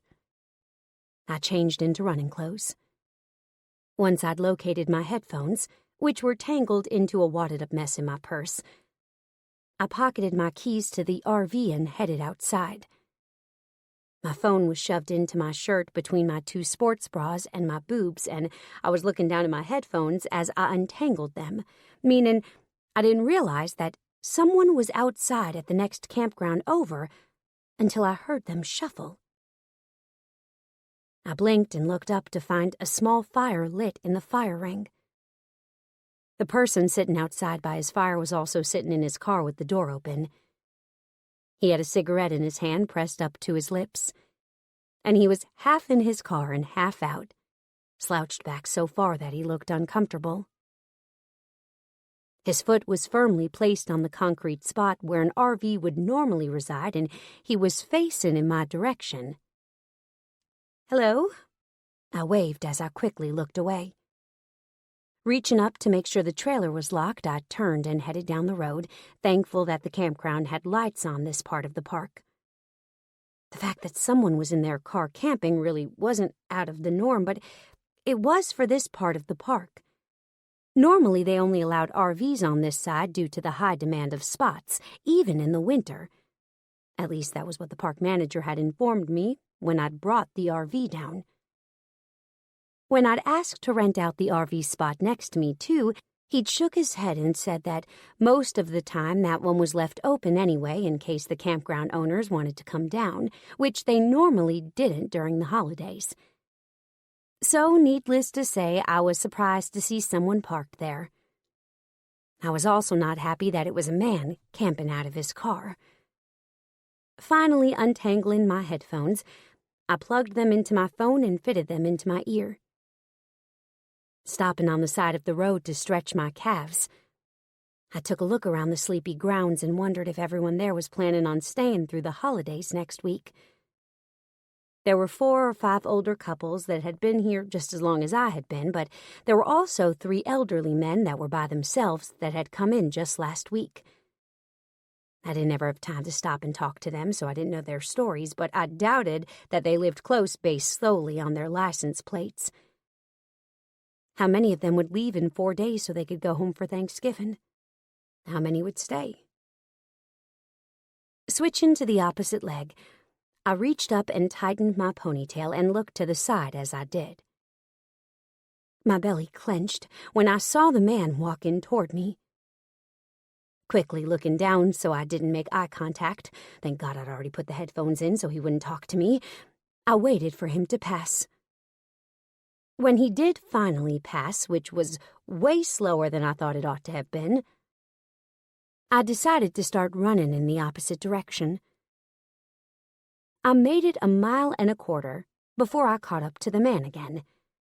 He'd stopped at another empty campground and was facing the opposite way, the way I would have originally been coming from, meaning I got a very good look at the man as I came up on him, and there was nothing about him that really made him distinguishable. Brown hair, medium build and tall, black clothes and black shoes. His skin was tanned, but the only part of it I could see, his face and his hands, weren't remarkable. Keeping my head down as I passed him, I had to fight my instincts to look over my shoulder at the man as I decided that the end of my run had drawn near. With that man out there, my instincts were humming. Worse, I could tell that when I passed, he definitely noticed. I was also fairly sure that he was now following. Belly in a clench for the last 1/4 mile, I pushed it a lot harder than I normally would have and arrived back at my RV just as I was fairly sure I might die. I wasn't a runner. Even more so, I wasn't athletic, period. Pairing those 2 things together meant that I was fairly awful at working out. However, I'd finally broken 10 minutes on my mile, and I was happy. At one point in time, that would have never been possible for me. I was just rounding the back of the RV, finally taking a look behind me to see if the man was as close as I feared he was. He was gaining fast as if he was running to keep up now. With my eyes on him, I didn't see the dark, looming figure that was hiding in the shadows until my brother caught me as I started to fall over him. "Shit!" I cried out, scared out of my mind. "Chill the fuck out," Bud muttered. "Why are you running in the dark, you dumbass?" Hearing my brother's words had me deflating, in more than one way. Seconds after he set me to the side and made sure that I was stable, I once again threw myself at him. He caught me and allowed me to wrap myself around him, despite my sweaty state. He only held me and rubbed my back as I cried into his neck. "It'll be okay, sissy," he whispered. "We'll get through this." He didn't sound convinced, just like I wasn't. But I had a feeling he was right. We would get through this. It'd be tough, the toughest thing we'd ever done since we were both so very close to my mother, but we'd do it.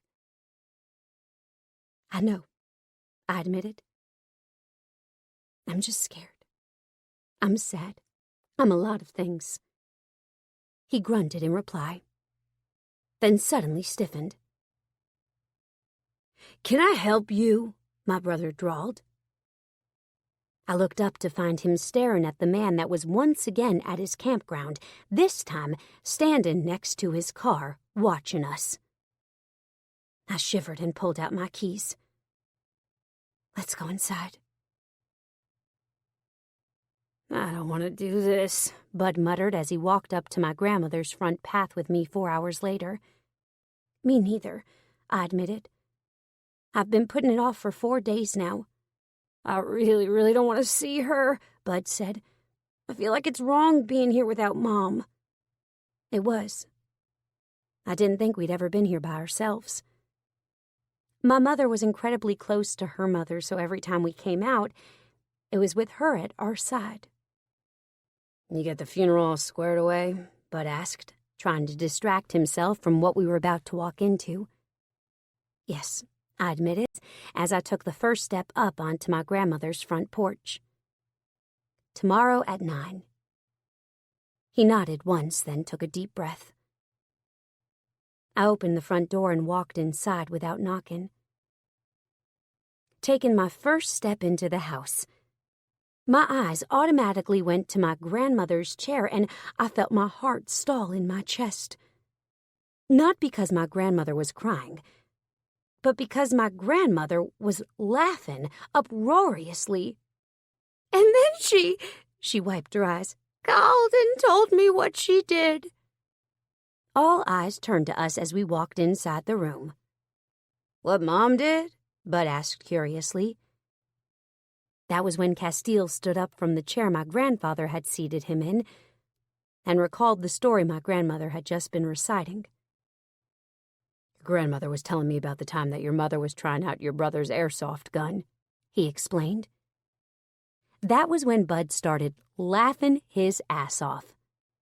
I looked over at him, then at my Castiel, then back at Bud again. I said carefully, am I missing something? Bud wiped tears of mirth that were rolling down his face. Castiel grinned and continued his story. Apparently your brother taught her how to load it before he left for boot camp, he explained.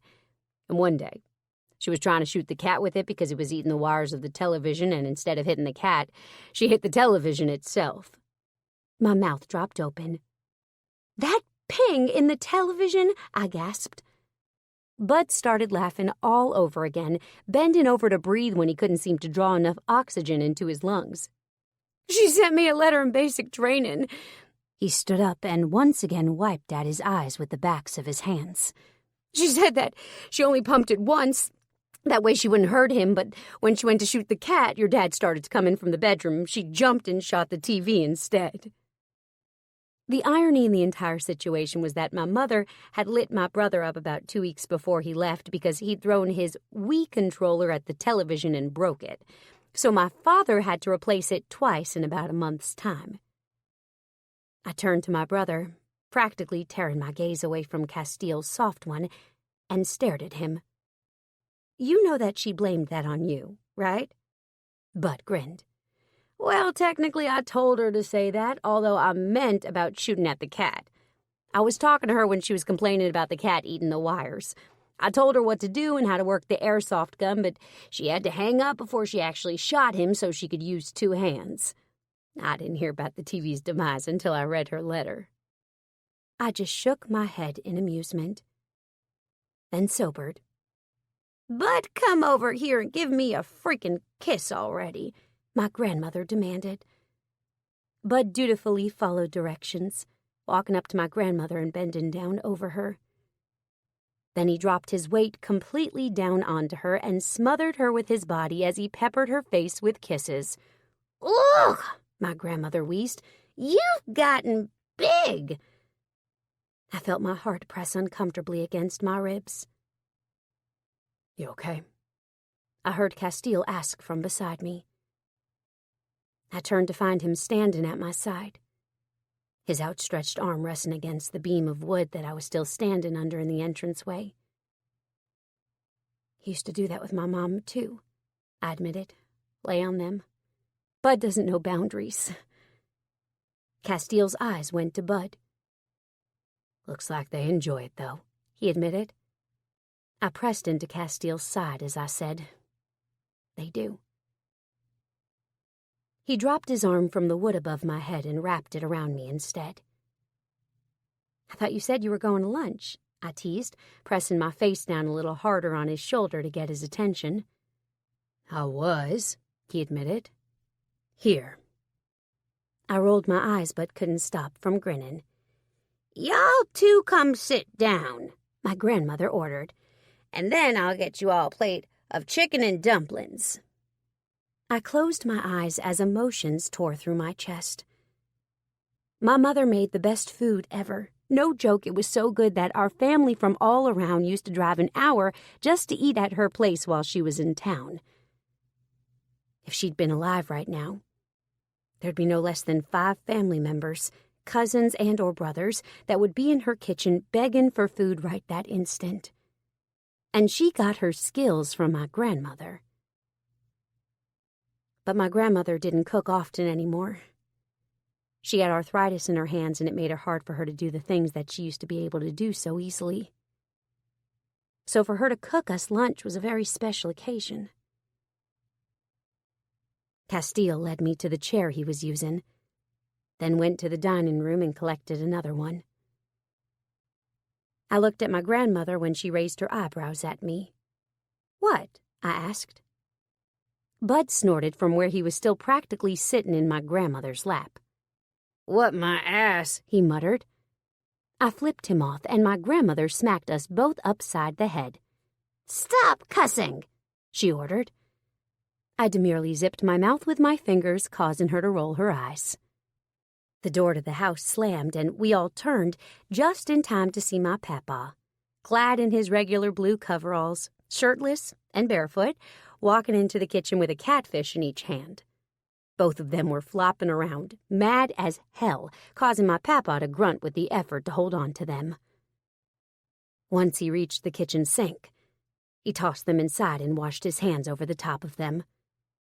Still flopping around in the farmhouse sink, yes, they'd put a new sink in for this very reason, he walked into the living room, not sparing a single person a look. Boy, get out of your grandmother's lap so she can get me some dumplings. My grandfather came in and sat in his chair. Bud rolled his eyes, but ultimately did what my grandfather said, going to the dining room and not coming back for a good long while. I had a feeling he was talking to Castiel, but instead of being alarmed, I chose to trust them both not to kill each other. I stared at my grandfather, who was staring at me. How's Grandma doing, Papa? I asked. My grandmother scoffed, but my papa, a World War II vet, was an honest man. I trusted him to tell me the truth. She's okay. Now, he admitted. Had to take her to the hospital the other day because she thought she was having a heart attack.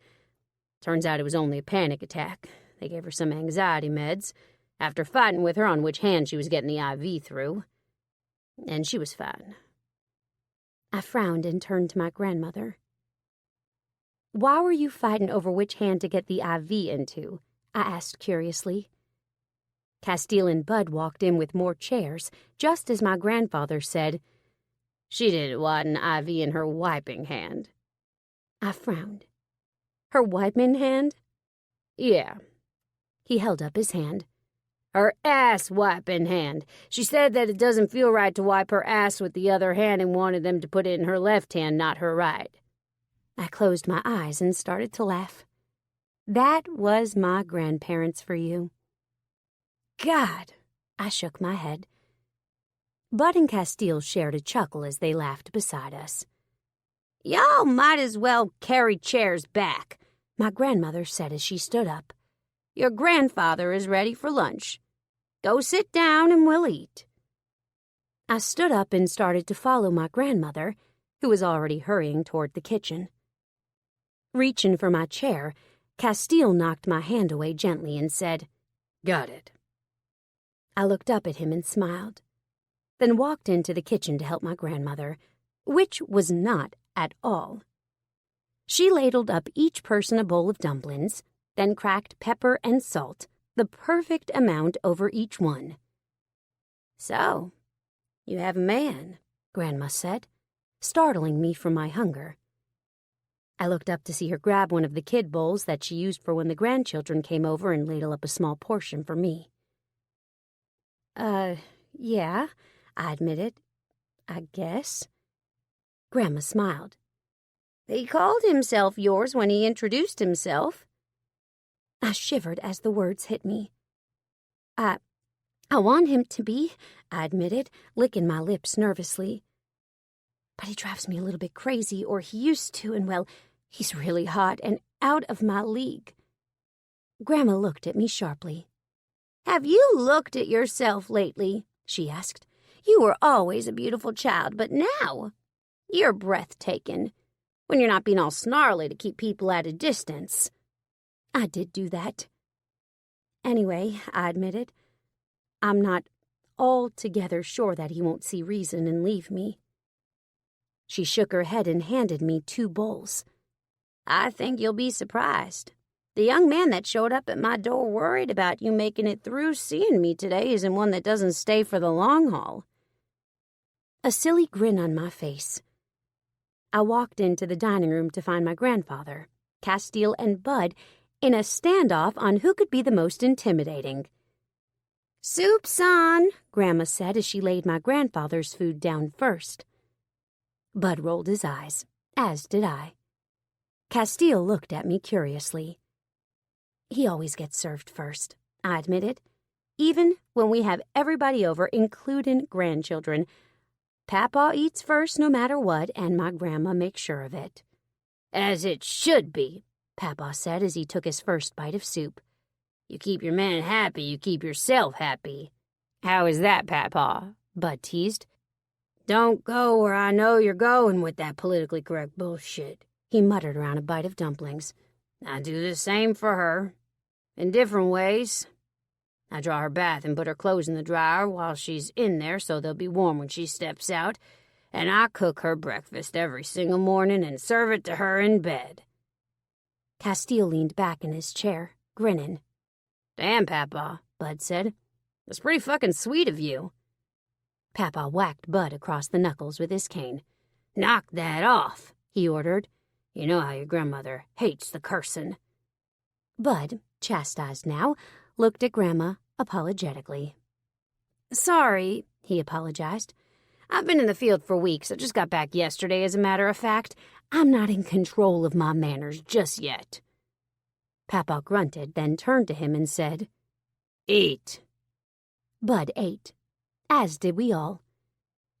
I managed about half the bowl my grandmother served me and sat back, so full I was about to pop.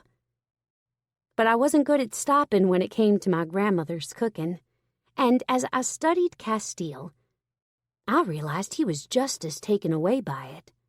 He was practically licking the bowl. Here, I scooted my bowl toward him. Have that. Castiel greedily snatched it up and nearly licked that bowl, too. I have more, my grandmother said with amusement. Bud and Castiel both nodded their heads and stood, walking into the kitchen with their bowls before my grandmother could offer to get it for them. When I finally looked back to the table, it was to find my grandfather grinning at my grandmother. What? I asked carefully. Your mother would have loved him, my grandma whispered.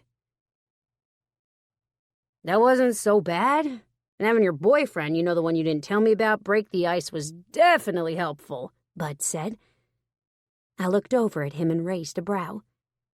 Technically, I did tell you about him, I countered.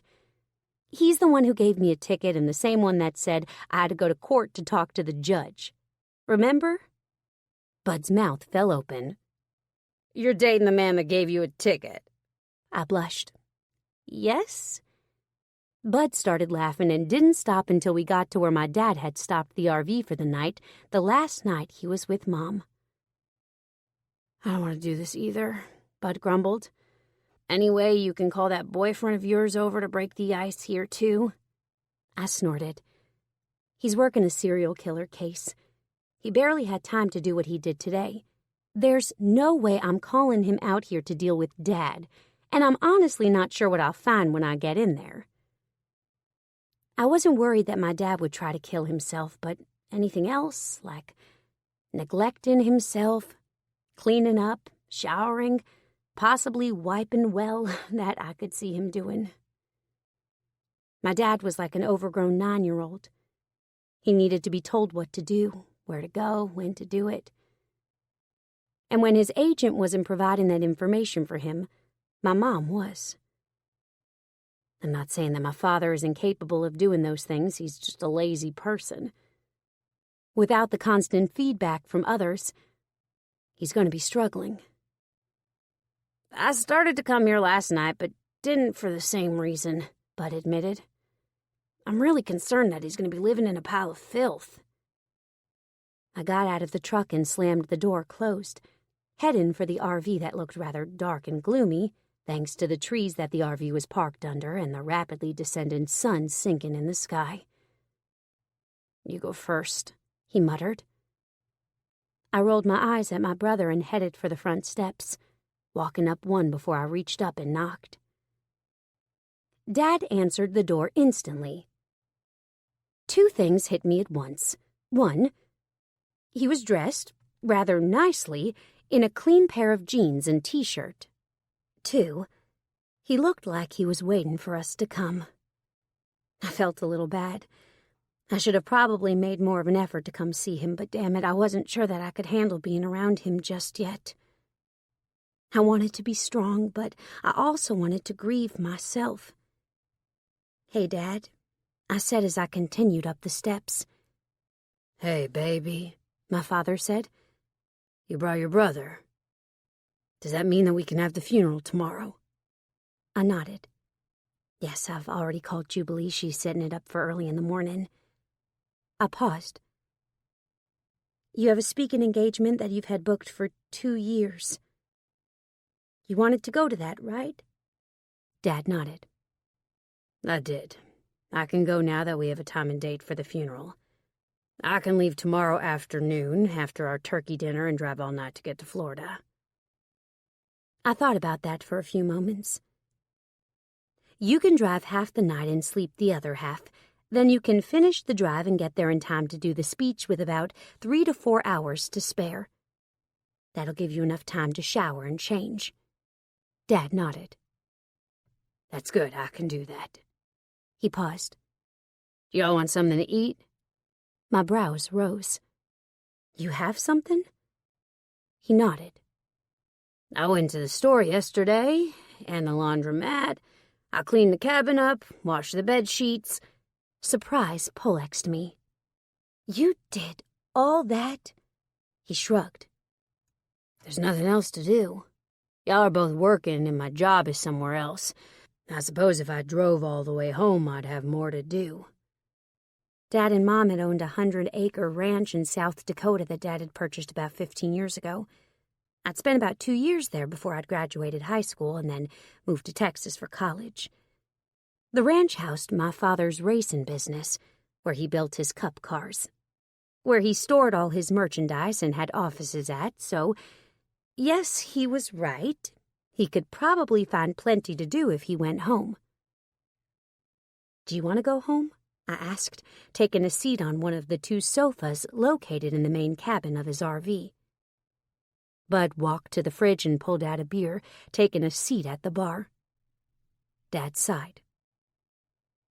Yeah, I'm bored here, lonely. I lost my best friend, the woman that I did everything with. Without her here to keep me entertained, I'm rather disinterested. I need something to keep my mind occupied, and jacking around doing nothing isn't the way to do it.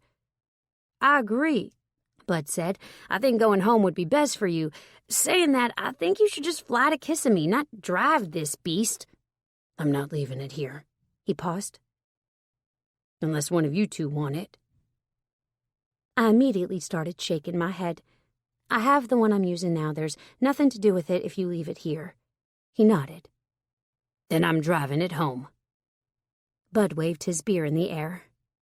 Want one, Dad? Dad shook his head. No, I've given up beer for a while. Bud's brows shot up to his hairline. But what will you do with all your free beer? Dad was sponsored by a brewing company. He got every single type of beer that they produced at the brewing company if he so pleased. Most of the time they just sent him cases and cases, but if he asked for any specifically, he'd get those too. Dad turned to me. Seems like our girl has a boy that's keeping her attention. Maybe he'll want it. I felt my face heat. I don't know what you're talking about. And that was the first time I'd seen my dad laugh since my mother passed away. Chapter 15. Of course I'm an organ donor. Who wouldn't want a piece of me? Castiel to Turner. Castiel. I'll take a couple of hours to go to this funeral and then I'll be back. Do you want me to pick some lunch up? I asked Easton. Easton shook his head. No, he said. But if you don't mind, I'll go with you. I need to get out of this place and think. My brain hurts. I shrugged. I was going to take my bike, but if you want to ride together, I'll take the cruiser. You're more than welcome to come, though. Turner won't mind at all. Easton grimaced. Funerals aren't my thing, but I'm fucking stuck. I need a break for a couple of hours. I shrugged. Whatever floats your boat. Thanks, Easton muttered. And yes, I'll be riding with you. I still get lost. I rolled my eyes. This town is the size of a flea. This town has 40,000+ people and has the worst mapping system I've ever seen. It's amazing to me that almost every single road in town all leads to the same damn place, he countered. I picked up my suit jacket from the back of the chair and threw it over my shoulders. Easton's brows shot up. You're dressing up for this? I grimaced.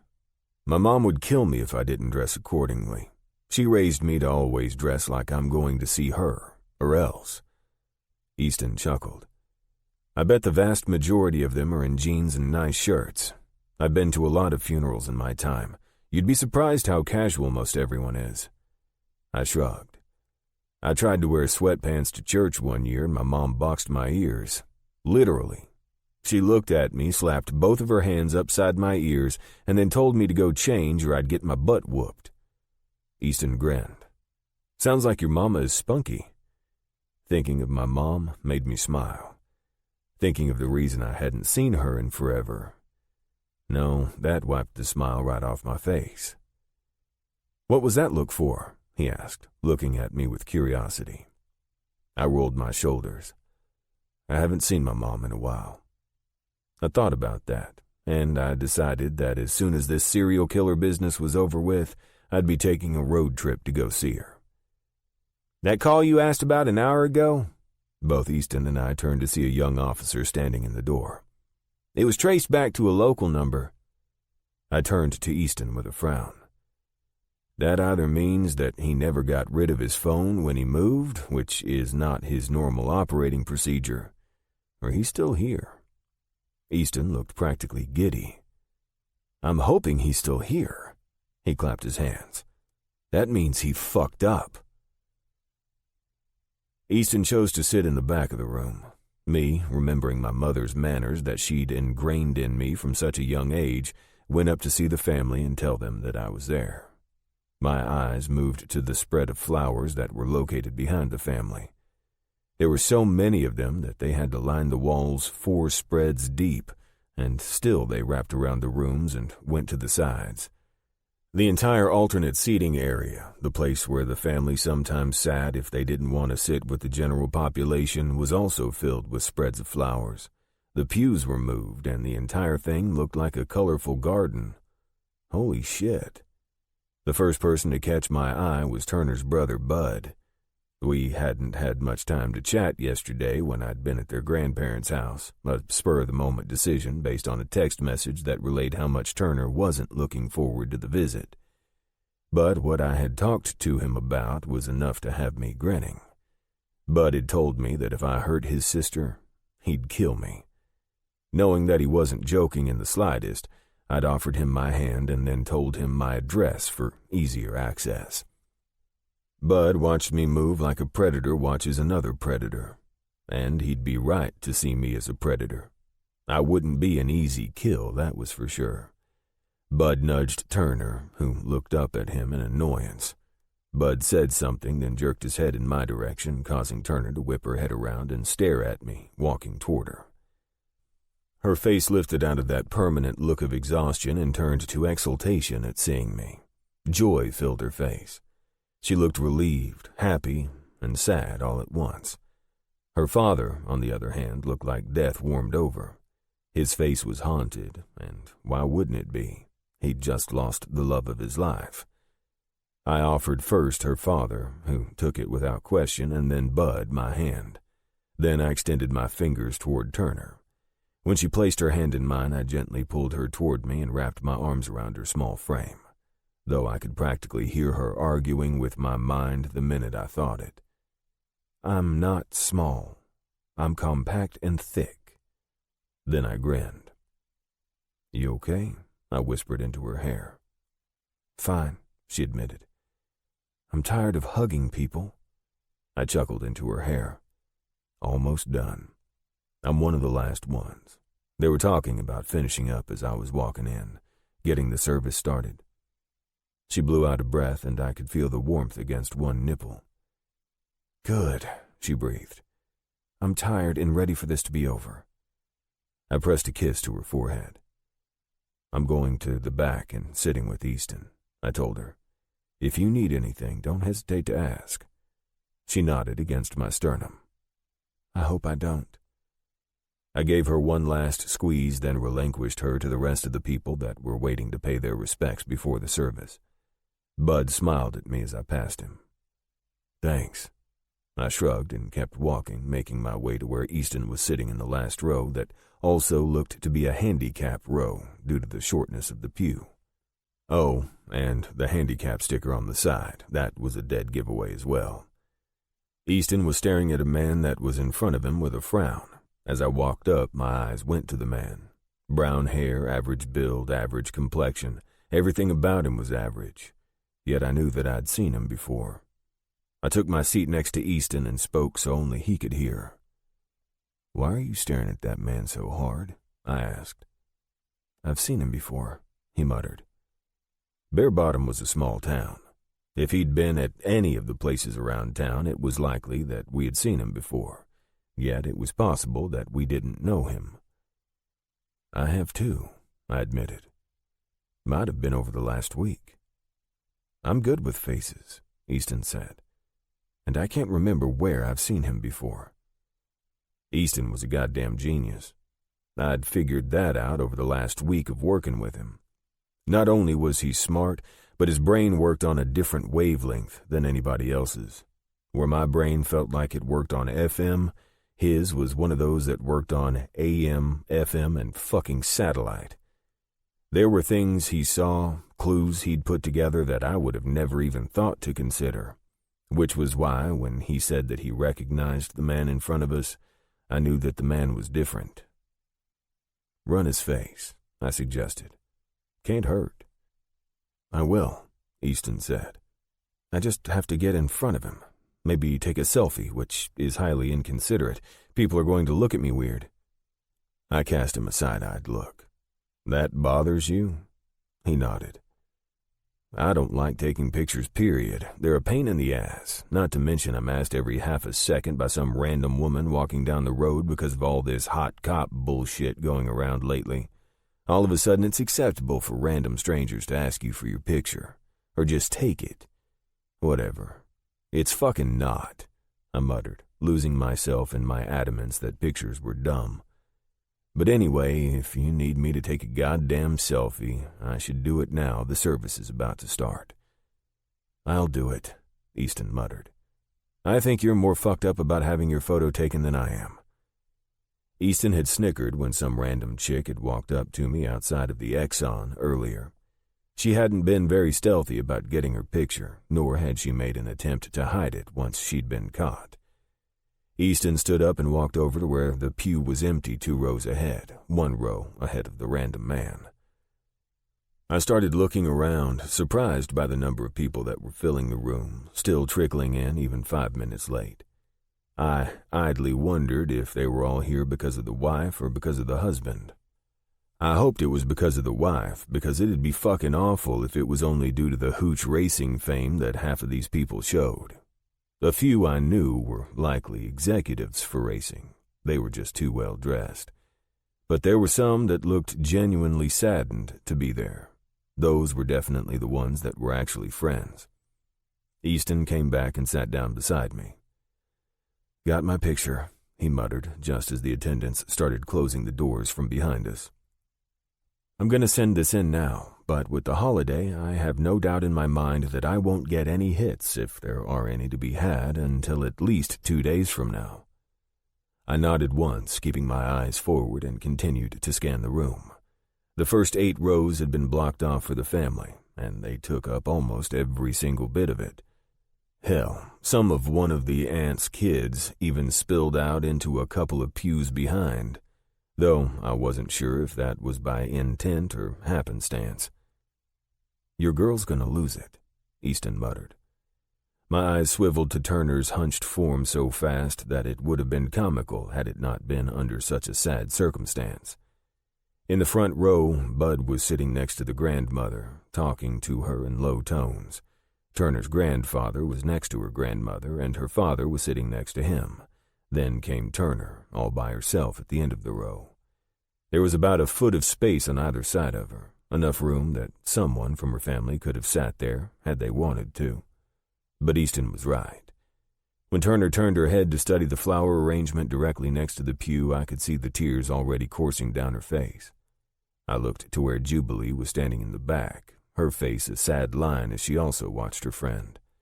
Our eyes caught, and Jubilee gestured her chin toward Turner, a universal sign of go to her. I didn't waste a second. Standing up, I passed the pews upon pews and massive spreads of flowers until I got to her row. I was sure that everyone and their brother was very aware of my every move. They were watching because normally one would stop before they got to the family section. Yet I didn't. I went to the first pew, then started sitting in the tiny gap between the end of the pew and Turner's lap. Turner had no choice but to move over, or I'd end up in her lap, which she did with only seconds to spare. The moment I was down, I lifted my arm and curled it around her shoulders, pulling her into my side. She started to cry harder and buried her face into my chest. My shirt would be soaked by the end. I could just feel it. Turner. The funeral was awful, just like I thought it would be. Unsurprisingly, it was a beautiful service, and I was very impressed with how well it went. The slideshow of all the pictures, the ones that I hadn't had to find thanks to my best friend being so awesome, was by far the hardest. I hadn't realized that I could cry any harder at that point, but I proved myself wrong. And through it all, Castiel had been a rock at my side. He hadn't complained one single bit, not even when I started soaking his shirt. Then, as the service ended and people started to come up to me, offering their condolences, he was still at my side.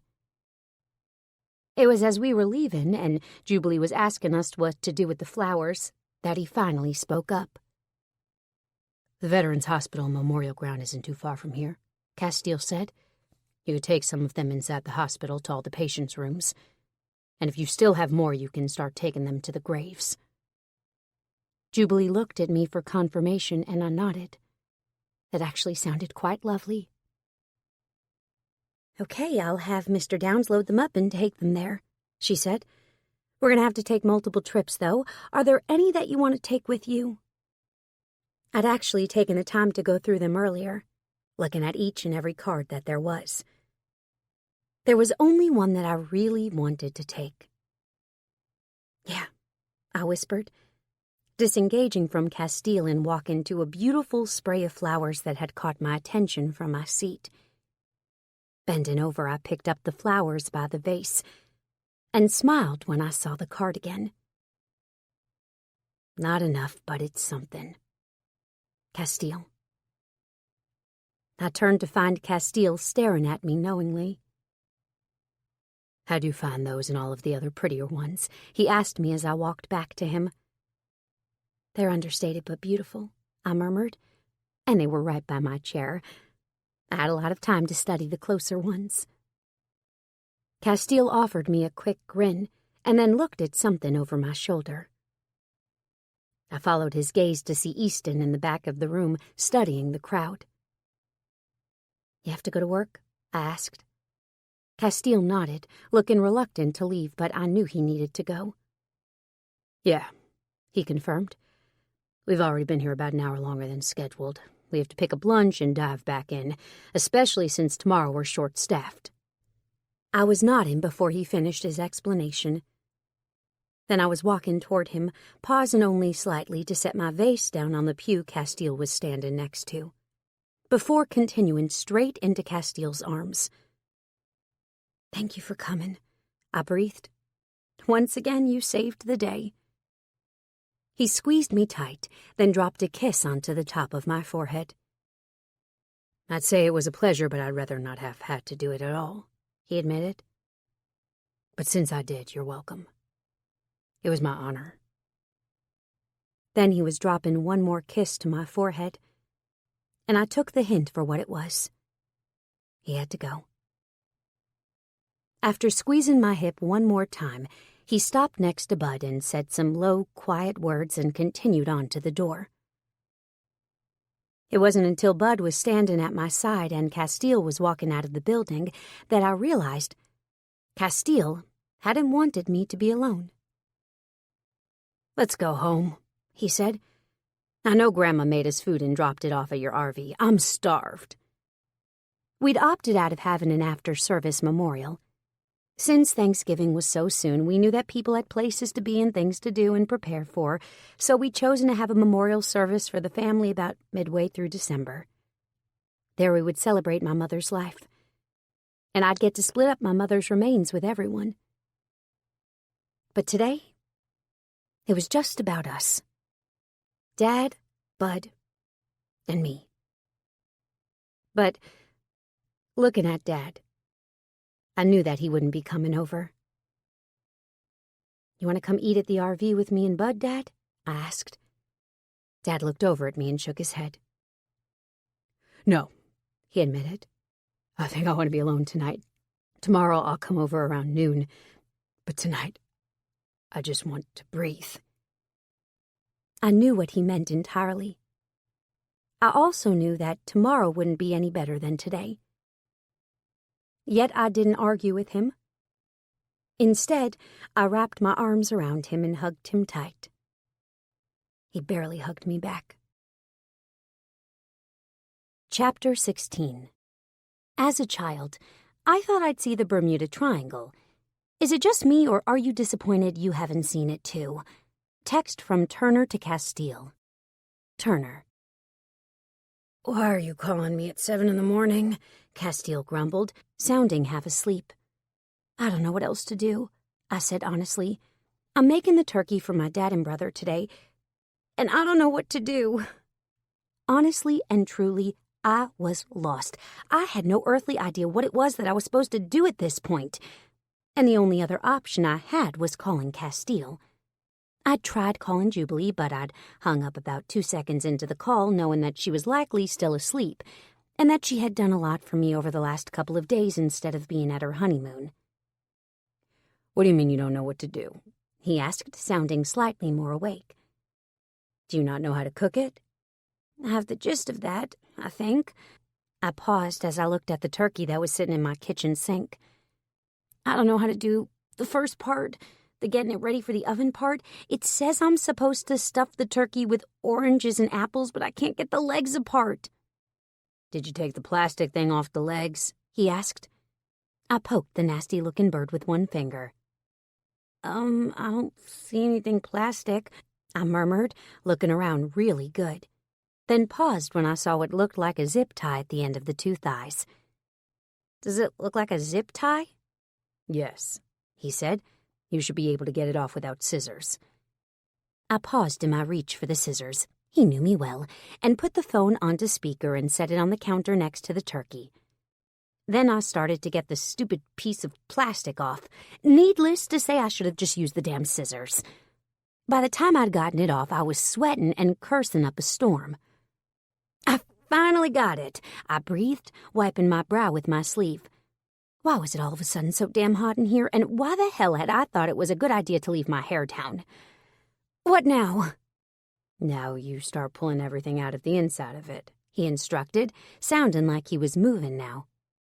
Reach in there and get it all out. I reached in there, and I felt something slimy, long and cylindrical. I blinked and tugged it all the way out, instantly disgusted. Swallowing hard, I said, "There's something that came out of it that I don't think should have come out of it." I paused. "I think I need a new turkey. This one is defective." He sounded like he was wheezing. "There's a neck that looks like a long, crooked dick, if that's what you're looking at." He was laughing now. That's why he was wheezing. "It's not the dick, it's the neck, I swear to God. You have to get that out, plus the bag of giblets that are stuck in its ass." "That looks like a dick," I said quietly, staring at the neck in my sink. "Are you sure it's a neck?" There was uncontrollable laughter on the other end of the line. "Swear to Christ," he encouraged me, wind sounding in the background as he spoke. "It's a neck." I wasn't sure that made it much better. "Now, how do I get the giblets out?" I questioned. I heard a door slam, and then quiet again. I assumed he'd gone outside for something and was now back inside. What was he doing going outside so early in the morning?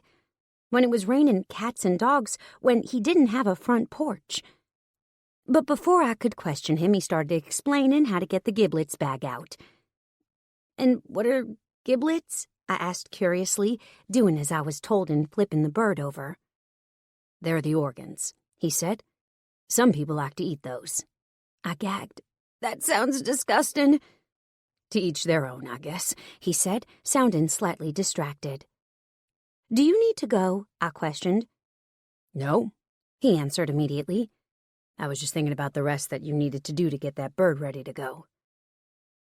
It was once it was all the way done, neck fat trimmed, giblets and neck tossed, bird rinsed and all the extra juices dried off, that it finally hit me. I still had to cook this stupid bird. I had to make a tasty meal out of a turkey for my family, and I'd never, not once, cooked a turkey before. My grandmother had offered to do it, and maybe I should have taken her up on that. Maybe I should have allowed someone else to help. But it had been tradition for 18 years that the eldest sibling brought the turkey and all the other siblings brought the side dishes. I didn't want to ruin the tradition. Then I started to cry. "Castiel, I can't do this," I whimpered into the phone. I wiped my eyes with my shoulder one by one and tried to tell myself to breathe, yet it didn't work. I was a crying mess. I'd woken up with a determined expression on my face today, absolutely certain that I would be accomplishing my goals, except now I wasn't so certain. Hell, I wasn't even sure that I could get this turkey done before dinner at 4. I hadn't realized that there was such a process into getting a turkey from the bag into the oven, and shit, I hadn't even preheated the oven. I started to cry harder. Then there was a shuffle at my door. And then the door was opened, and Castiel was filling the tiny doorway that led up into my RV. Elation skittered through me as I stared at the man that was quickly becoming my hero. I ran to him and threw my arms around his midsection, and the best part? He wrapped those long, strong arms around me, too. He held me so tight that I instantly knew that everything would be okay. My grandmother probably made a backup turkey, and she also made a ham. If this stupid turkey was needed, I'd be royally surprised. My cries turned to sniffles, and soon thereafter, I was only left with the puffy eye feeling and the knowledge that I loved this man. It had happened fast. I'd gone from disliking him immensely from the moment that he gave me a ticket to knowing without a shadow of a doubt that this man was it for me. Castiel was the love of my life. He'd been there when no one else had been, and given me things that I'd never known I needed. "What's with all those tears, pretty girl?" he asked. "Let's go make us a turkey." I reluctantly pulled from his arms, but before I could take more than a step back toward the turkey, He was pulling me to him and slamming his mouth down on my own. He pulled back with a grin. Salty.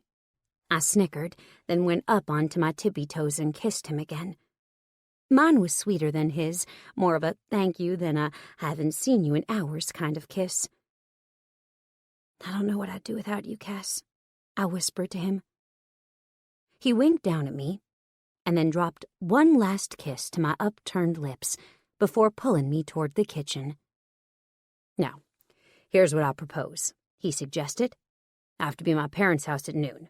We're going to fry turkeys, 4 of them, and I don't think they'll even notice if you want to slip yours in there, too. That way you can come with me, be my buffer, get your turkey cooked, and I don't have to be alone with my parents. And I have an excuse to leave because then I'll go with you to your families at 4. I thought about that. I thought that you didn't talk with your parents, I said. Had I just made that up? I don't talk to them much, he agreed. They're too far away and I'm busy. My grandmother isn't the one hosting the Thanksgiving, though. My uncle is. He has the biggest house and he's in Wascom near the Shreveport, Texas border, not the lake, I explained. He nodded. Even better because my parents are up from Arkansas staying with my sister who lives in Hallsville. My brows rose. You have a sister? He nodded. 2 of them. One's 2 years older than me and one's 2 years younger. The younger one, Marielle, lives in Dallas. She's probably not going to come down because her husband's family usually gets her holidays, not us.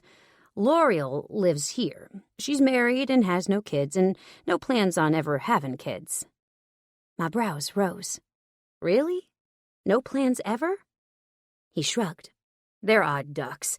They were both in the military and retired right at the same time. I think they enjoy the lifestyle of being able to get up and go. The only kid they liked was... He trailed off. My brows rose. The only kid they liked? He swallowed hard, his shoulders suddenly stiff as he stared at the turkey in my sink. When I was with my ex-wife, she was given custody of her nephew. He was about a year old when he came to live with us. He clenched his fists. But we'd known him well before that. He was my little buddy, and the cutest little kid ever. My parents and family loved the hell out of him. And she didn't allow you visitation in the divorce, I guessed. Castiel shook his head. I took his non-answer as answer enough. His ex-wife had really screwed him over. Needless to say, when we arrived at his parents' house, every single one of them was suspicious of me. When I was introduced to them all, it was surprisingly the sister that said, "Hey, isn't your dad the racer? Aren't you one too?" I blushed profusely and would have done a nervous hair tuck behind my ear had my arms not been loaded down with groceries. Yes, I answered. That's me. Hooch. Turner Hooch. Did I just introduce myself like James Bond? What the absolute fuck, Turner? Castiel walked past me into the kitchen. Castiel's parents, as well as L'Oreal and her husband, who'd introduced himself as Avner of all things, all continued to stare at me. When L'Oreal broke off to go into the kitchen, I winced when I heard her say, "Another rich one, Cassie, really?" Avner, Castiel's mom, Judith, and Castiel's dad, Seal, both looked at me with worry plain on their faces. Holy shit, what was this? What had I walked into? I juggled the turkey. Where do you want me to put this? It was Seal who pointed at the counter. You can put it there, but we don't need another turkey to fry. I thought about just turning around and walking straight out of the house and back to my truck to, I don't know, drive like a bat out of hell out of here, but Castiel stopped me in my tracks by his words. I told her she could come over here and we'd cook it. The oil will already be hot and it won't take but a couple of minutes. Castiel interrupted my inner musings. Now, stop acting like assholes. It'll take like 40 minutes, Avner said. Not a couple, and I'm not acting like an asshole. You're staring at her like she's an interloper in your domain, Castiel countered. L'Oreal crossed her arms over her chest and leaned her hips against the counter. Well, she is. My arms were starting to ache, but there was no way in hell that I was walking in there without first knowing whether I was truly welcome. I could take my turkey back home and cook it on high before I was subjected to a Thanksgiving that I wasn't welcome at. But when Castiel moved, taking the turkey from me and setting it on the counter, I knew that he wouldn't be waiting. I'd be staying because taking one look at Castiel's face, I knew that he was pissed. "Stop messing around. You're making her feel unwelcome," Castiel ordered, turning back to the room and me. His eyes went to my face, and he stiffened even further. I tried to wipe away my discomfort, tried to hide it, but it was very plain on my face, and I was shit at hiding my emotions. Abner walked to the counter and took a look at the bird. "How much does this one weigh?" Castiel's eyes once again cut to me. I opened my mouth and then closed it. I searched for a 14-pound bird. "You're not sure on the exact weight?" Castiel asked. I shook my head. "No, I could go back home and look in the trash and never come back." Castiel likely understood what would happen if he sent me home because he shook his head immediately. "We'll make do." "If you burn down my garage because you don't know what you're cooking, she's paying for it," L'Oreal exclaimed. That was when I stiffened even further. I wasn't going to be able to do this. But then L'Oreal laughed and walked to the sink, washing her hands. "I don't have any butter injector for this one either," Seal mentioned. "We'll have to make some up really quick like we did last year when L'Oreal couldn't find it." Castiel walked up to my side and pulled me into his chest, dropping his mouth to my ear. "They're really good people," he said. "They're protective of me. And the last time I brought someone home, she tore my heart out and stomped on it. Give them a little bit of time to get used to you." And I tried to remind myself of those words at least once every 5 minutes over the next hour. At first, I'd try to go outside and be with Castiel. However, that didn't work out because in the last hour, a cold front had barreled its way through the town, and since I was without a coat, I was forced to go inside despite Castiel offering me his coat. There was no way in hell I was taking his coat, though, because it was more than obvious that he needed it since he was the one out there cooking. Meaning I'd gone inside and offered to help Judith and L'Oreal. They'd snubbed me, telling me to find a seat at the bar and not worry about trying to help. So that was where I sat for the next long while, listening to them talk to each other and completely ignore me. And since I wasn't rude like they were, I'd left my phone in the vehicle, purposefully trying to make a good impression. Turns out I needn't have bothered. No matter what I did or how hard I tried, no good impressions would be happening today. "It's just that Castiel seemed to have a habit of bringing home rich women with problems," L'Oreal said snottily. "What's your problem?" At first, I wasn't sure that she was talking to me. I'd gone into a weird sort of trance where my mind was disconnected from my physical body. Therefore, it took L'Oreal saying, "Are you going to answer me?"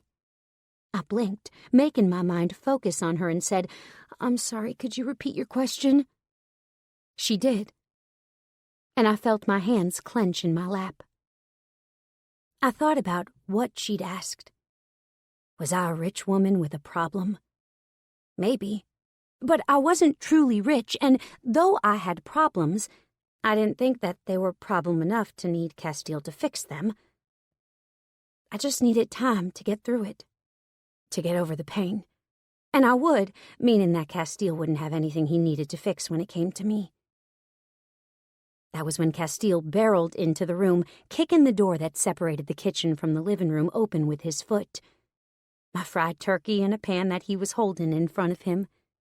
He looked pissed as hell and like he'd like to rip his sister a new asshole. I instantly felt soothed by his anger. I knew that he heard what his sister had said. I also knew that he didn't only like me because I needed to be fixed. "We're leaving," he announced. His mother instantly stiffened. "Castiel," she said, "we never get to see—" "You should have thought about that before you pissed me off," he muttered. I understand why you're doing this, but Turner is not my ex. Not even close. And you probably just ruined the one good chance you'd ever have at making a good impression. Congrats. Instead of putting the pan down on the counter, Castiel jutted his chin out at me. Let's go. I immediately stood up, not one to argue with a pissed-off man, definitely not one to argue with a man that was doing something that I really, really wanted to do.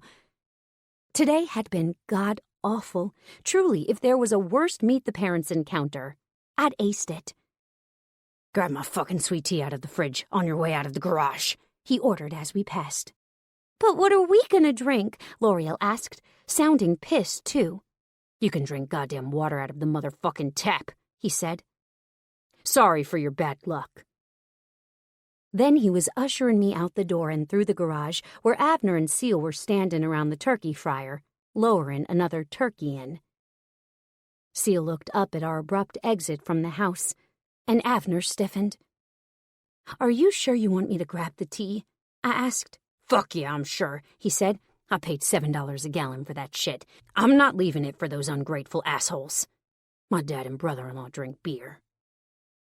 Biting my lip, I opened the fridge and somehow managed to grab all 5 of the gallons of tea and immediately started hurrying toward the truck.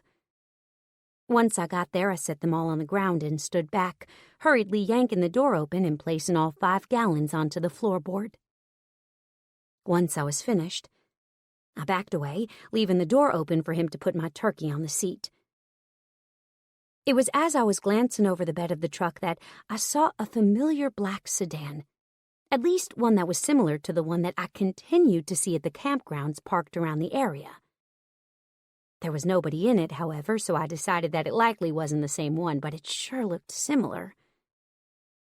A shout of voices had me turning to see Castiel pushing the turkey onto one forearm and bending down to fiddle with the turkey fryer. Both his father and Abner were glaring at the house as if something had set them off, and they were trying to decide whether to go in there and do something or stay where they were. Castiel didn't spare them another glance as he walked down the driveway. He looked like a pissed-off, avenging angel, and I couldn't help the excited shiver that skidded through my belly. He was so hot. Even way the hell pissed off. When he got to me, he placed the turkey on the seat, slammed the door closed, then opened my door. It wasn't until I was safely ensconced in my seat, and he was in his, that he spoke. What else did they say to you? He asked, trying to sound calm. He wasn't calm, not at all. I could tell based on the tick in his jaw. I'm not in need of a woman that needs fixin', he said. I know that you're put together. Sure, you've had a few bad days, but that's not my kink. I felt my lips twitch. What drew me to you wasn't your need for me, but your need for speed. That's what had me laughing my ass off. What was it you did to the turkey fryer as you walked past it? I asked, sensing that he was okay now, or as okay as he was going to get given the circumstances. He grinned then. I turned it up to high. It'll burn the oil before they realize it's too high, and then the rest of the turkeys will be gross, he said, sounding unapologetic. I found myself grinning for the first time in hours. That's evil, Cass, I teased. He shrugged and started to drive, not saying another word as he took me to my family's place. It was an hour and a half early, but I decided that it wouldn't matter. Someone would be there. But I was wrong. Someone wasn't there when we got there. Everyone was, literally everyone, which never happened. Usually I was one of the first to arrive and everyone else showed up later, walking in the door just as dinner was being served. I watched from the truck as my uncle brought in a smoked turkey and my aunt brought in an obviously baked one, then shook my head. I just want to go home, I whispered. Can we go home? Castiel's hand tightened on mine. We can have fried turkey and macaroni, he said, and I brought some rolls from a Texas Roadhouse fundraiser. I have like 18 dozen of those bitches. We'll have a good Thanksgiving feast by ourselves. You can even invite your brother." I shook my head. "My brother texted me while I was with your mom and sister. I didn't get it until we got into the car. He left. Something about a mission gone wrong and he had to go and he was sorry." Castiel sighed. "Your dad?" I looked down at my hands. "He's gone too.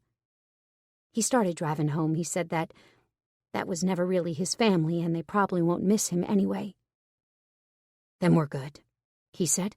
"We'll start making our new Thanksgiving tradition. I have 5 gallons of sweet tea, macaroni, and rolls. The turkey is fried. We're fucking golden." I closed my eyes and said a silent prayer. Then I threw myself at him. "I don't know what I did to deserve you," I said into his neck. "But thank you." It was that night, as we were both lying in bed, that the truth finally hit me. Why Castiel had pushed so hard in the beginning. He didn't want to be treated like shit by another rich woman. He didn't want to fall for someone that was just going to break his heart in the end. Yet, he'd still been there for me. Still given me everything that I needed despite his misgivings.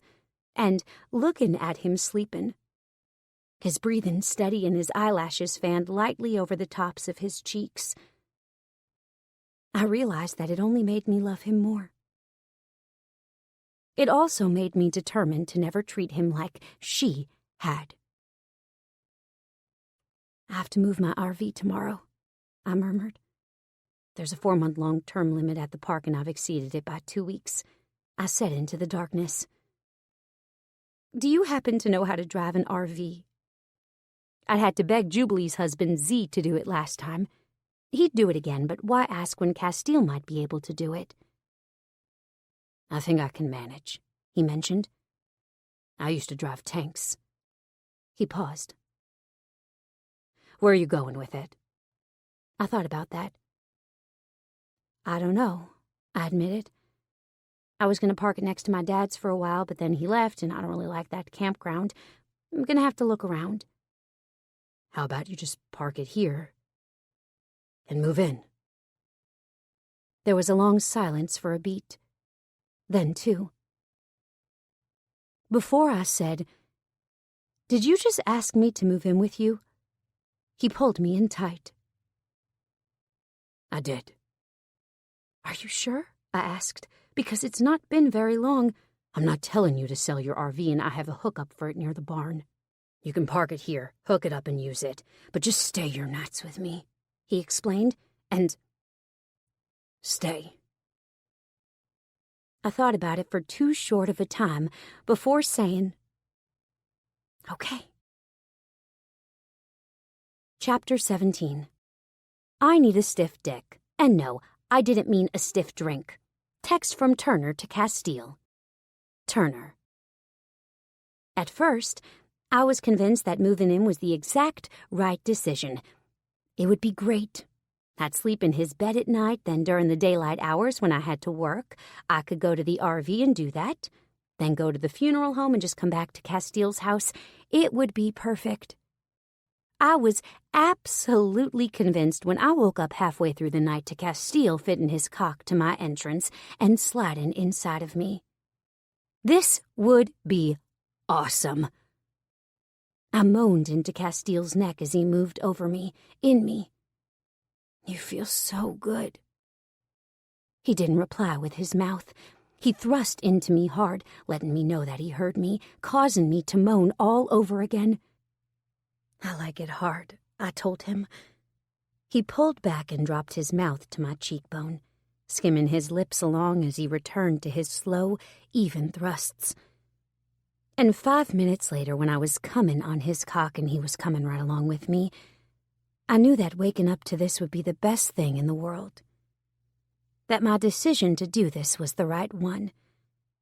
And in the morning, when both Castiel and his guitar were gone, I wondered if maybe I'd made a mistake. If maybe telling him I'd moved in was a bad idea. Because normally when people lived with each other like we did now, they told each other where they went. They gave a, "Hey, I'm going, I'll be back in a few." except I got nothing from Cass.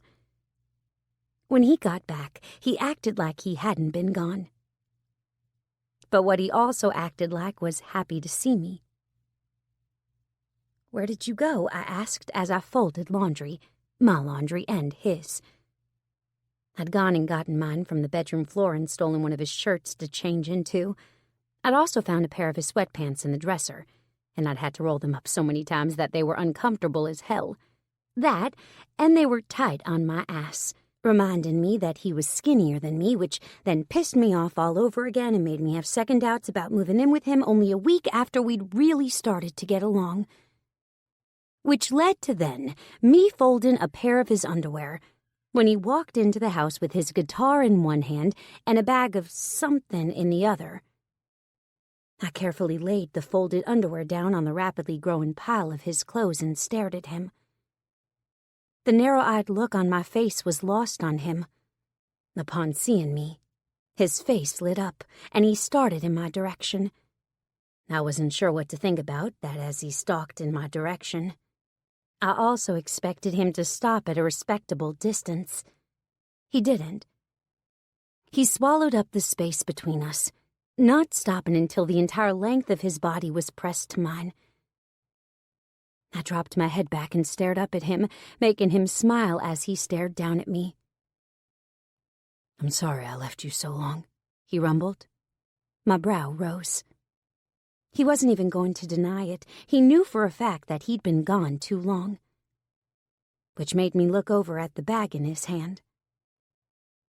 "What's in that?" I questioned. He gently tossed the bag to the sofa behind me, then leaned sideways and propped the neck of the guitar up on the wall that I was standing next to. "Essentials," he said once he'd straightened. I blinked.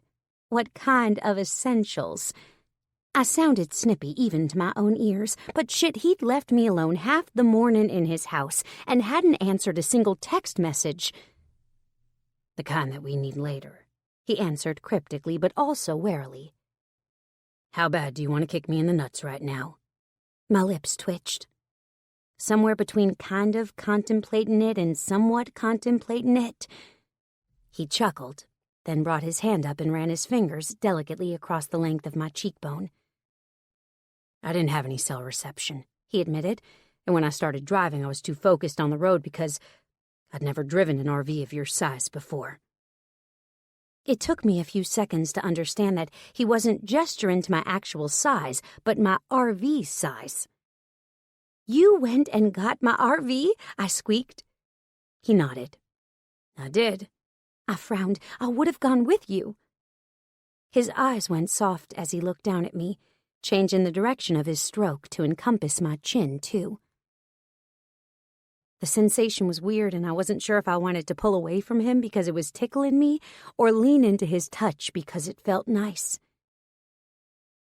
"I didn't want you to change your mind, so I went and got your RV," he said.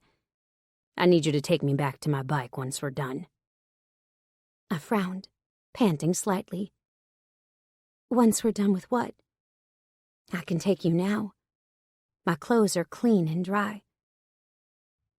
The rough, wide palm of his hand, not stroking my face, slid up the outside of my thigh, making my heart start to speed up. Okay, now I completely understood what he meant. All doubts were knocked from my mind, and I was left thinking about one thing and one thing only. Him. His hands on me. His mouth on me. Me riding him. All of those things went through me at once, and I was practically panting seconds later as I found myself pressing up against him. His body was hard all over, including the arousal contained by his jeans.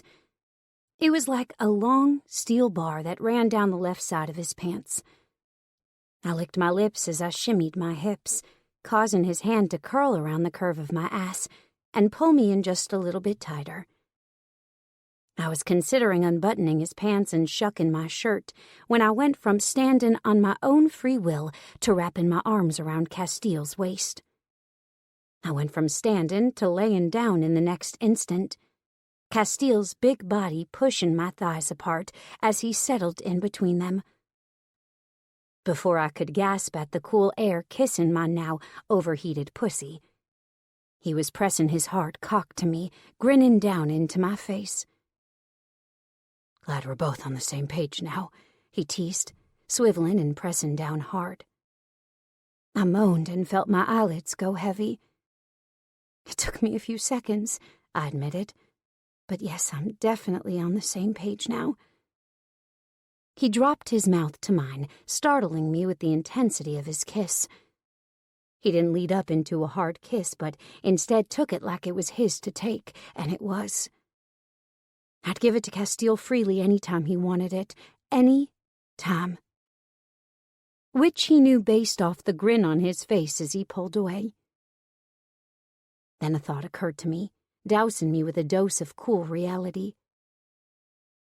"We don't have any more condoms," I breathed, feeling something crunch underneath of us as he pushed me upward on the couch. He reached over and yanked the paper bag out from under me, grinning while he did it. "Had to pull the damn RV over in a convenience store parking lot to stop and get these," he said as he dumped the bag's contents out onto the coffee table beside him. I glanced over as he did, seeing not one but 4 boxes of condoms. I grinned and turned back to him as he said, "It was totally worth pulling out across 5 lanes of traffic thanks to that look right there." He sat up from my body and started stripping out of his clothes. Using my time advantageously, I stripped off what I was wearing, his t-shirt and pants, and tossed them onto the coffee table next to the pile of condoms. While he was working on his jeans, I reached for the first box I found and ripped it open, causing condoms to fly everywhere. They were shades of neon. I chose the brightest one, the hot pink, and ripped it open. Before he even had his pants all the way down his legs, I was fitting the condom to his cock. The move was still so awkward that I fumbled slightly, but he saved my bacon by helping guide my bumbling hands. Once his cock was sheathed in the bright pink, I couldn't help the wide smile that lit my face. "I like it," I teased, running the tip of one finger down the underside, causing his abs to tighten. He started to crawl back over me, but I quickly slid away and then patted the couch. He grinned and took a seat, and I nearly moaned as the length of his hard cock bounced but ultimately stayed perfectly straight. I crawled over him, sliding myself up over his chest and making sure to graze the tips of my nipples along the hard planes of his chest. His own nipples tightened in response, causing me to grin wickedly. "You like what you do to me?" he asked, pulling me even closer to him. I widened my legs and sat directly on top of him, looking down to see his cock poking out from between the gap in my thighs. I couldn't help myself from rocking forward and backward on him as I answered his question. "I like everything about you," I admitted. "Even when you were being surly and mean, I liked you. Which pissed me off because I didn't want to like you. I wanted to hate you because you were an asshole." He grinned at my blunt words, lifting one heavy breast and bringing the tip of my nipple to his mouth. I felt the tickle of his beard hairs on my breast as he sucked the turgid peak directly into his mouth and gave it a good, hard suck. I nearly bowed right off of his lap in reaction. The sensations that poured through me were unreal. "Jesus," he said, "one more arch like that and you'll have me inside of you before you're ready." He was right. I could already feel him at my entrance, and it wasn't a bad feeling at all. But what he said was right. I couldn't just go sticking his cock in me all willy-nilly. The act took preparation because he was so big, he'd have to work me up to take in him. I'd never in all our sexual experiences taken him without at least first having his fingers in me to help stretch me. But when he took my breast back into his mouth and flicked the tip of my nipple with his tongue, I couldn't help myself. I arched all over again, this time successfully notching the head of his cock to my entrance. Seconds later, I was wiggling and fighting to breathe as he filled me and sucked on my nipple. It was a magnificent experience, the dual sensations. He was stretching me, filling me so full on one end and making me feel sparks of euphoria as he sucked. I panted as I slowly straightened my thighs, leaning forward so he would slip back out of me. Once he was at my entrance, I slowly sank back down, this time taking more than half of him before I had to repeat the process. We did this over and over again until finally he was fully inside of me. I felt so full and so right. Nothing had ever felt this right before. Not a thing.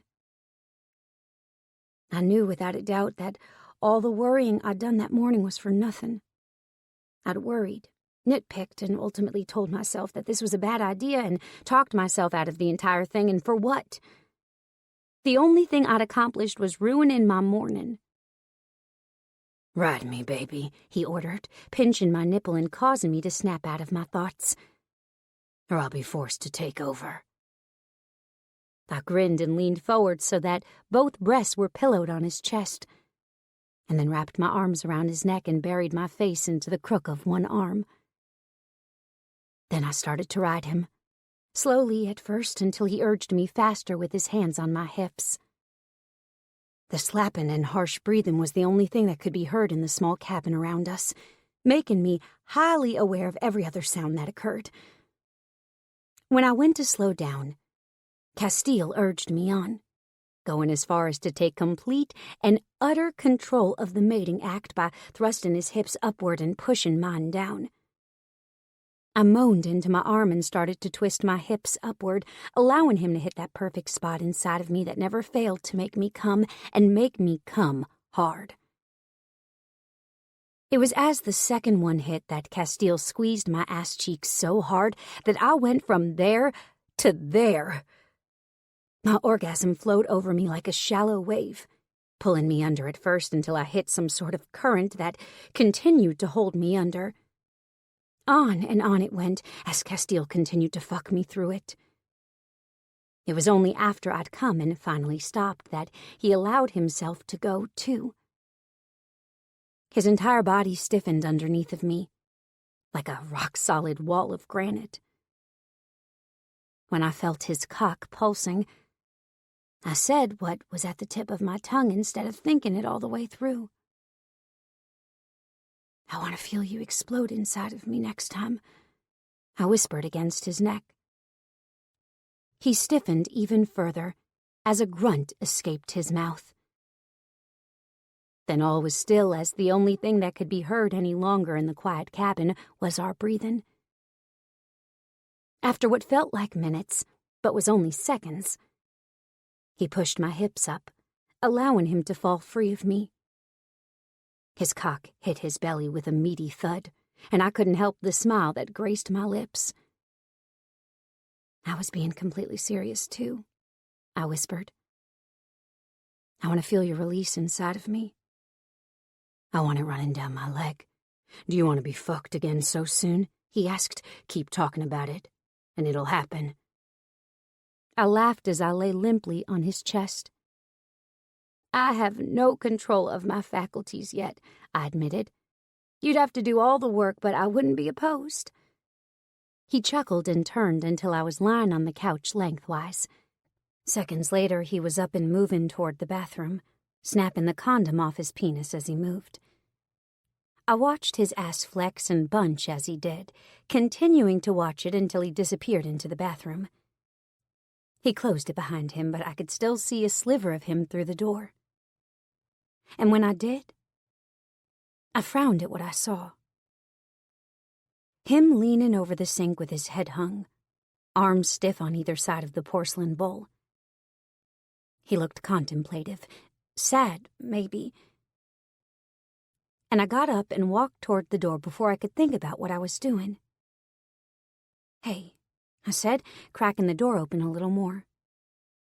"You okay?" He nodded. "You have no idea how much better you made it.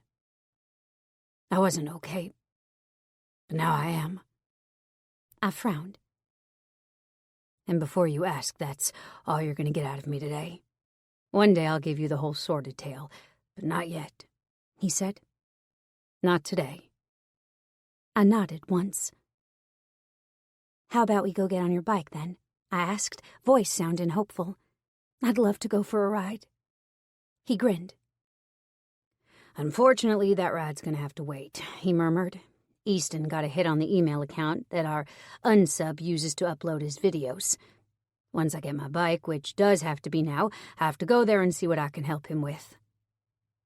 I immediately went back out to the living room and started putting on my clothes. Once I was ready to go, I gestured to the door with my chin. That was when I saw the cat at the window, looking in like he was pissed for being forgotten.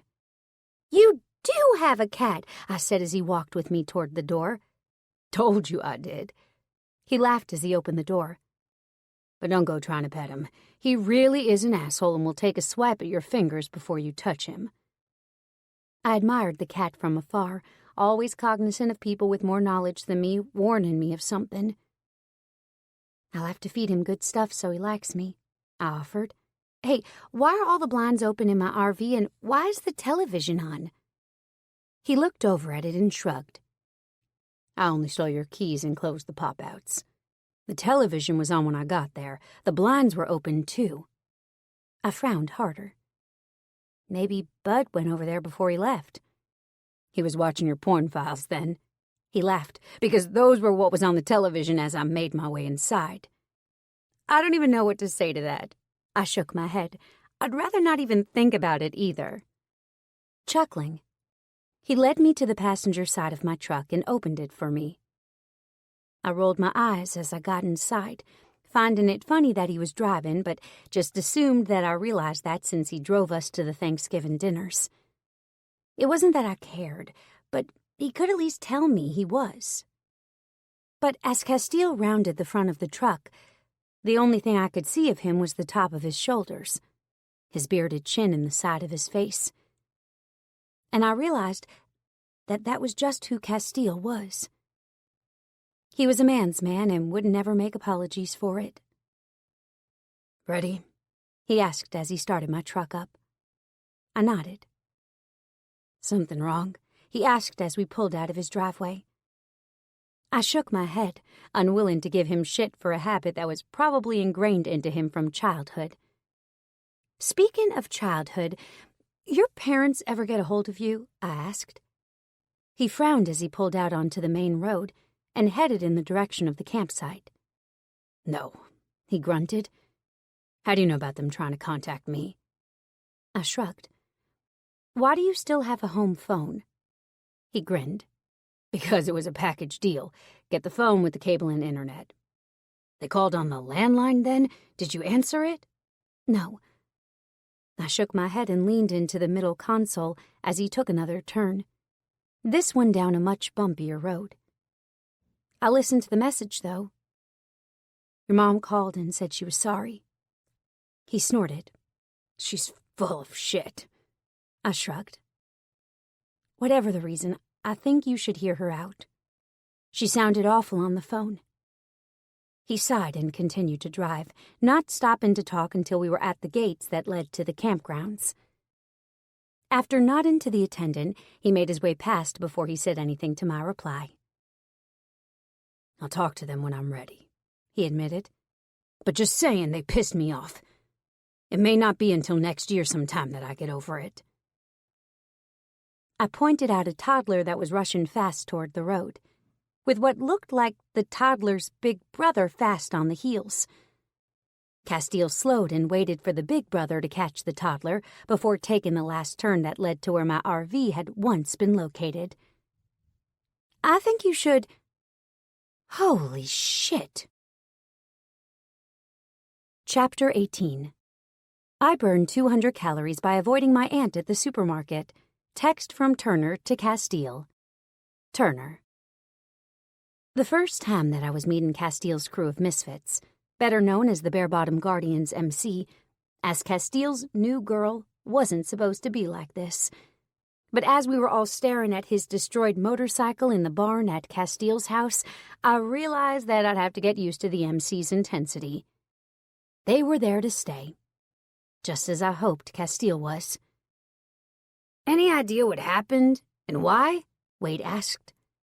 Castiel shook his head and touched the tip of his toe to the bent exhaust pipe. "Nope," he said. "There's absolutely no surveillance in the park, not even a person that monitors the area. That part of the park is rarely used due to the size of the spots. They're the last to be filled and only when it's absolutely necessary, since that particular other lot that is next to hers is the owner's private spot that is never used. Not even during busy season, it's always left open upon explicit orders via the owner." I frowned. If that's the case, what's with the man that was staying there camping out of his car? Castiel's eyes went from the bike to me. "What?" he asked. "There was a man staying at the other campsite," I said. "He slept in his car." "How do you know that he slept in his car?" Rome asked. I looked over at the big ex-football player and shrugged. It was either that or outside under the elements, and I never saw a tent there. Just him sitting in his car. Castiel shook his head.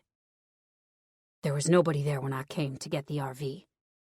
"And you said the park was closed to through traffic, correct?" Z asked. "Yep," Castiel answered. "They were open from 10 to 11 this morning when we came to pick it up for all the campers that were checking in for the day. That's it." "Not totally ruined." Bayou dropped down on his haunches next to the motorcycle. "Gonna need some body work, some new parts, but it's drivable. Looks like he did this with a bat or a crowbar. Only surface damage, really." I agreed. But still, it looked really bad. At first, I thought someone might have hit it with their vehicle, but upon closer inspection, it did look to be a metal pipe of some sort that seemed to do all the damage. "Whoever did it was pissed as hell," Liner muttered. "Takes a lot of anger to put that kind of damage on a piece of steel." I agreed with that for sure. "Could be a sign that whatever case you're on, you're close to figuring something out," Link suggested. "Didn't you say there was a break in the case today?" Castiel nodded. "Even more than a break. The man that's suspected of doing the murders messed up and went online to upload his newest movie. The IP address, though routed through multiple fake destinations, still shows to be oriented in Bare Bottom, or at least within a couple miles of our location." Bayou bent over and picked up something off the ground, then held it out to me. "Anybody you know smoke?" I didn't reach for it. "No," I instantly replied, "and I don't want that." He held it out to Castiel then. "Might be something of use to you. I know this isn't evidence from whoever trashed your bike, but maybe it's his and he's been watching your house, too." Castiel pulled a handkerchief out of his pocket, then gestured for Bayou to drop it into it. He did, and Castiel folded the piece of fabric up around it before shoving it back into his pocket. "I have to go back to work," he admitted. "Thanks for helping me get it."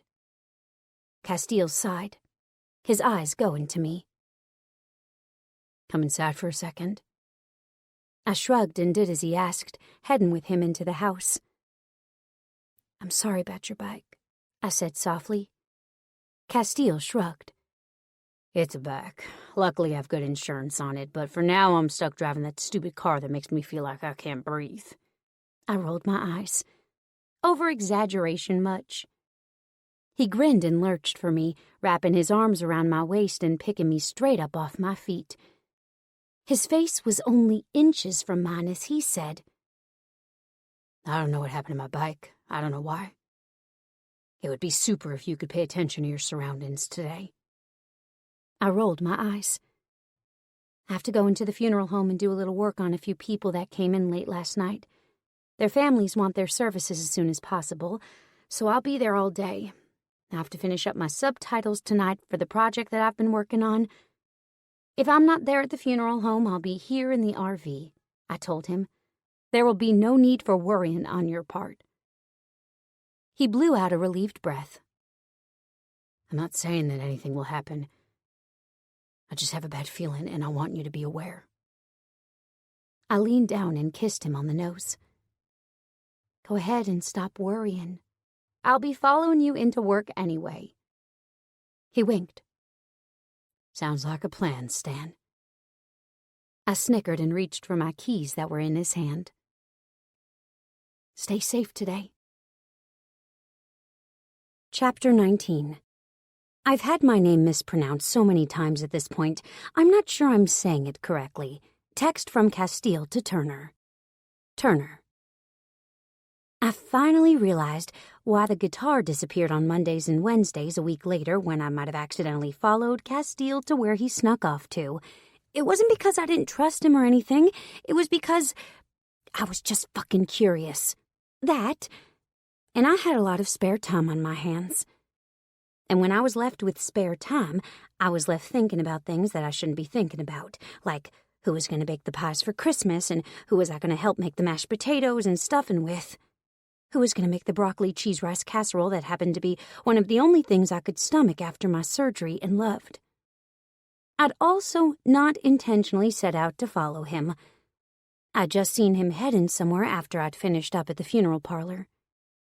I'd been headed to the store to buy some new color for my own hair, thinking I wanted to spice things up a little bit with a few flashy colors, when I'd seen him pass by in his car. Then I turned out behind him without thinking. I was following my boyfriend, and I was actually kind of ashamed about it. But I'd seen the guitar gone this morning, and I'd wondered if that was what was going to happen today. But when I called him on my way to work, I could hear Easton in the background talking to himself, and I knew that he was at work. He must be on his lunch break, I thought to myself as I slowed and watched him turn into the hospital. I frowned ferociously as he pulled into a parking spot that was just outside the ER entrance. Luckily, before he could make it too far across the parking lot, I too found a spot and expertly backed my truck in like I'd never done it before.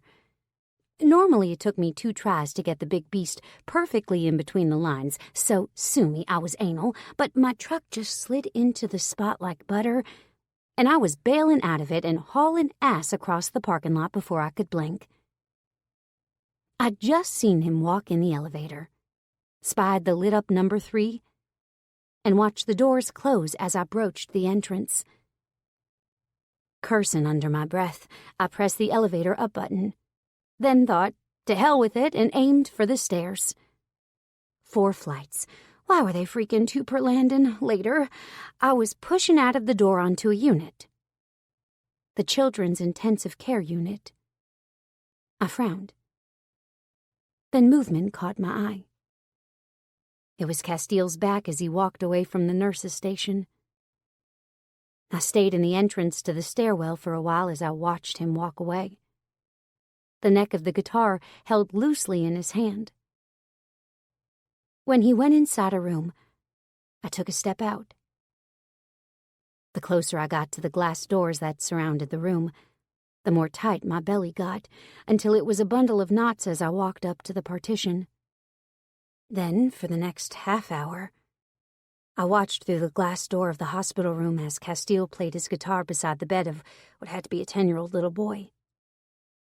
The little boy looked dwarfed in the full-size hospital bed, and I instantly felt my heart start to pound. Who was this little boy? Was it the boy he was telling me about? The one that he didn't get to see anymore? Holy shit, but I needed answers, and this time I would get them. Not because I was mad or upset, but because as I watched him, I could clearly tell that he was upset. Devastated, in fact. Nobody bothered me in the 30 minutes that he played. The nurses had to have seen me. They had to have been curious as to why I was standing there watching, yet they stayed away, and I was thankful. When he was finally done, he walked close to the bed and the small boy and ran a blunt finger across his forehead, swiping some hair out of his face. That's when I took in the tubes that had to be keeping him alive. There were a lot of them. So many, in fact, that I had a feeling that if even one slipped free that it would go badly. I didn't bother to hide as Castiel turned around and started out of the room. The moment he stepped out, his eyes came directly to me, as if he'd known I was there the entire time. "You would hate living like this," Castiel said, voice slightly cracking. "Fucking hate it." I felt my belly knot even tighter. He'd known I was there. I was sure of it. "How did you know I was here?" I questioned. His lips twitched. "You are a good driver, I'll give you that," he said, "but you don't have any evasive driving skills whatsoever. And I clocked you about a half a block in." I snickered. "Nobody has taught me those just yet." I paused. "Unless you're offering." His eyes lifted to me. "I teach you whatever you're willing to know." I smiled and held out my hand to him, which he took. He nodded at the nurses, who looked at him with pity and me with curiosity, and walked with me to the elevator. The moment they opened and then closed firmly behind us, I said, "Do you want to talk about it?" He was silent until we reached the ground floor, and when we got out to the parking lot, he led me to my truck, and not his vehicle, which were not close. He really had clocked me way before I'd known. When we got to the truck, he opened the door for me and gestured for me to get inside. I did, but left my legs pointing outward and spread slightly as I waited for him to talk. He set the guitar against the wheel well of my truck and then leaned in between my splayed thighs. I wrapped my arms around his shoulders and dropped my head down to rest on top of his. That was when he shattered my world. "I told you that when we were married, my ex and me, her nephew came to live with us," he started. "But I didn't tell you that just before we'd filed for divorce, my nephew had an accident." I had a really bad feeling about what I was about to hear. I smoothed my hand through his short hair. It was longer than usual, and I had a feeling it would be buzzed back off within the next day or two. He never let it get too long, and this was long for him. At least from what I've been able to observe in my time watching him before actually being with him. "Yeah," I said. "What happened in that accident?" He shivered. "He asked if he could go swimming, and I said no, that I was too busy. I had a big case that I was working on, and I was making phone calls and researching. I told him I'd take him in 10 minutes and to go get dressed, but wait upstairs until I came to get him. I was another 7 minutes, max." He shook his head.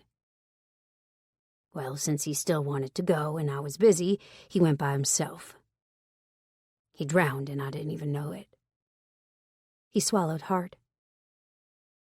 "My ex came home and found him like that with me 2 rooms away." A tear slipped out of my eyes. "When they got him to the hospital, they were able to get a pulse back, but his brain activity was almost non-existent." He cleared his throat and looked up at me. That was when I saw the hurt in his eyes. "He spent the last 4 years in that hospital bed with no quality of life whatsoever. Our divorce went through, and my ex made sure that I wasn't allowed on that visitors list for him. But I found a way to get to him. And I still come sing to him twice a week. But the doctors and nurses say that he's declining. He's been declining since the beginning." I saw the utter devastation written clearly on his face, and I wanted nothing more than to wipe that hurt away. "I think my ex was relieved, to be honest. With her being divorced and having so much work to do being the governor's daughter and it being an election year, it worked out for her, and what a good story it made for the governor's race." He shook his head. "The thing is, she's not even mad at me for it happening.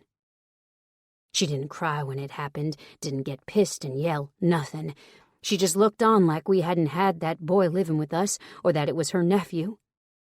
Just like she was visiting a random sick child in the hospital, one that she decided needed to stay alive by all means, even if they were extreme." I dropped my forehead to his. "God, Castiel," I said. "I'm so sorry." He squeezed my hips. We had a lock on the pool, a child-proof gate around it. There were sensors in place. I'd insisted that we get them, yet all of them failed. My ex had left the gate open that morning when she'd gone for her morning swim. The sensors had also malfunctioned. There was not a thing I could do. Yet I still feel guilty as hell, he recounted. Seems we both shouldered some guilt when we shouldn't. Next time I'd like to go with you, I said, cupping his bearded cheek. To play. He smiled against my hand, then turned his face so that he could kiss my palm. I gotta get back to work, pretty girl, he said, and you need to go watch some porn. I snickered. I do need to do that. His mouth twitched into a small smile. I gave him one last kiss, and then he was off across the parking lot to his truck. I was about to back out when there was a knock on my window. I saw a man, one that looked so familiar, standing there. I blinked at him as I rolled my window down. You have a guitar leaning against your truck, he smiled. I poked my head out of the window and said, "Oh." Pushing the door open, I hopped out and grabbed it. Thank you so much. That would have been awful if I'd run it over. The man hadn't moved when I jumped out and was really close to me since there was a car parked next to me. I squeezed by him, keeping the guitar between us, and gave him my best forced smile. He shrugged. No problem. Would have hated to see it run over. I grinned at him. I swear you're so familiar to me, I said as I put the guitar into my front seat. Do I know you? He tilted his head. I don't know. Do you? I grimaced. It feels like I do. He grinned. Maybe we do. Then he was walking away without looking back. I watched him go as a shiver coursed down my spine. So weird. Chapter 20. You know it's cold outside when you go outside and it's cold. Text from Castiel to Turner. Castiel. Just fucking stand there like a good little boy and let me get the goddamn picture, my captain practically snarled. I just want to see if the dog has an owner. If he does, then I want him to get home. Goddamn my captain and his bleeding heart when it came to lost animals. I don't like my picture being taken, I told him bluntly. Make sure that you take it and then crop me out of it or something. My captain rolled his eyes. You're being a baby, he said. I wasn't being a baby. I hated having my picture taken, that was that. Oh, and I had somewhere to be. Like home, with Turner. Doing things like eating, napping, and having sex. Not particularly in that order. Yet here I was holding a dog that the chief had found, and the chief was taking my picture. Once he was done, I handed the dog over and brushed the hair off of my police uniform. I hated wearing it. Normally, I got to do the plainclothes thing, seeing as I was a detective, but today I'd had to appear in court. The damn thing had taken over 2 hours out of my day of usual work, but that worked since Easton and I had hit yet another dead end on the case we were working on. It had been 3 weeks since we'd had a hit on his email address, and all had been quiet since then, which led us to now. Me needing to do other things besides sit around and twiddle my thumbs. I have hair all over me now, I muttered darkly. The chief handed me a lint roller off his desk and said, Get home. Have a good weekend. I nodded once. I will. You too, Chief. With that, I started out of the chief's office and headed to the parking lot, being sure to flip off Easton as I passed him in my office. He flipped me off in return, and I was grinning as I made my way out to the parking lot. But when I got home, it wasn't to find my woman where she was supposed to be. When I called her, she answered immediately. Hey, she chirped. I'm in the RV. I immediately changed directions and started back outside, but paused at the door to shuck my shirt, shoes, and gun. Placing them on the side table next to the entranceway, I headed in her direction, stopping only once when I stepped on a sticker in the grass. Cursing the bright idea of me taking off my shoes before I'd walked across the grass that I knew had fucking stickers in them, I walked very carefully to the front of the RV.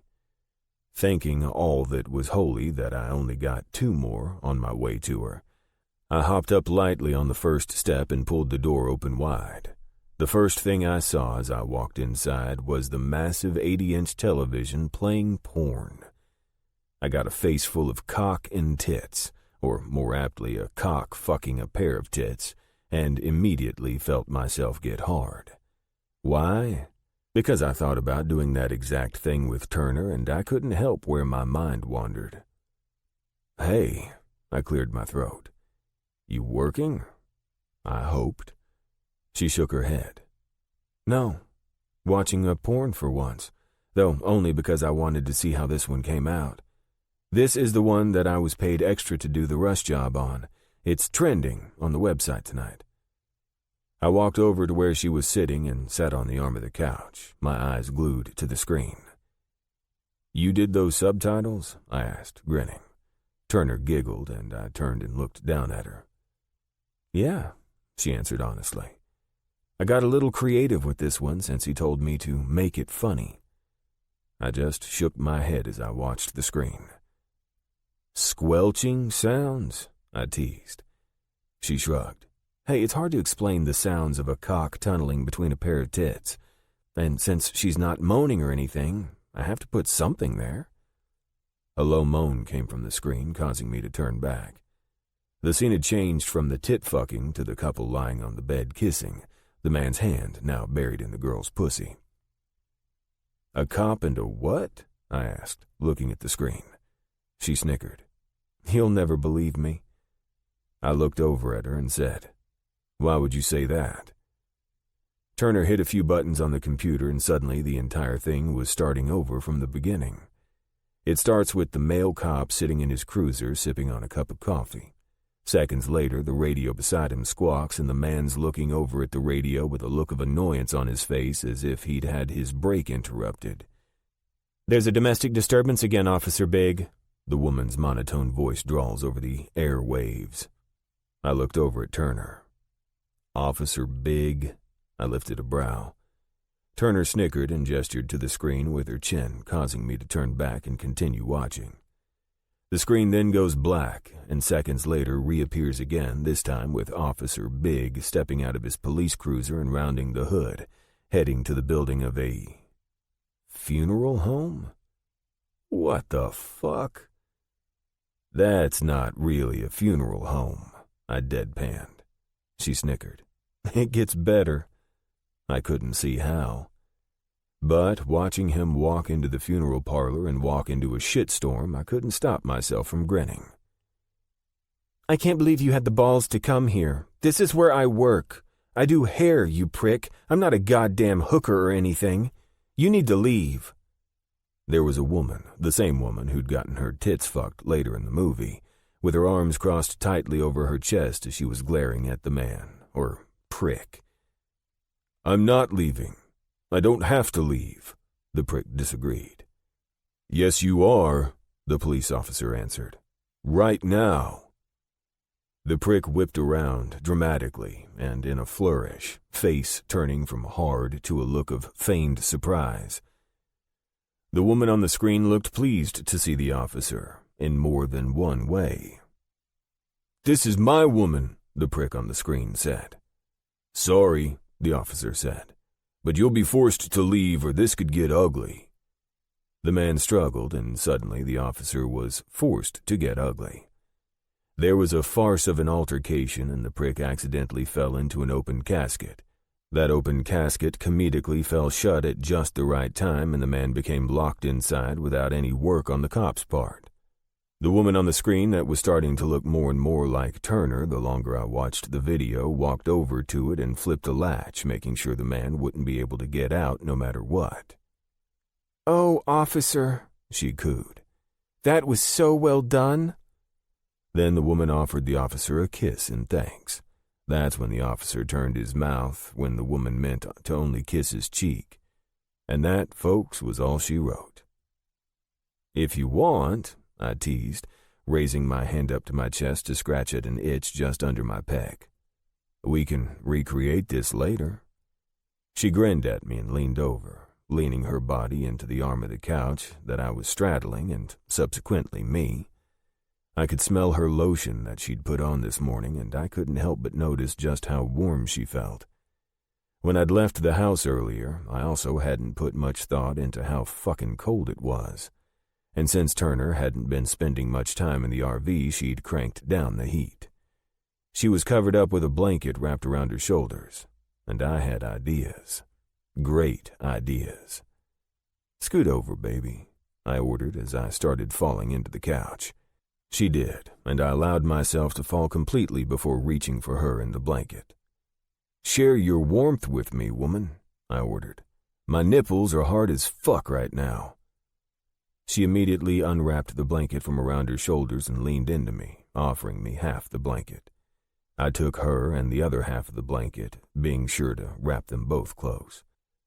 "Officer, can I interest you in a haircut, and thanks for your time and strong muscles?" the woman cooed. Turner scoffed.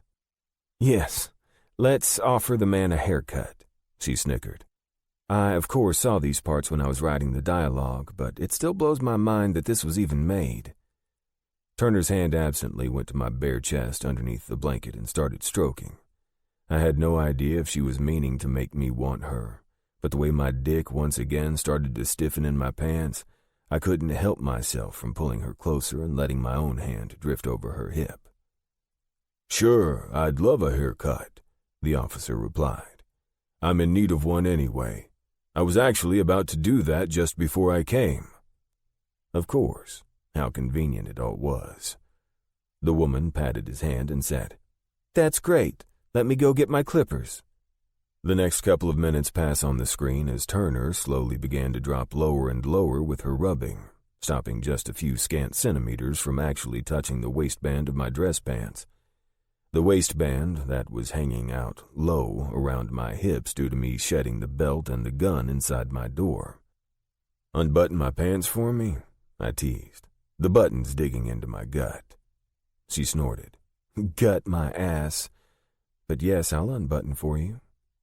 Seconds later, the button was unbuttoned, and she was once again running her hand over my belly, going slowly over the ridge and dip as she did. This time, she didn't stop at the waistband where she'd recently been stopping, but at the thatch of hair that was about an inch above the root of my cock. Maddeningly slow, she moved it back up the length of my belly, brushing lightly over my left nipple before pausing there. She held the palm of her hand flat over it as she said, "They are hard." I snickered. "Uh-huh." "Officer, if you'll come sit in this chair, I'll get you going." The woman on the screen once again captured my attention. "Do you think they're going to do it the entire movie with that guy in the coffin?" she asked. I snickered. "Fast forward back to where you were. The build-up is always the worst part," I teased, giving her rump a push. She leaned forward and my hand fell to the couch in her absence. My eyes went to her ass, which was covered in a pair of shorts that were short enough that I could see her underwear from the back as she leaned over. I reached forward and gently tugged the shorts out of her ass, causing her to say, "Thanks, that was bothering me." I grinned and said, "No problem. Anytime." Seconds later, she was back, and the screen was once again showing where we'd left off earlier. "Is that the coffin they're on top of?" I asked. "Two," she answered. "One fell off while they were exuberantly fucking earlier. They're both on the ground side by side now." I shook my head as I watched the man bury his fingers in the woman's pussy up to the webbing. "Slurping sounds," I wheezed. She shrugged. "You have to put something there." I gave her a squeeze and sucked my belly slightly in when she went even lower this time, stopping to drag her fingernails through the thatch of hair just above my cock. She was only a hair's width away from actually touching my cock, and I was hungry for her touch. I wanted her hand on me so bad that my cock was pulsing with it. She flattened her palm and then separated her fingers until there was a large separation between her middle and index, then went farther down. She didn't touch my cock at all, and I groaned. "You're killing me," I muttered darkly, focusing intently on the screen. The man was now climbing on top of the woman, his mouth going to her breast as his knees kicked her legs out wider. I groaned and resituated myself on the couch, feeling like I was about to burst if she didn't actually touch me. Yet she only continued to tease me as the man on the screen lined his cock up with the woman's entrance. I groaned as he slowly started to push inside.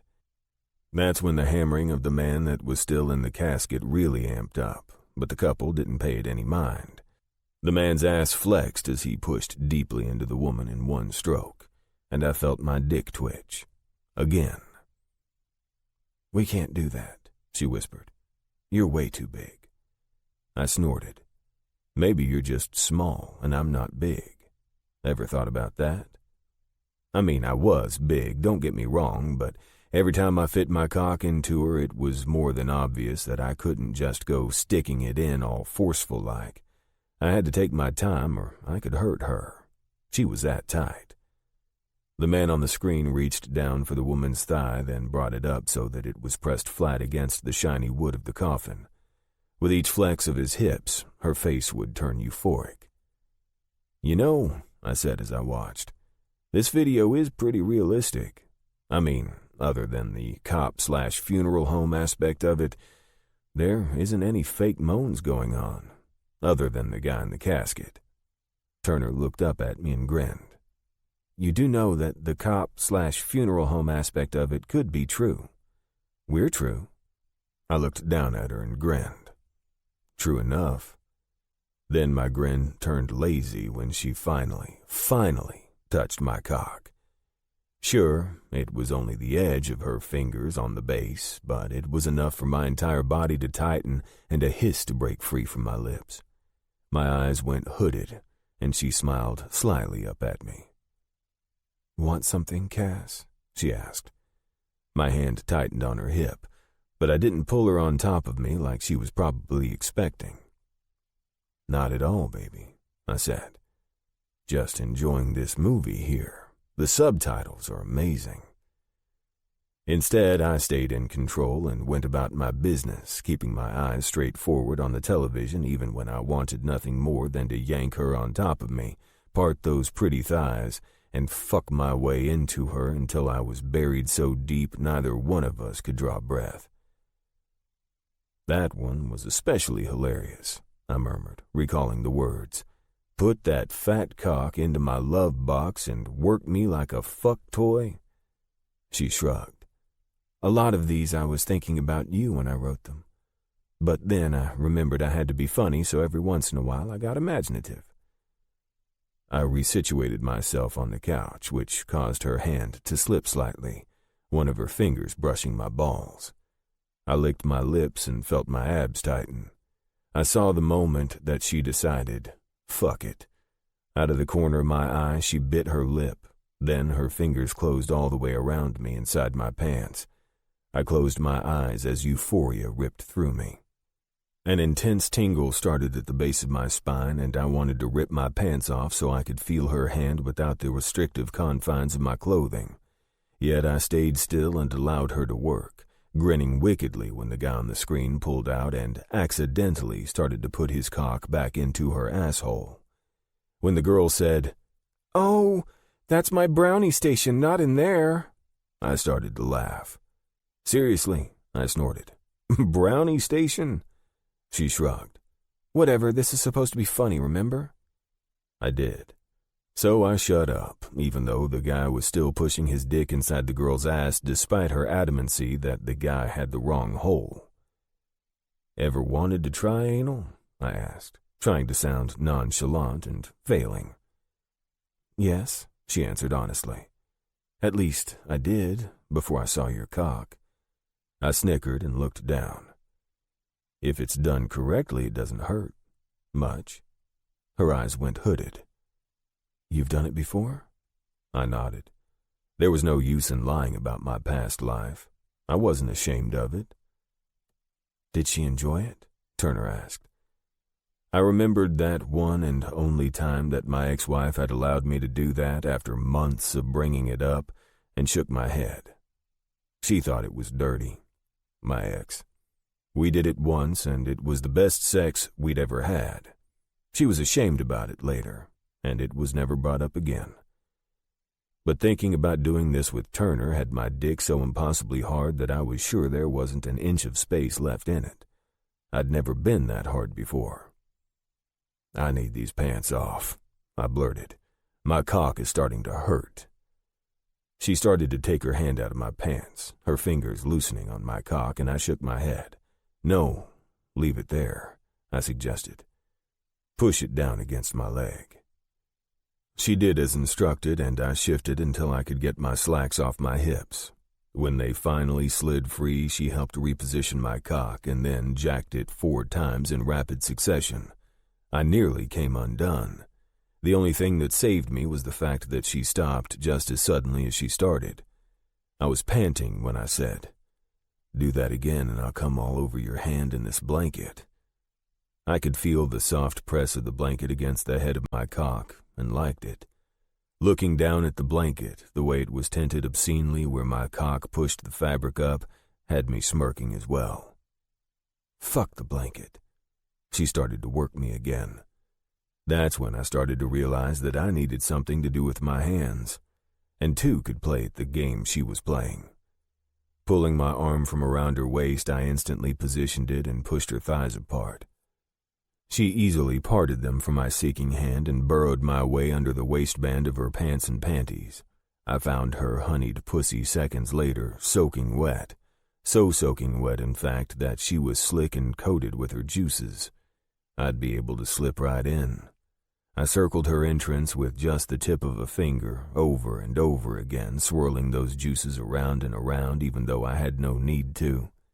She was wetter than I'd ever felt her before, which was saying something. "God," she said, "just stick your finger inside of me already." I snorted. "You've been teasing me since I walked in the door. That's been a long 15 minutes at least, and you want me to hurry up and stick my finger in you?" I asked. "I think not." She growled under her breath and lifted her hips, hopeful that the move would help sink me inside. It wouldn't, but it was a nice try. Except just when I thought that I had myself under control, she moved her hand from my cock and cupped my balls, touching the space of skin just underneath them and pressing down. My balls drew up on their own accord, and I closed my eyes as a groan slipped free of me without conscious thought. "Put your finger inside of me," she ordered, squeezing lightly. Liking this more assertive Turner, I did as she instructed, slipping just the tip of one finger up to the first knuckle inside of her. She growled, "The whole finger." She didn't squeeze my balls any tighter, but the threat was there. Thinking I'd follow her directions for a few minutes, I did as she asked and pushed deeper until my finger was buried to the webbing. "Better?" I flexed it inside of her, curling it slightly. She moaned. "Get it nice and wet," she ordered.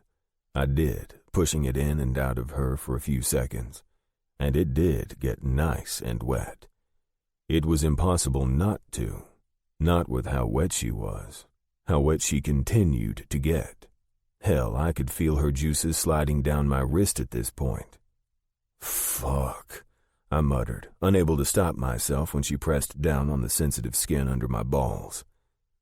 "I want your pussy." She moved, with my finger still buried deep inside of her.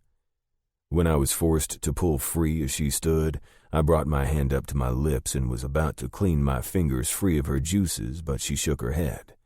"No, wait." I paused, wanting to lick them so badly, but decided to see where she was going with this. I was glad I did when she slipped her panties and pants off, then ripped her shirt over her head. She was braless, which I found was a common occurrence with her the moment she walked into the door and planned to stay. Her breasts swung free of the shirt, and I groaned. I wanted to suck those nipples into my mouth, bury my cock in between them, and fuck her while she held her mouth open, willing and waiting for me to come inside of it. I bit my lip and looked at her. My belly tightened when she slowly turned around and presented me with her back. I watched as she moved backward, then slipped up onto the couch and slowly lowered herself down into reverse cowgirl position.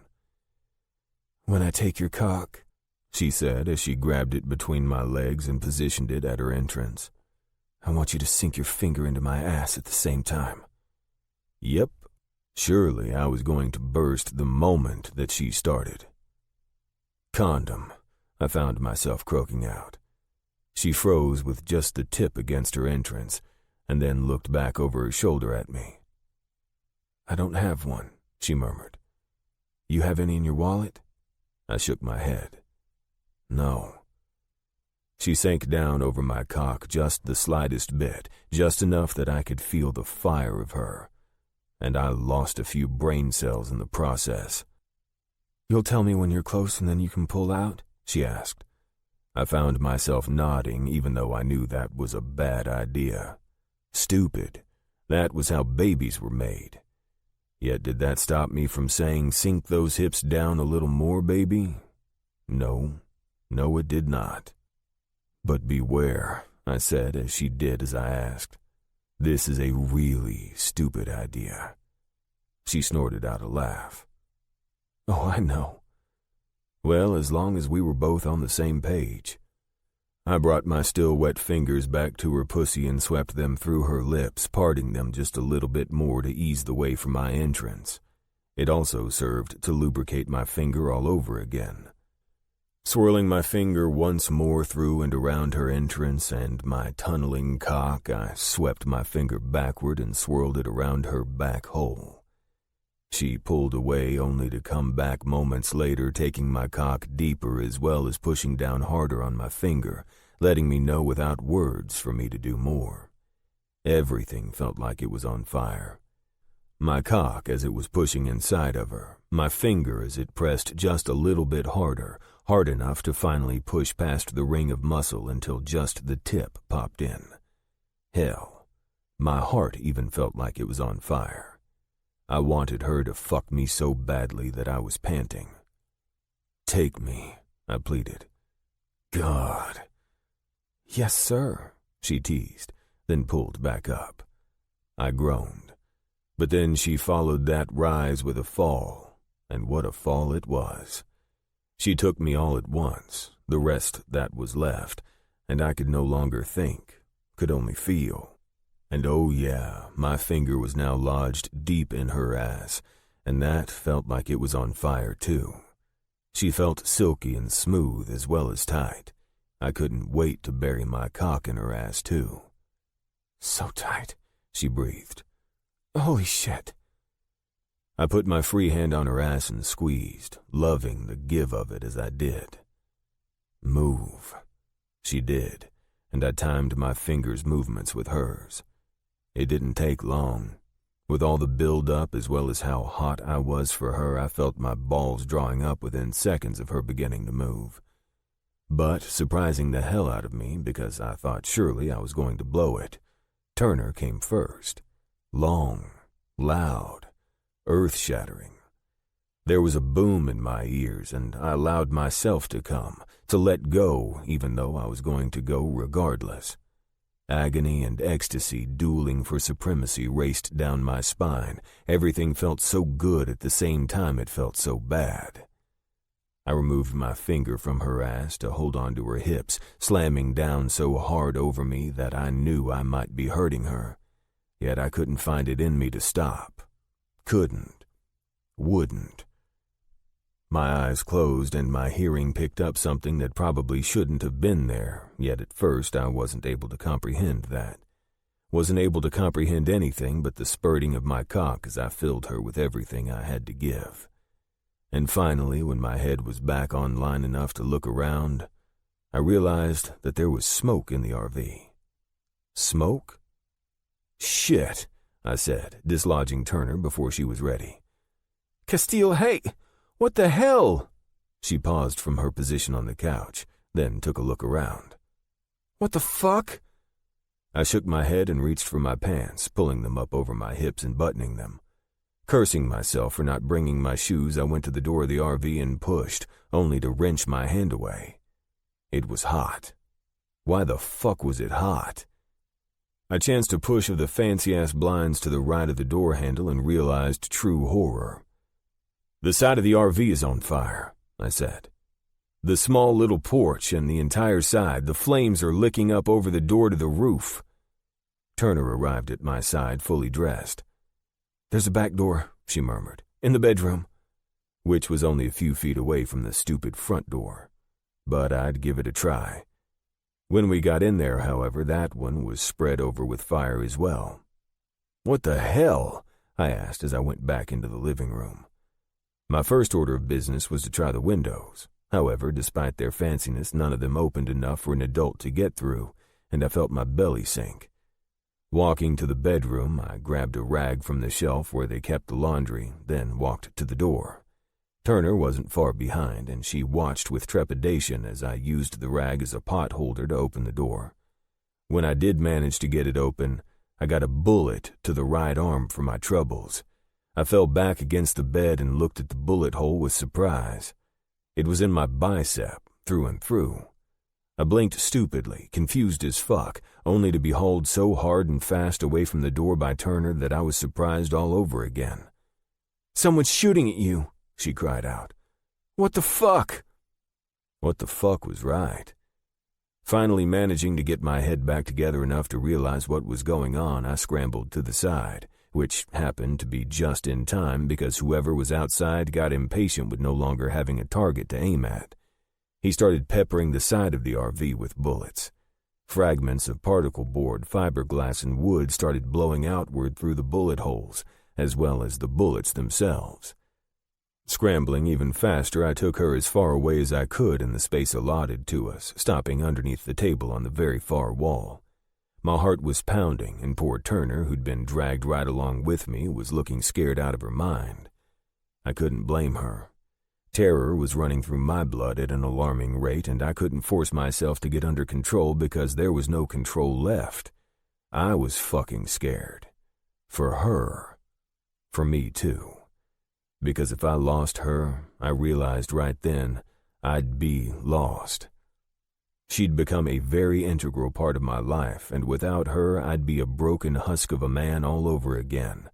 This time even worse than before. "What do we do?"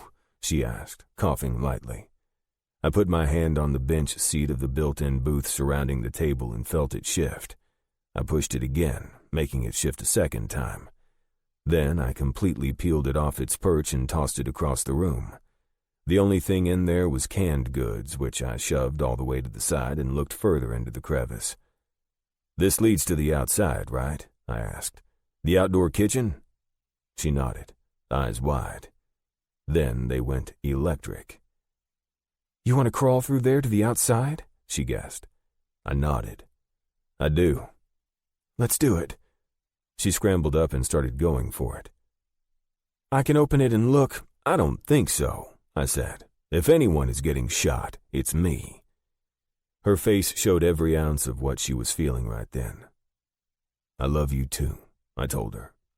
Then I pushed ahead of her past the cans and tunneled underneath the RV to the narrow door that was on the outside of the RV. It was a passageway that allowed you to get food out of the kitchen without actually going all the way into the kitchen.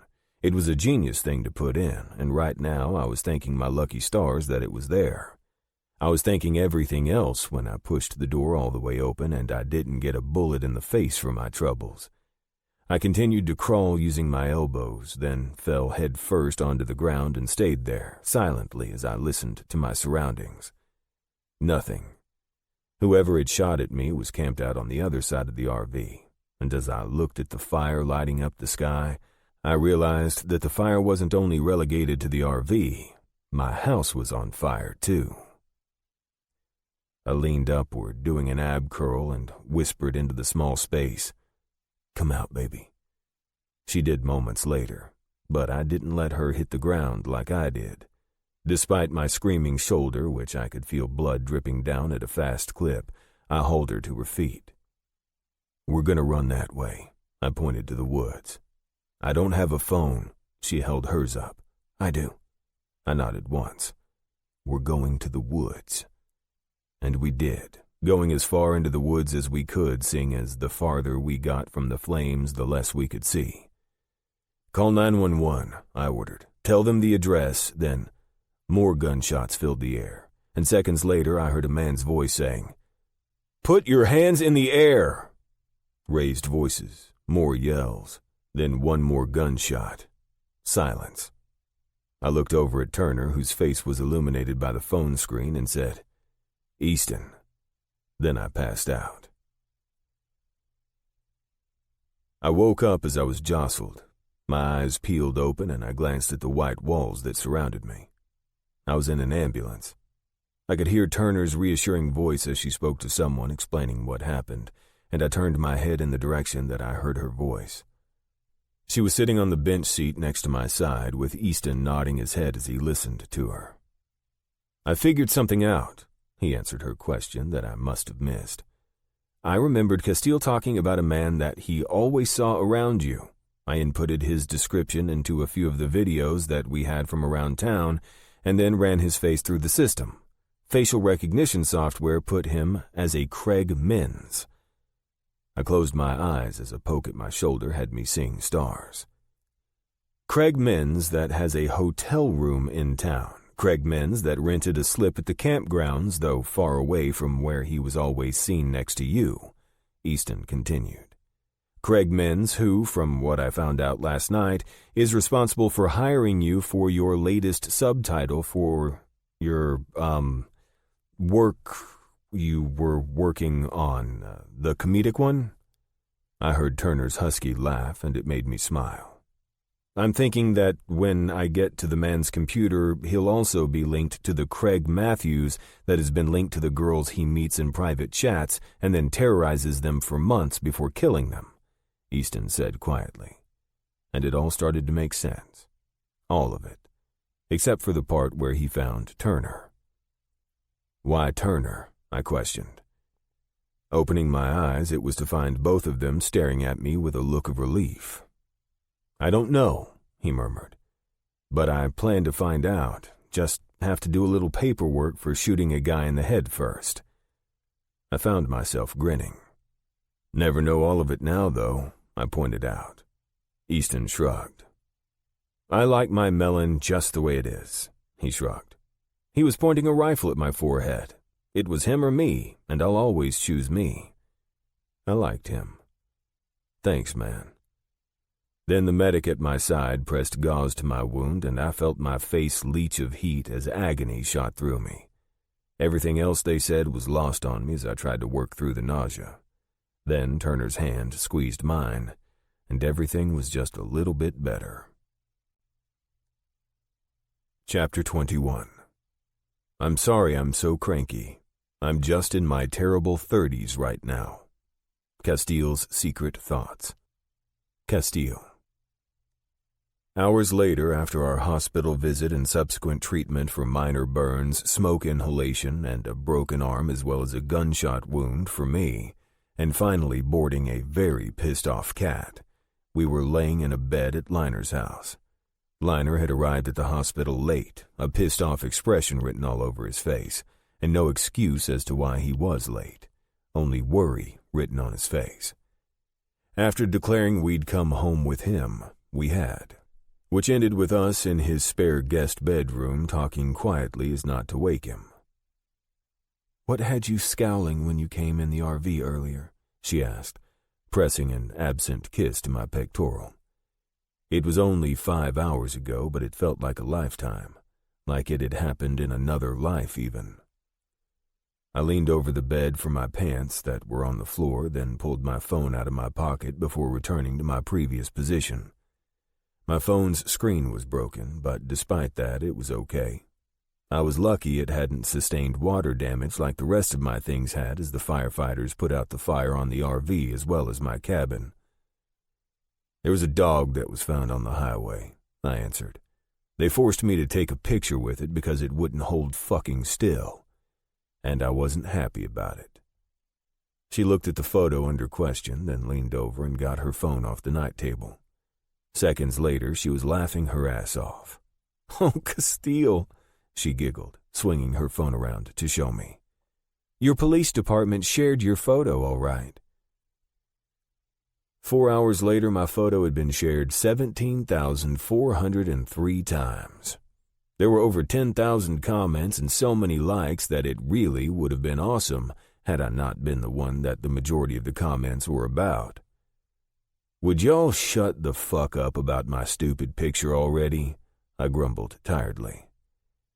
"Just look at the bright side," my club brother Z said. "At least they found the dog's owner." That was true, I guess. The dog's owner, a pretty little Coke bottle blonde, had come to the station during the time that Turner and I were there giving our statements on Craig Minns. At first, we'd thought that she was just like the other two crazy ladies who'd arrived saying they'd been bad, but then she'd started crying as she babbled about her missing dog and hadn't said a word about me. The deciding factor that she was indeed the dog's owner had been when I'd come out with the dog and she'd taken not a single look at me.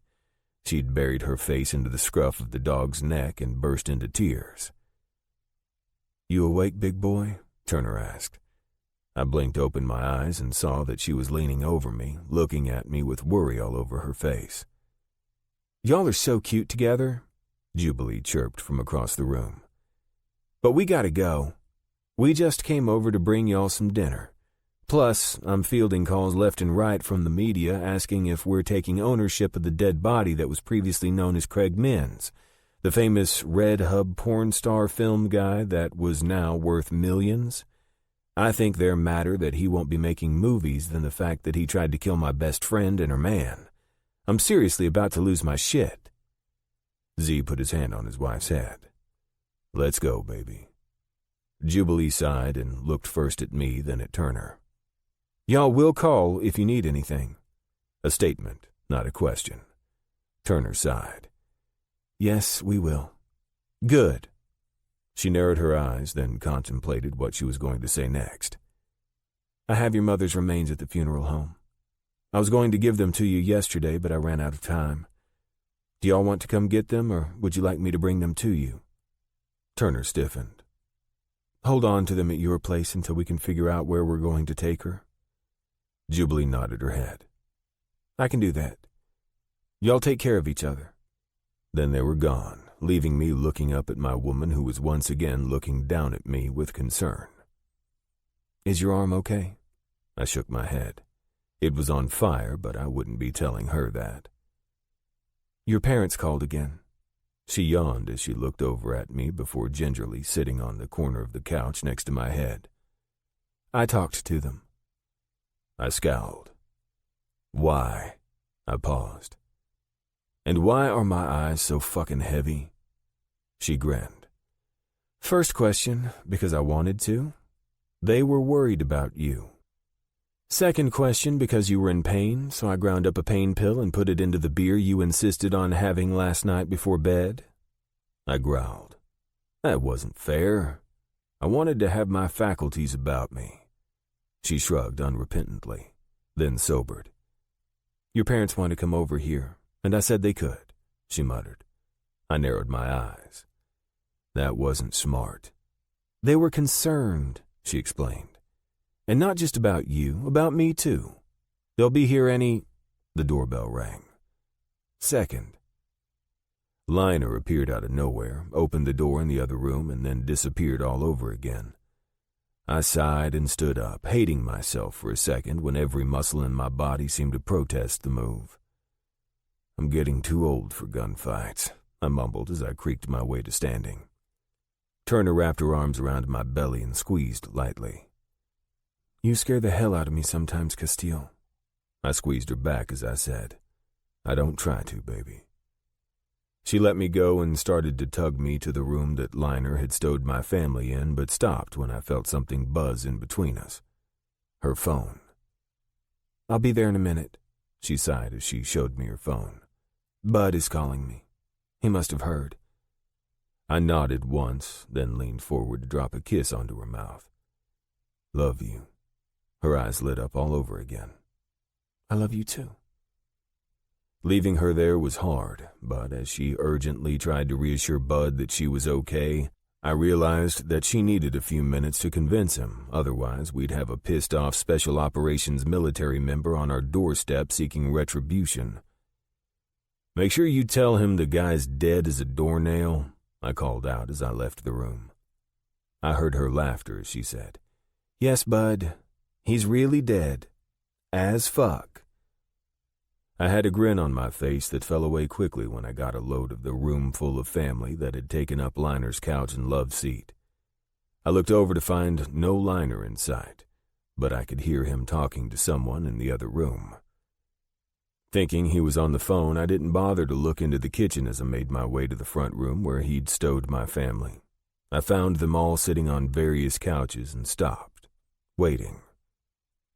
We're assholes, my sister declared. Big, fat, ugly assholes. I looked over at my sister and shook my head. For once in my life, I'm going to agree with you.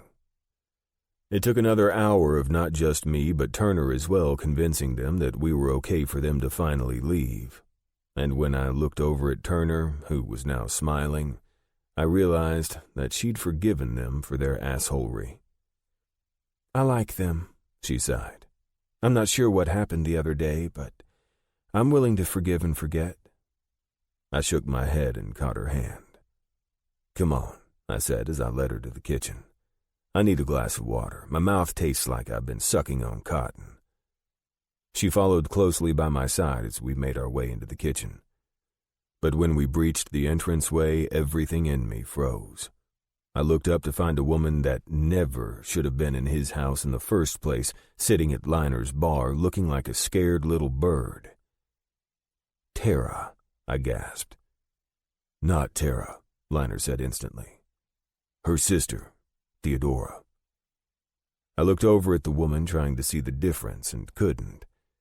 But when she opened her mouth and then her eyes, and I got my first look at her eyes, which were the only thing different about this girl from Tara, I realized that he was telling the truth.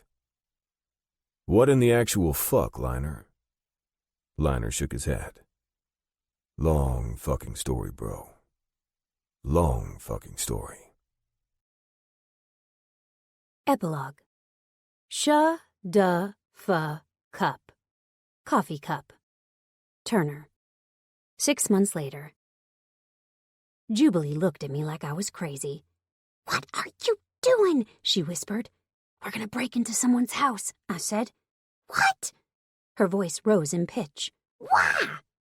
Because that woman is a fucking psycho, and I need to do something about it before it gets out of hand. And what are you gonna do to fix her psycho? She questioned.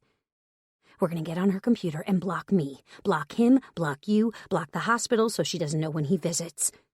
I paused. Hopefully she doesn't figure it out. Because my man was now known as the hot cop of Bear Bottom and was known everywhere he went. And his ex-wife, who was a slutty whore McGasbag, loved the attention. She'd take it anywhere she could get it, even going as far as to allow him to the hospital to see his nephew anytime he wanted, as long as she could be there. And a lot of times she was. At least she was when she got wind of it. And she was never mad to see him there, either. It sucked.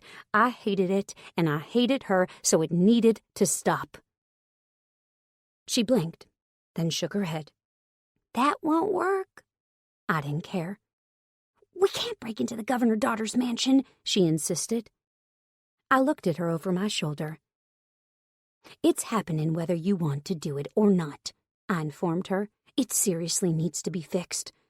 I can't marry this man and have her in my life making it and live in hell. She literally found out that we were getting married, and all of a sudden she's popped up again, asking him to go with her to pull the plug on the nephew.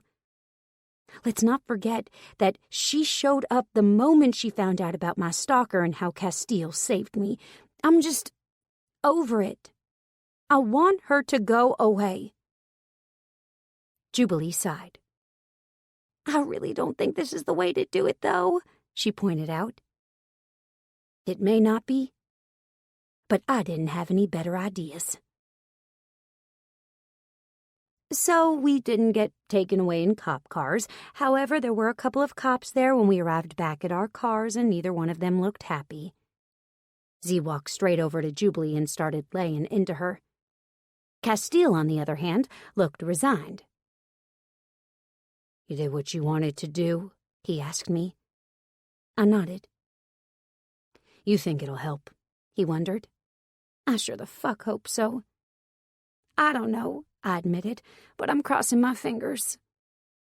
He snorted and walked over to me, curling his arms around my back and pulling me to him. A bulge that shouldn't be there poked into my thigh, and I looked down at the square-shaped object in his pocket. "What's that?" I nudged him with my thigh. His face went a little white. Nothing." I frowned and looked at him like he was crazy. "What's nothing?" I pushed. He hedged. That was when I laid my head on his chest and acted like I wasn't worried about what the object was. When I had him in a false sense of comfortableness, I reached slowly down and jammed my hand into his pocket.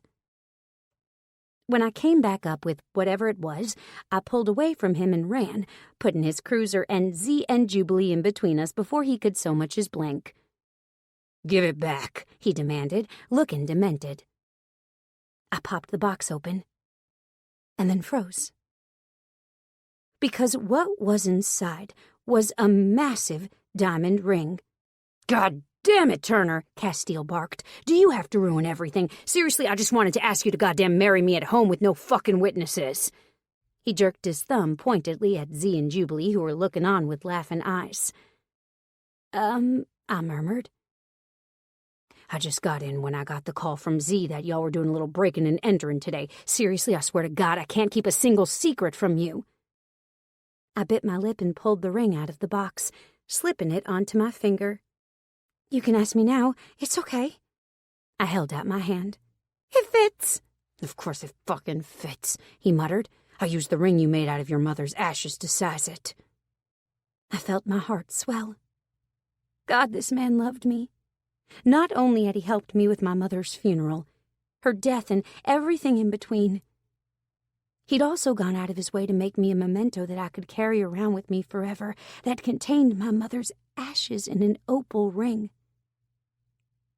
It was beautiful, and I wore it all the time.